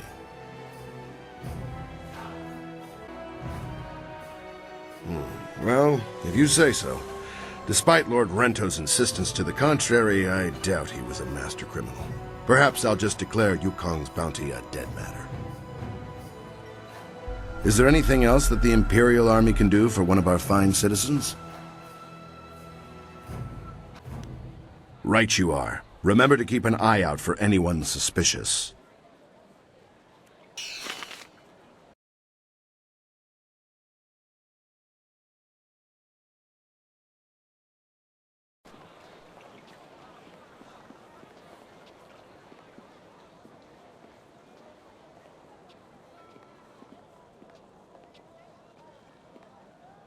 Irkana, wo nikasurir kwana no kasa iriruru. Niato wo nanapadi irovir, kuni uknawata ir. Ukirwir, no fantayana ukona ni pinatawa.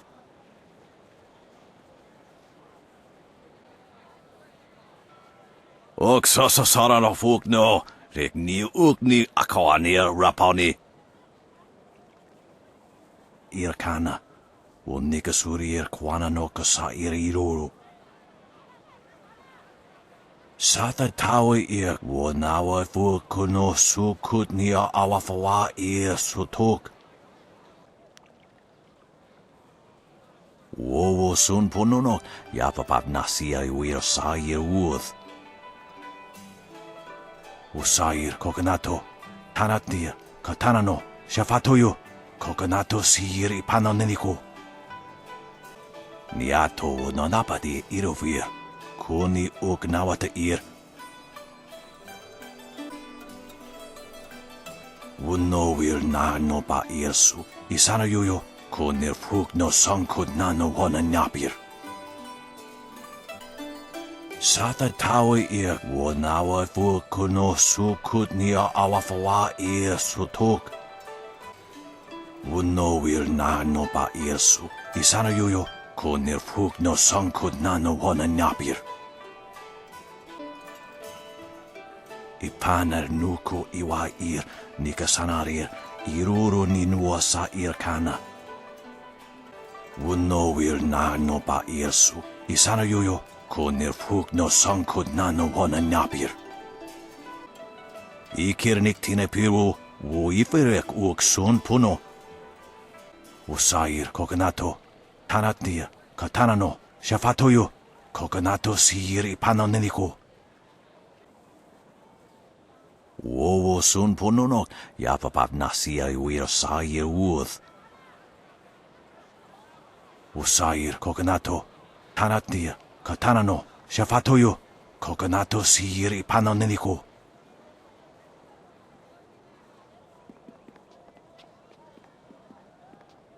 You know, far be it from me to presume, but I have an idea of how we might be able to solve this problem.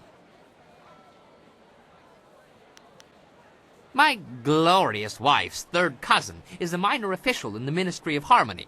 I know a little something of the way Judge Fang conducts his business. All of Fang's ministers bring him an honor gift when they go to see him, an offering given as a sign of respect, a bribe, some might call it. If we replace Sheng's honor gift with something insulting, rare turtle eggs, for example, Fang would be so outraged he'd refuse to even listen to Sheng's report. I admit there are still some details yet to be worked out, but acquiring the eggs is easy. I have some here that you can simply have. You have turtle eggs? Here? After just saying they are very rare? Well, I was saving them for my coming anniversary. You buy early if you want them to be ripe. It doesn't really matter, does it? There are more daunting problems to consider.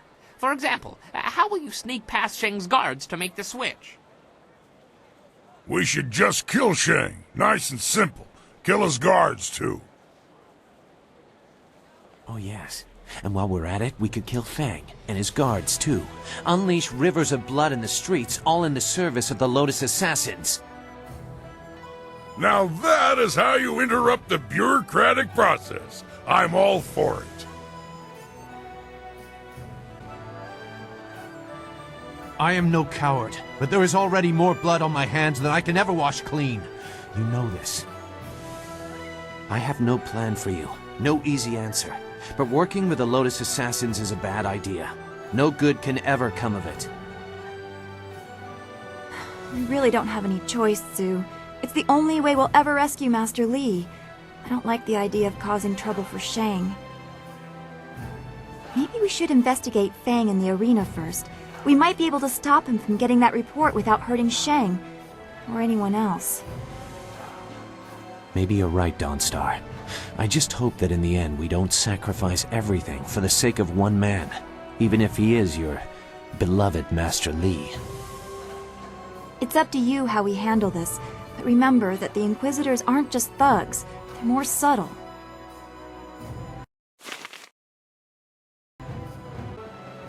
This can't be happening. My business is finished. I'm finished.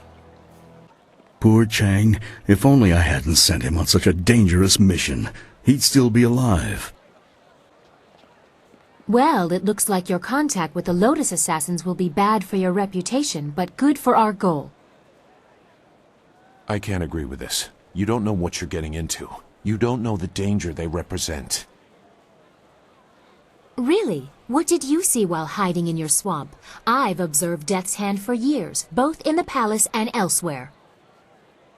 You could have 4 faces and a different name and wardrobe for each, and you still wouldn't understand. Death's Hand is not what he seems. Then what, pray tell, is he?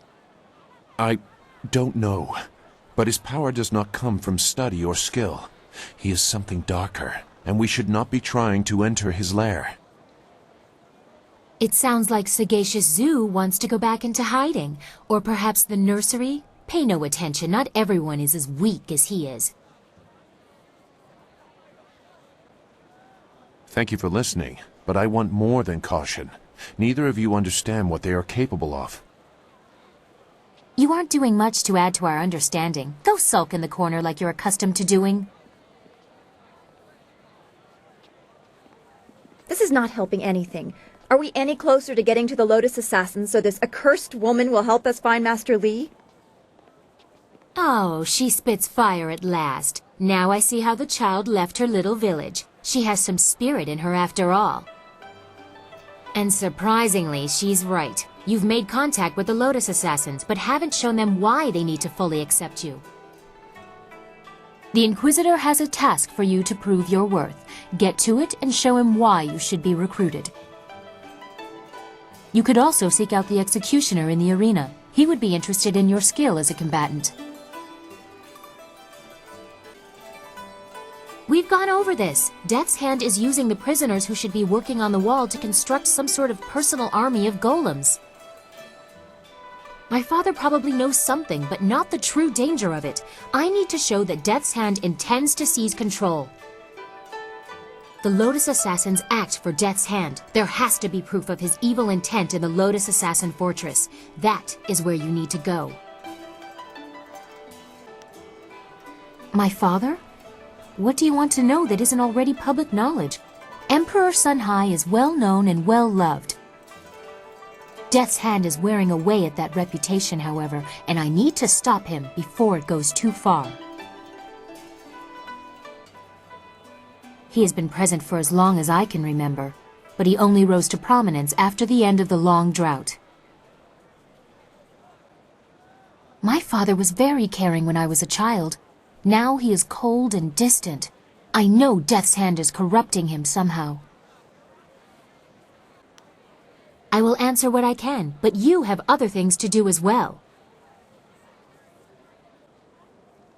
Did you like it? I thought you might want a little assistance.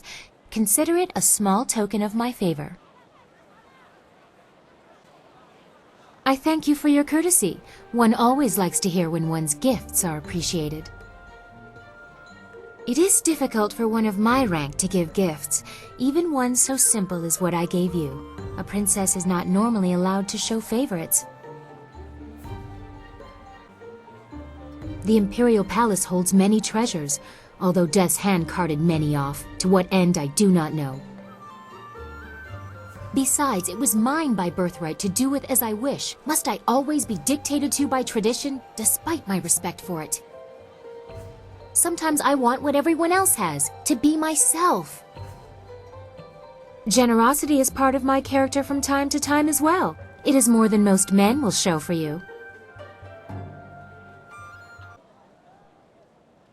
True, that is the price that those in power must pay, and I do not shirk from my duty, but that will be meaningless if Death's Hand keeps his hold on my father's mind. I fear one day he may try to interfere with the imperial succession. Or perhaps convince my father that he should be emperor by marriage. Indeed, we cannot. I would bite my own tongue before ever allowing that man to touch me. I'm sorry, I've ruined the mood. We should continue our talk another time. First, we must expose Death's Hand, reveal his treachery and manipulation. I will answer what I can, but you have other things to do as well.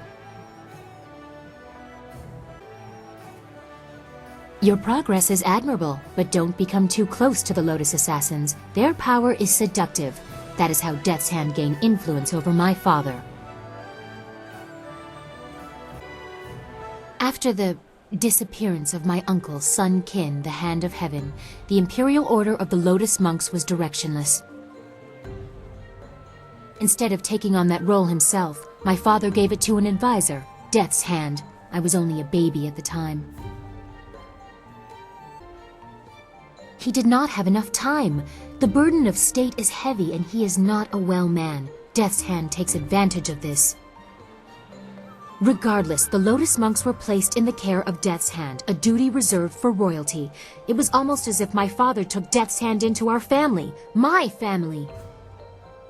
We have been caretakers of the Empire for generations. We have created a bastion of culture in an otherwise uncivilized world. Death's Hand threatens all of this. It is my duty to see that the natural order is preserved. About me? But why? I mean, if you were a man, I could understand how there might be some interest, but never mind. Is this about the mission? Oh, well, I suppose I could answer a few questions. Although I'm sure more than enough has been said about me by the peasants or others, I am quite used to defending myself from all quarters. Harsh times demand harsh actions. This is a time of trial for my family and the Empire, one I shall not fail. I hope they do not only speak of my harshness despite my position above them. We all want people to speak well of us. Ha! Strong words indeed. I never pictured myself as a harsh ruler, but I certainly try to maintain the virtue of justice. Is that how I present myself to you?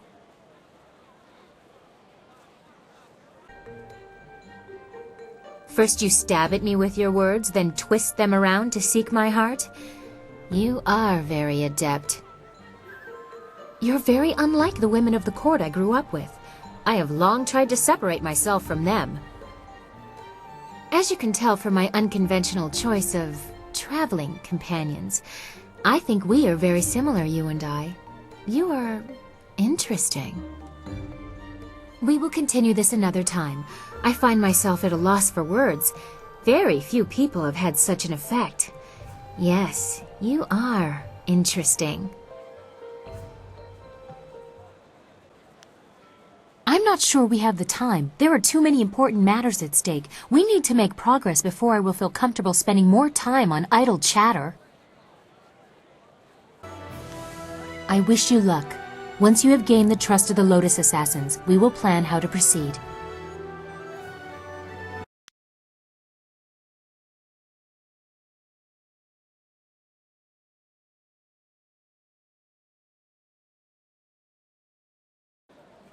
What? What do you want? No, I don't think so. I've told you to watch your back, and that's all you need to hear for now. If anything needs to be done beyond that, I'll do it.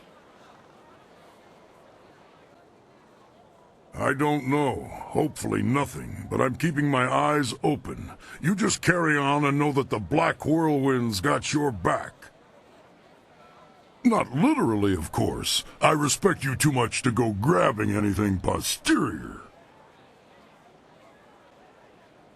Good idea. You've got bigger things to worry about than me anyway. Not much bigger, mind you. Nothing's changed since the last time you asked me. Unless I passed out. Did I pass out? No, how could I? I haven't been drinking. Whatever. What do you want? That strong lady? She's the princess? I didn't know that women could be that strong. We're always supposed to be weak and left behind. But there's you. You're strong. And a lady as well. I think you two should get along and be friends. We should meet her again. Is there anything else you want? Okay.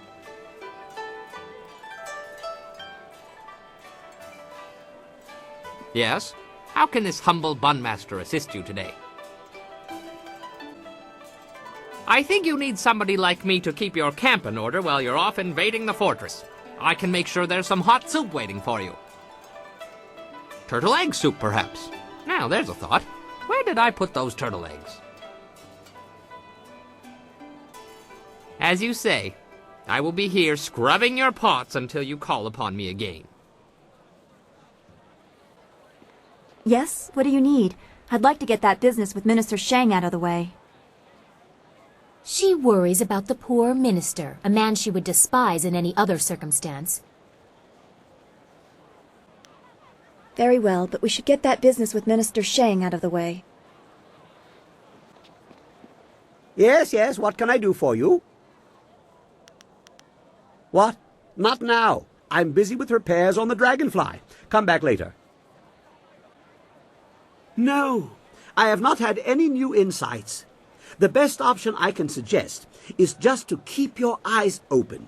I don't know, maybe have a look at this note. I copied some scrawled words from a post near the furnace controls. Certainly, it's just a flick of a switch.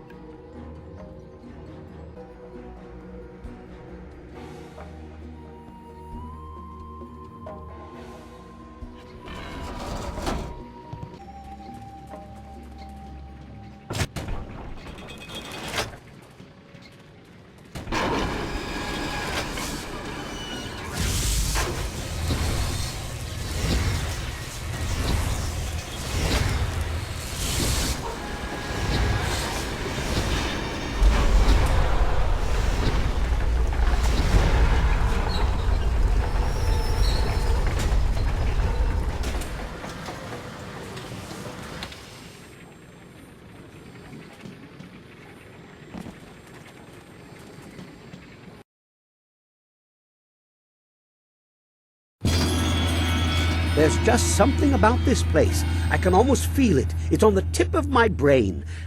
And then it's gone. I just wish something would help prod my memory.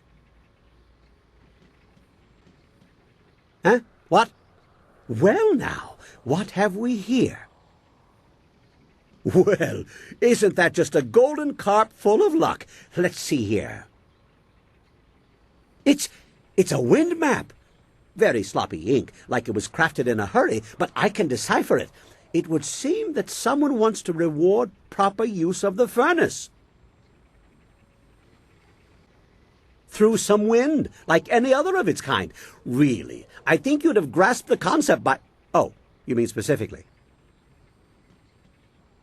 Like the previous map, there is really only one way to know for certain where it leads, and that is to get in the flyer and go there. We will have to leave the furnace before we can fly out, however. A little matter of needing the flyer. Just tell me when you want to leave.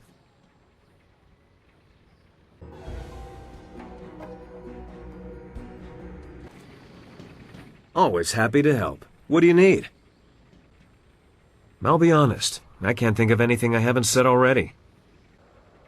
Dawnstar has been telling me about Two Rivers, the swamp, and Gao the Lesser.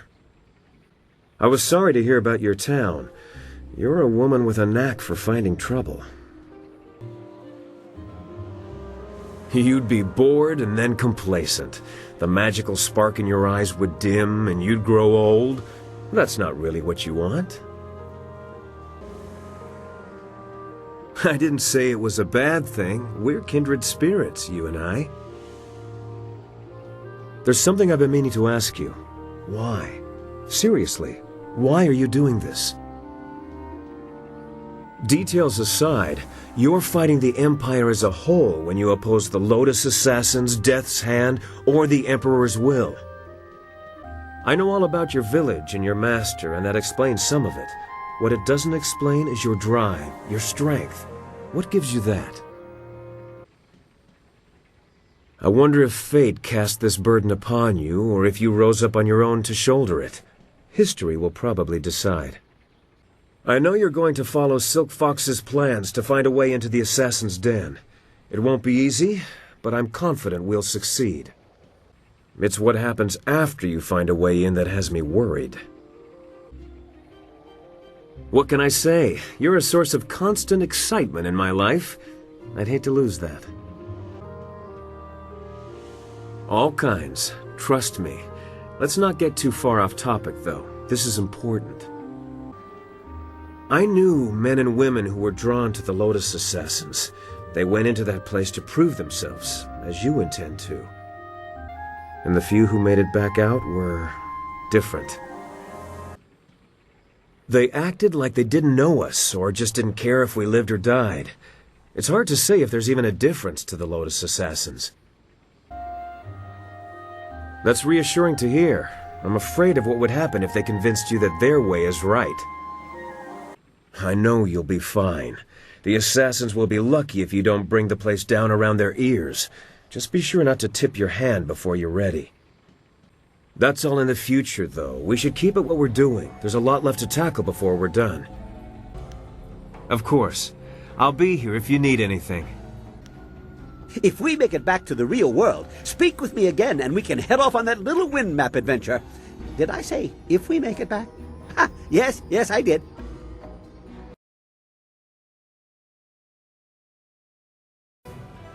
Always happy to help. What do you need? I was thinking about a story my father once told me. He was a scoundrel, but he could spin a fine yarn when he wasn't robbing caravans. Have you ever heard the tale of the Eternal Companions?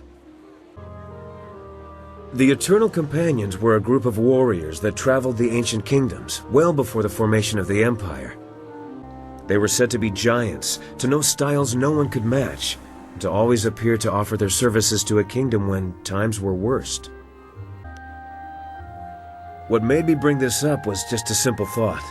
Were these companions real people once? Were they just like us? Something tells me they were, but not in the way you'd expect.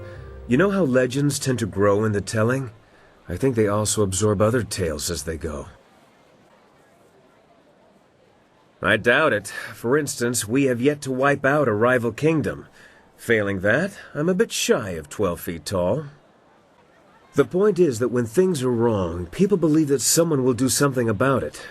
Whether we succeed or not, we are those someones right now. More importantly, you're the someone. You're the real reason we're together, and I worry about how much of this rides on your shoulders.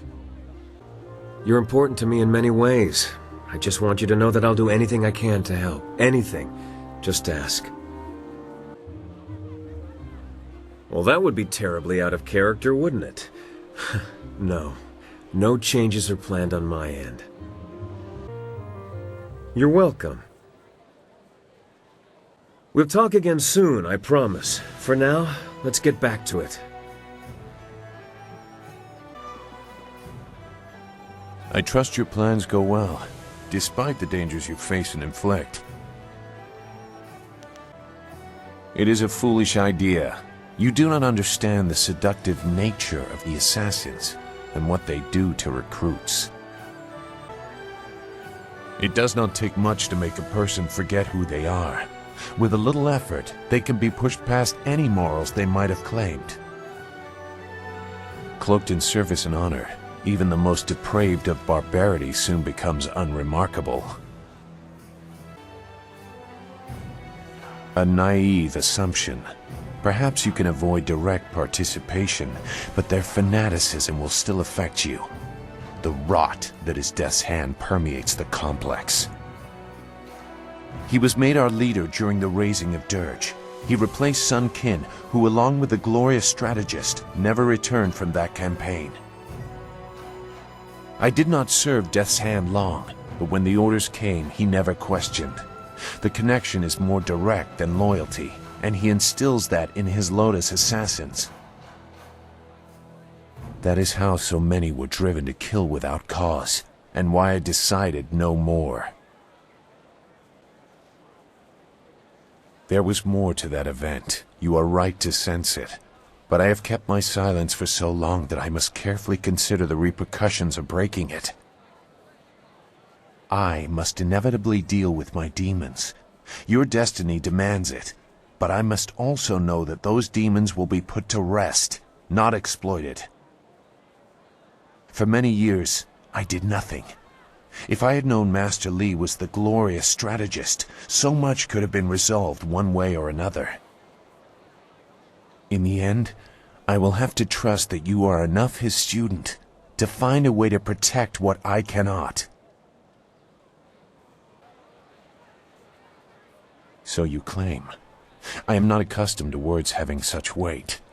We should resume your mission. You have far to go. Your dalliance with the Lotus Assassins could be disastrous. I cannot force you to do otherwise, but you may eventually force my hand. Goodbye. Yes, yes, what can I do for you? I'm waiting for you to follow the map we found after using the furnace. I'm sure it will jog my memory and maybe result in a few trinkets for you. Who knows? I'm looking forward to this. Remembering things long forgotten is like getting to open a gift twice.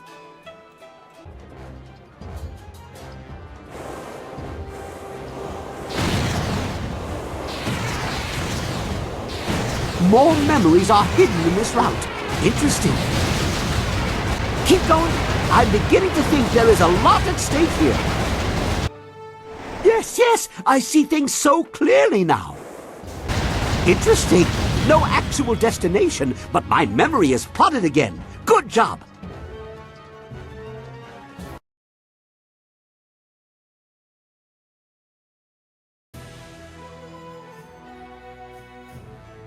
Well, another exciting adventure. No new devices to build, but I have more than just memories to show for it this time. Exotic fuel for the furnace. I hung a net out. Wait, I have nets? Yes, I do. I have a lot of things. Oh, good thing, too. We can use this stuff. With the proper configurations, these new elements can produce spectacular effects. Ha! You should be glad.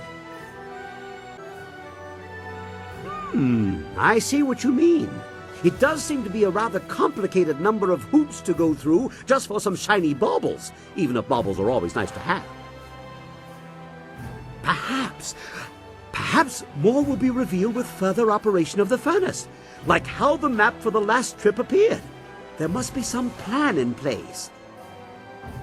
Lord Lao wouldn't leave such a thing unattended for no reason, much as I would never leave the marvelous dragonfly at the side of the road. Yes, yes, goodbye. Certainly. It's just a flick of a switch, and I'm reasonably sure the trip isn't even doing any irreparable harm.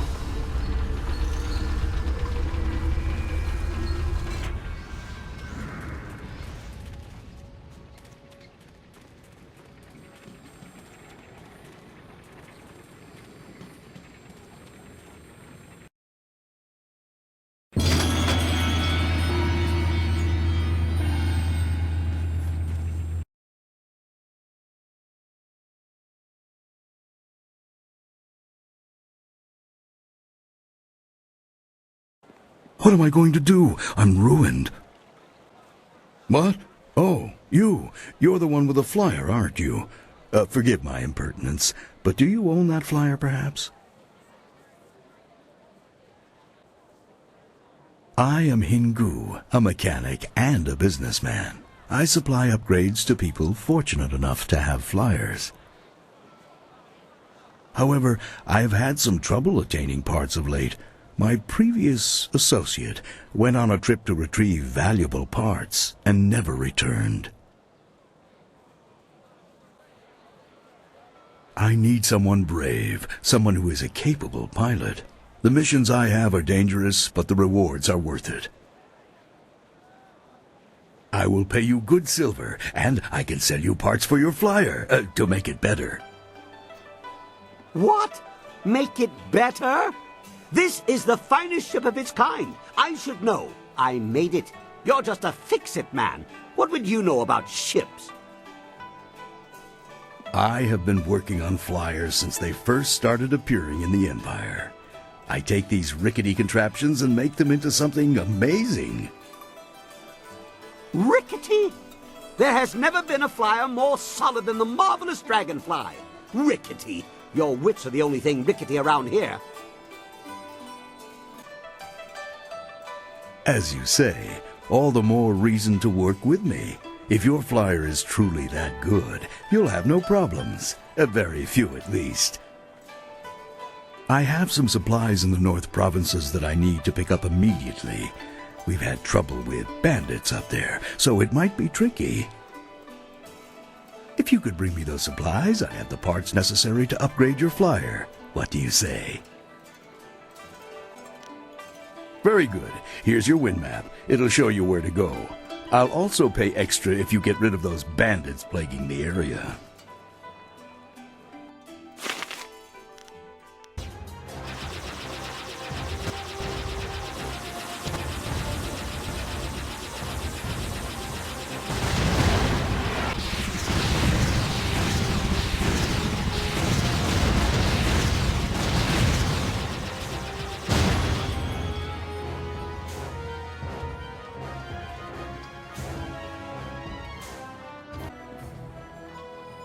You have returned, and in one piece, I see.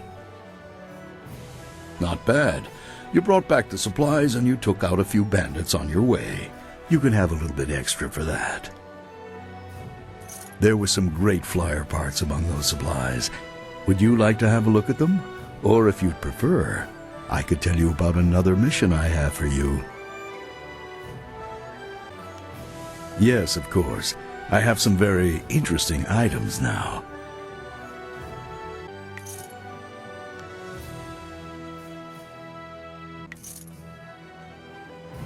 So, would you like to hear about the mission I have for you?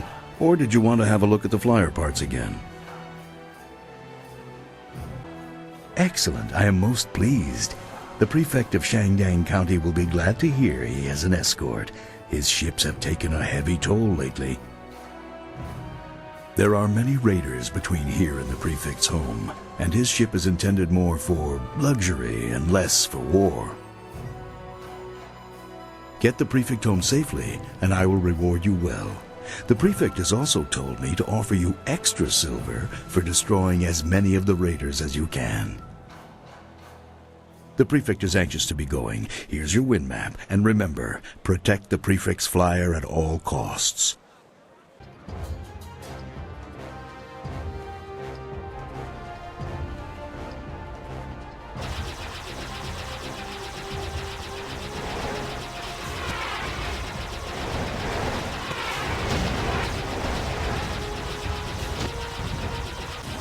Don't let them hit us! I just finished this thing!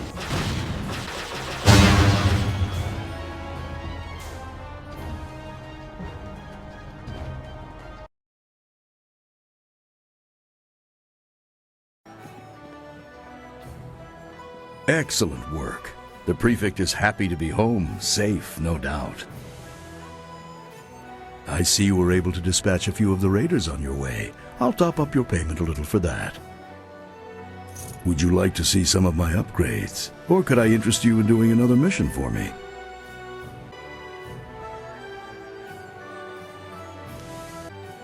I have received word that my associate is alive, if not well. He was shot down by Imperial flyers while retrieving some sensitive information.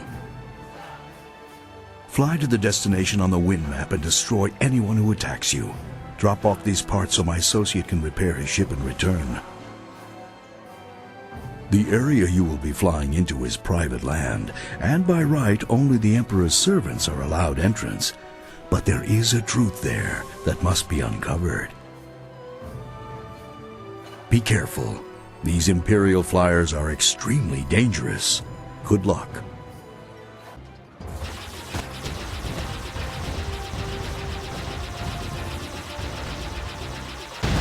Careful now, you'll dent something.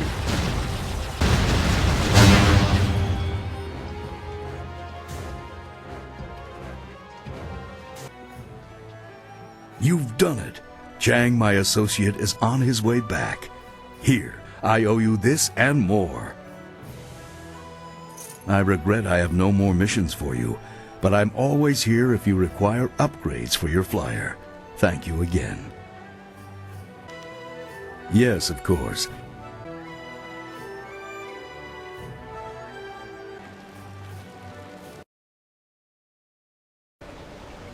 Oh dear, this won't do.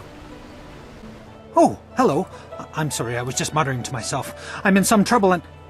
Wait! You could help me!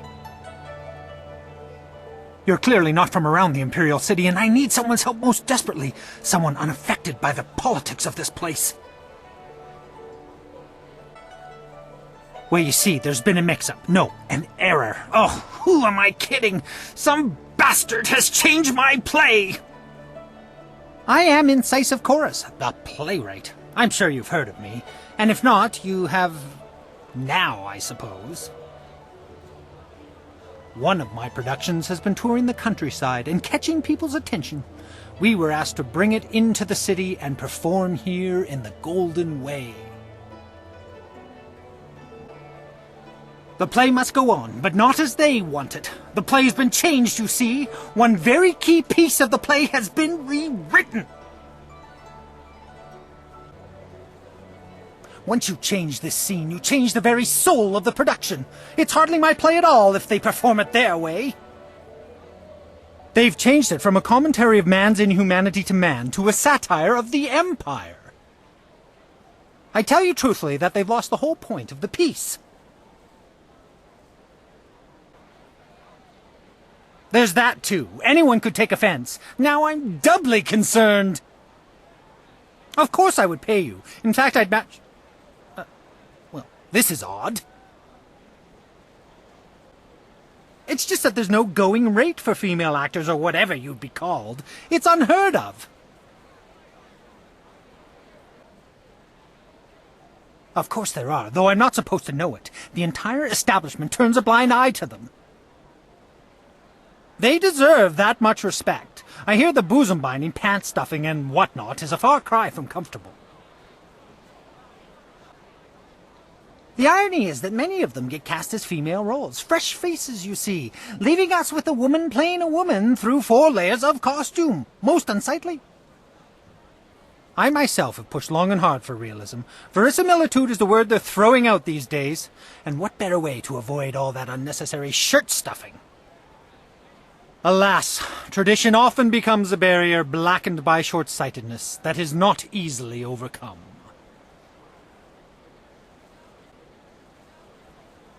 I need that fire and that passion. That's what I need. I will gladly offer you the going rate for a leading man, just for a walk-on part. I need you to take a role in the play and read the role the, original way. You have a most regal bearing, so I'd expect you'd have no major problems at any rate acting the role of Lady 14 Flowers. That's a generous offer. Lead roles pay fairly well.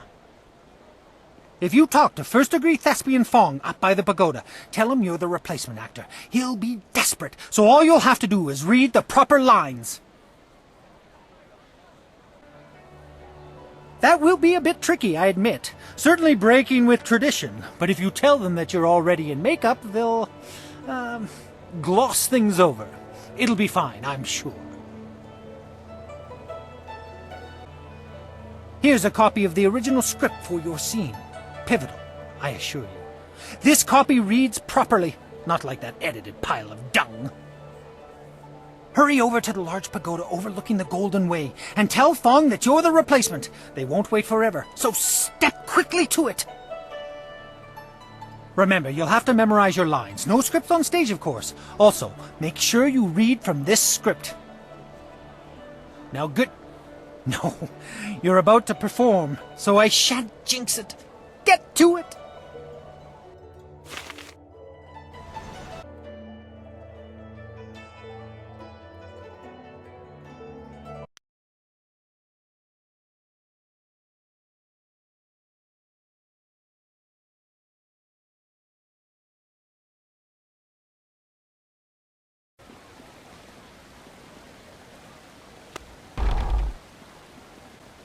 There's nothing like being embroiled in a bit of politics to get the blood moving. Ah, my good friend! What a pleasant surprise to see you here in the glory that is the Imperial City. Well, everywhere but here, it seems. Woe is to Minister Sheng that the only place available was this filthy dockhouse. You were not alone in that assumption. It seems it was recently procured and has not been modified for ministry use yet. Remember that the Ministry of Harmony controls executions and taxations. I shudder to think which landed them ownership of this fine establishment. Ah, well. Minister Sheng has not forgotten how you helped him with his troubles in Tian's Landing. Without your efforts, the Great Dam might still be open. However, I'm afraid I don't have time to speak with you right now. I have to prepare my report for Judge Fang, by which I mean to watch over this honor gift. I've heard rumors of distasteful behavior. Things to make the skin go pale and the stomach churn. After all, Minister Sheng is a cultured man of delicate constitution. But more importantly, I know Judge Fang is a man who appreciates the value of a worthy offering. Hence the honor gift I will present him. Yes, a valuable offering for the mighty Judge Fang. Without it, he might turn me away before I can even make my report, condemning me to the horrors of Tian's Landing forever. But with this gift, he is certain to appreciate the depth of my admiration and respect. So much so that he might give me a new posting right here in the Imperial City. Understandably, with so much riding on this gift, I am loath to leave it in the care of these Imperial soldiers appointed to watch over me during my visit. The Ministry of Harmony offers pitiful wages, and I do not put much stock in the purchased loyalty of these guards, particularly toward Minister Sheng. Minister Sheng wishes you a fond farewell. Be sure you experience the full wonders of the Imperial City while you're here.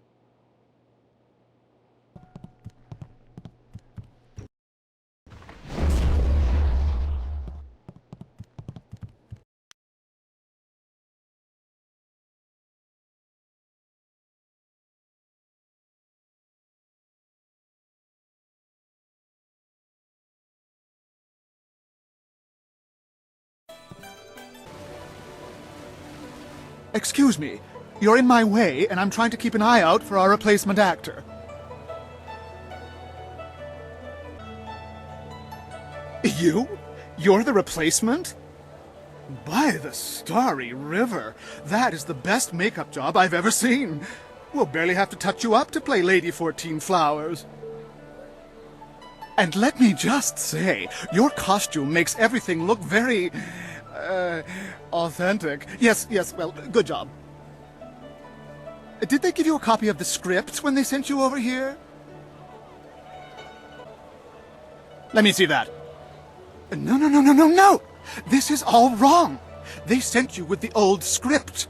Bloody Actors Guild is staffing itself with water buffaloes, I tell you. Here, have it back.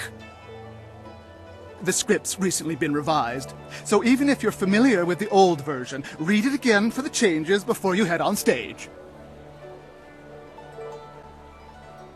Well, a southern noble funded the location and travel for us, but wanted to make a few tweaks. We couldn't afford to miss the exposure. Our writer wasn't that happy, but we accepted the revisions, and here we are. I'm sure your Actors Guild told you that we have standard rates. We'll happily pay you the going rate for a lead, especially since this is short notice. Ruin your scene and you get nothing, just like normal. Understand? Just get at least half the lines correct and the crowd will figure out what's happening. Any less than that, and it becomes one of those obscure plays no one likes. Now, read that script over. Come talk to me when you've got it, and we'll get you into final costume and onto the stage.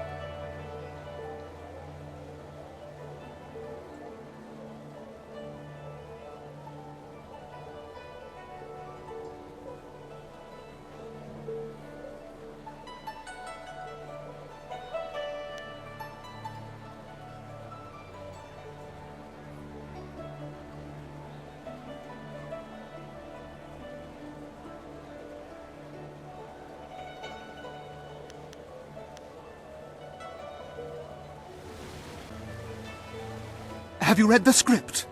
Do you feel one with Lady 14 Flowers yet? Why are you guild actors all the same? Isn't the money motivation enough? Look, you're playing a noble lady in the court of the first emperor, Sagacious Tien. Your scene is opposite another noble, Fortunate Puzzle.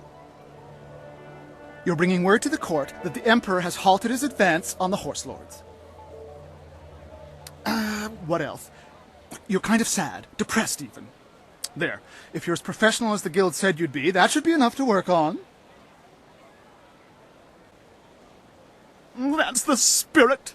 Let's get you into the back and costumed up, Lady 14 Flowers.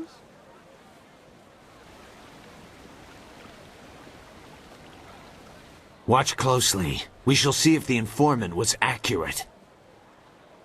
Imagine condemning the Jade Empire at its heart. The fools.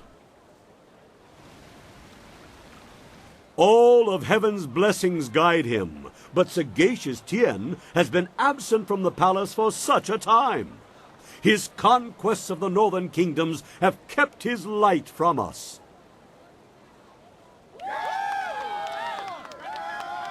All the scattered kingdoms have seen the light of his rule, and our emperor's advisors grow in number. The arable lands to the south, all the way to the useless jungles, which were left as nothing for the Monkey King, are fused into the mighty Jade Empire. To the east, Sagacious Tien has spread his light to the very waters themselves, and lo, to the west he found enlightenment among the hills of the 6 holy scrolls.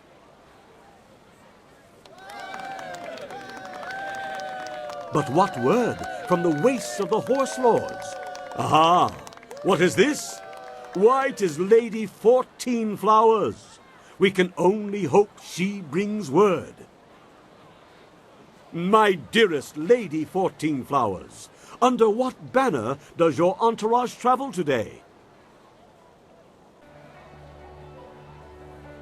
Peace in the north? Could this be? Have all the Horse Lords been subjugated so easily? Heaven smiles upon the Empire today. Your arrival here is certainly welcome, as your kingdom is one of the most recent to join the Jade Empire.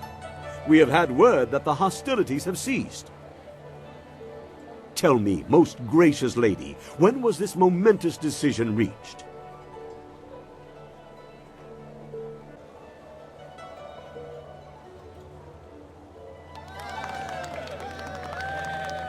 You phrase that most interestingly, Lady 14 Flowers. Why do I sense there is more to this story? But surely the might of the Jade Empire is unquestionable, and our will to victory unswayed. And tell me, most gracious madam, when the final blow was struck, where was our noble leader? Deep in the wastes of the north?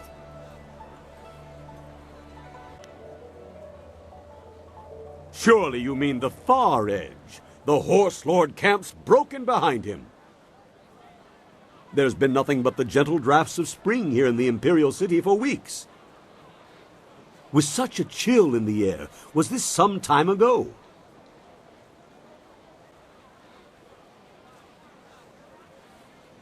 My lady, I sense that there is more to your story than I have gleaned. Perhaps my own perceptions blind me. It seems to me that some part of your story remains untold. Do my questions block the truth? Tell me this, if nothing else, good lady. When the cry for peace rose up, who was it that our great emperor turned to?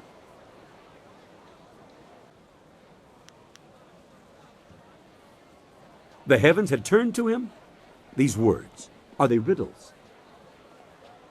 Wait, what word is this from the front? The Emperor sends word of his return. The Horse Lords are unconquered, but our forces were undefeatable. What happened to cease the expansion of the Empire, dear lady? A celestial event, most auspicious. And so, our most noble Emperor saw a sign from the heavens. Our mighty armies poised to crush the Horse Lords and stretch the Empire to the ends of the earth, but we stopped. For now, even I see that there are limits to ambition, and overreaching those limits invites nothing but disaster. All praise the Emperor, for his wisdom is infinite. My lady, you have my deepest thanks for bringing this news to us. I shall inform the court immediately.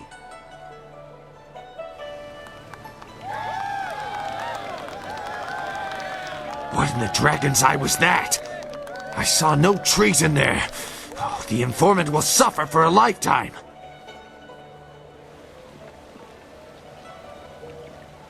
You there, Lady 14 Flowers. The crowd loved it. Fantastic performance. You managed to hit every line perfectly. I'll admit that was truly memorable. Our sponsor may not be happy with the version you read, but I've always preferred the old version of the play anyway. I guess Incisive Chorus put you up to this, because I know I gave you the new script to study. Good for him. I believe I owe you an actor's fee. Enjoy. I'm glad you were here to fill in. We would have sunk faster than a bottomless boat without a solid Lady 14 Flowers on hand. Rather fun. Now I know you're not one of the guild actors. They're never positive about anything. Oh well, No harm done, I'm sure. The performance wouldn't have gone on without you, professional actor or not. Now, if you'll excuse me, I have things I must attend to.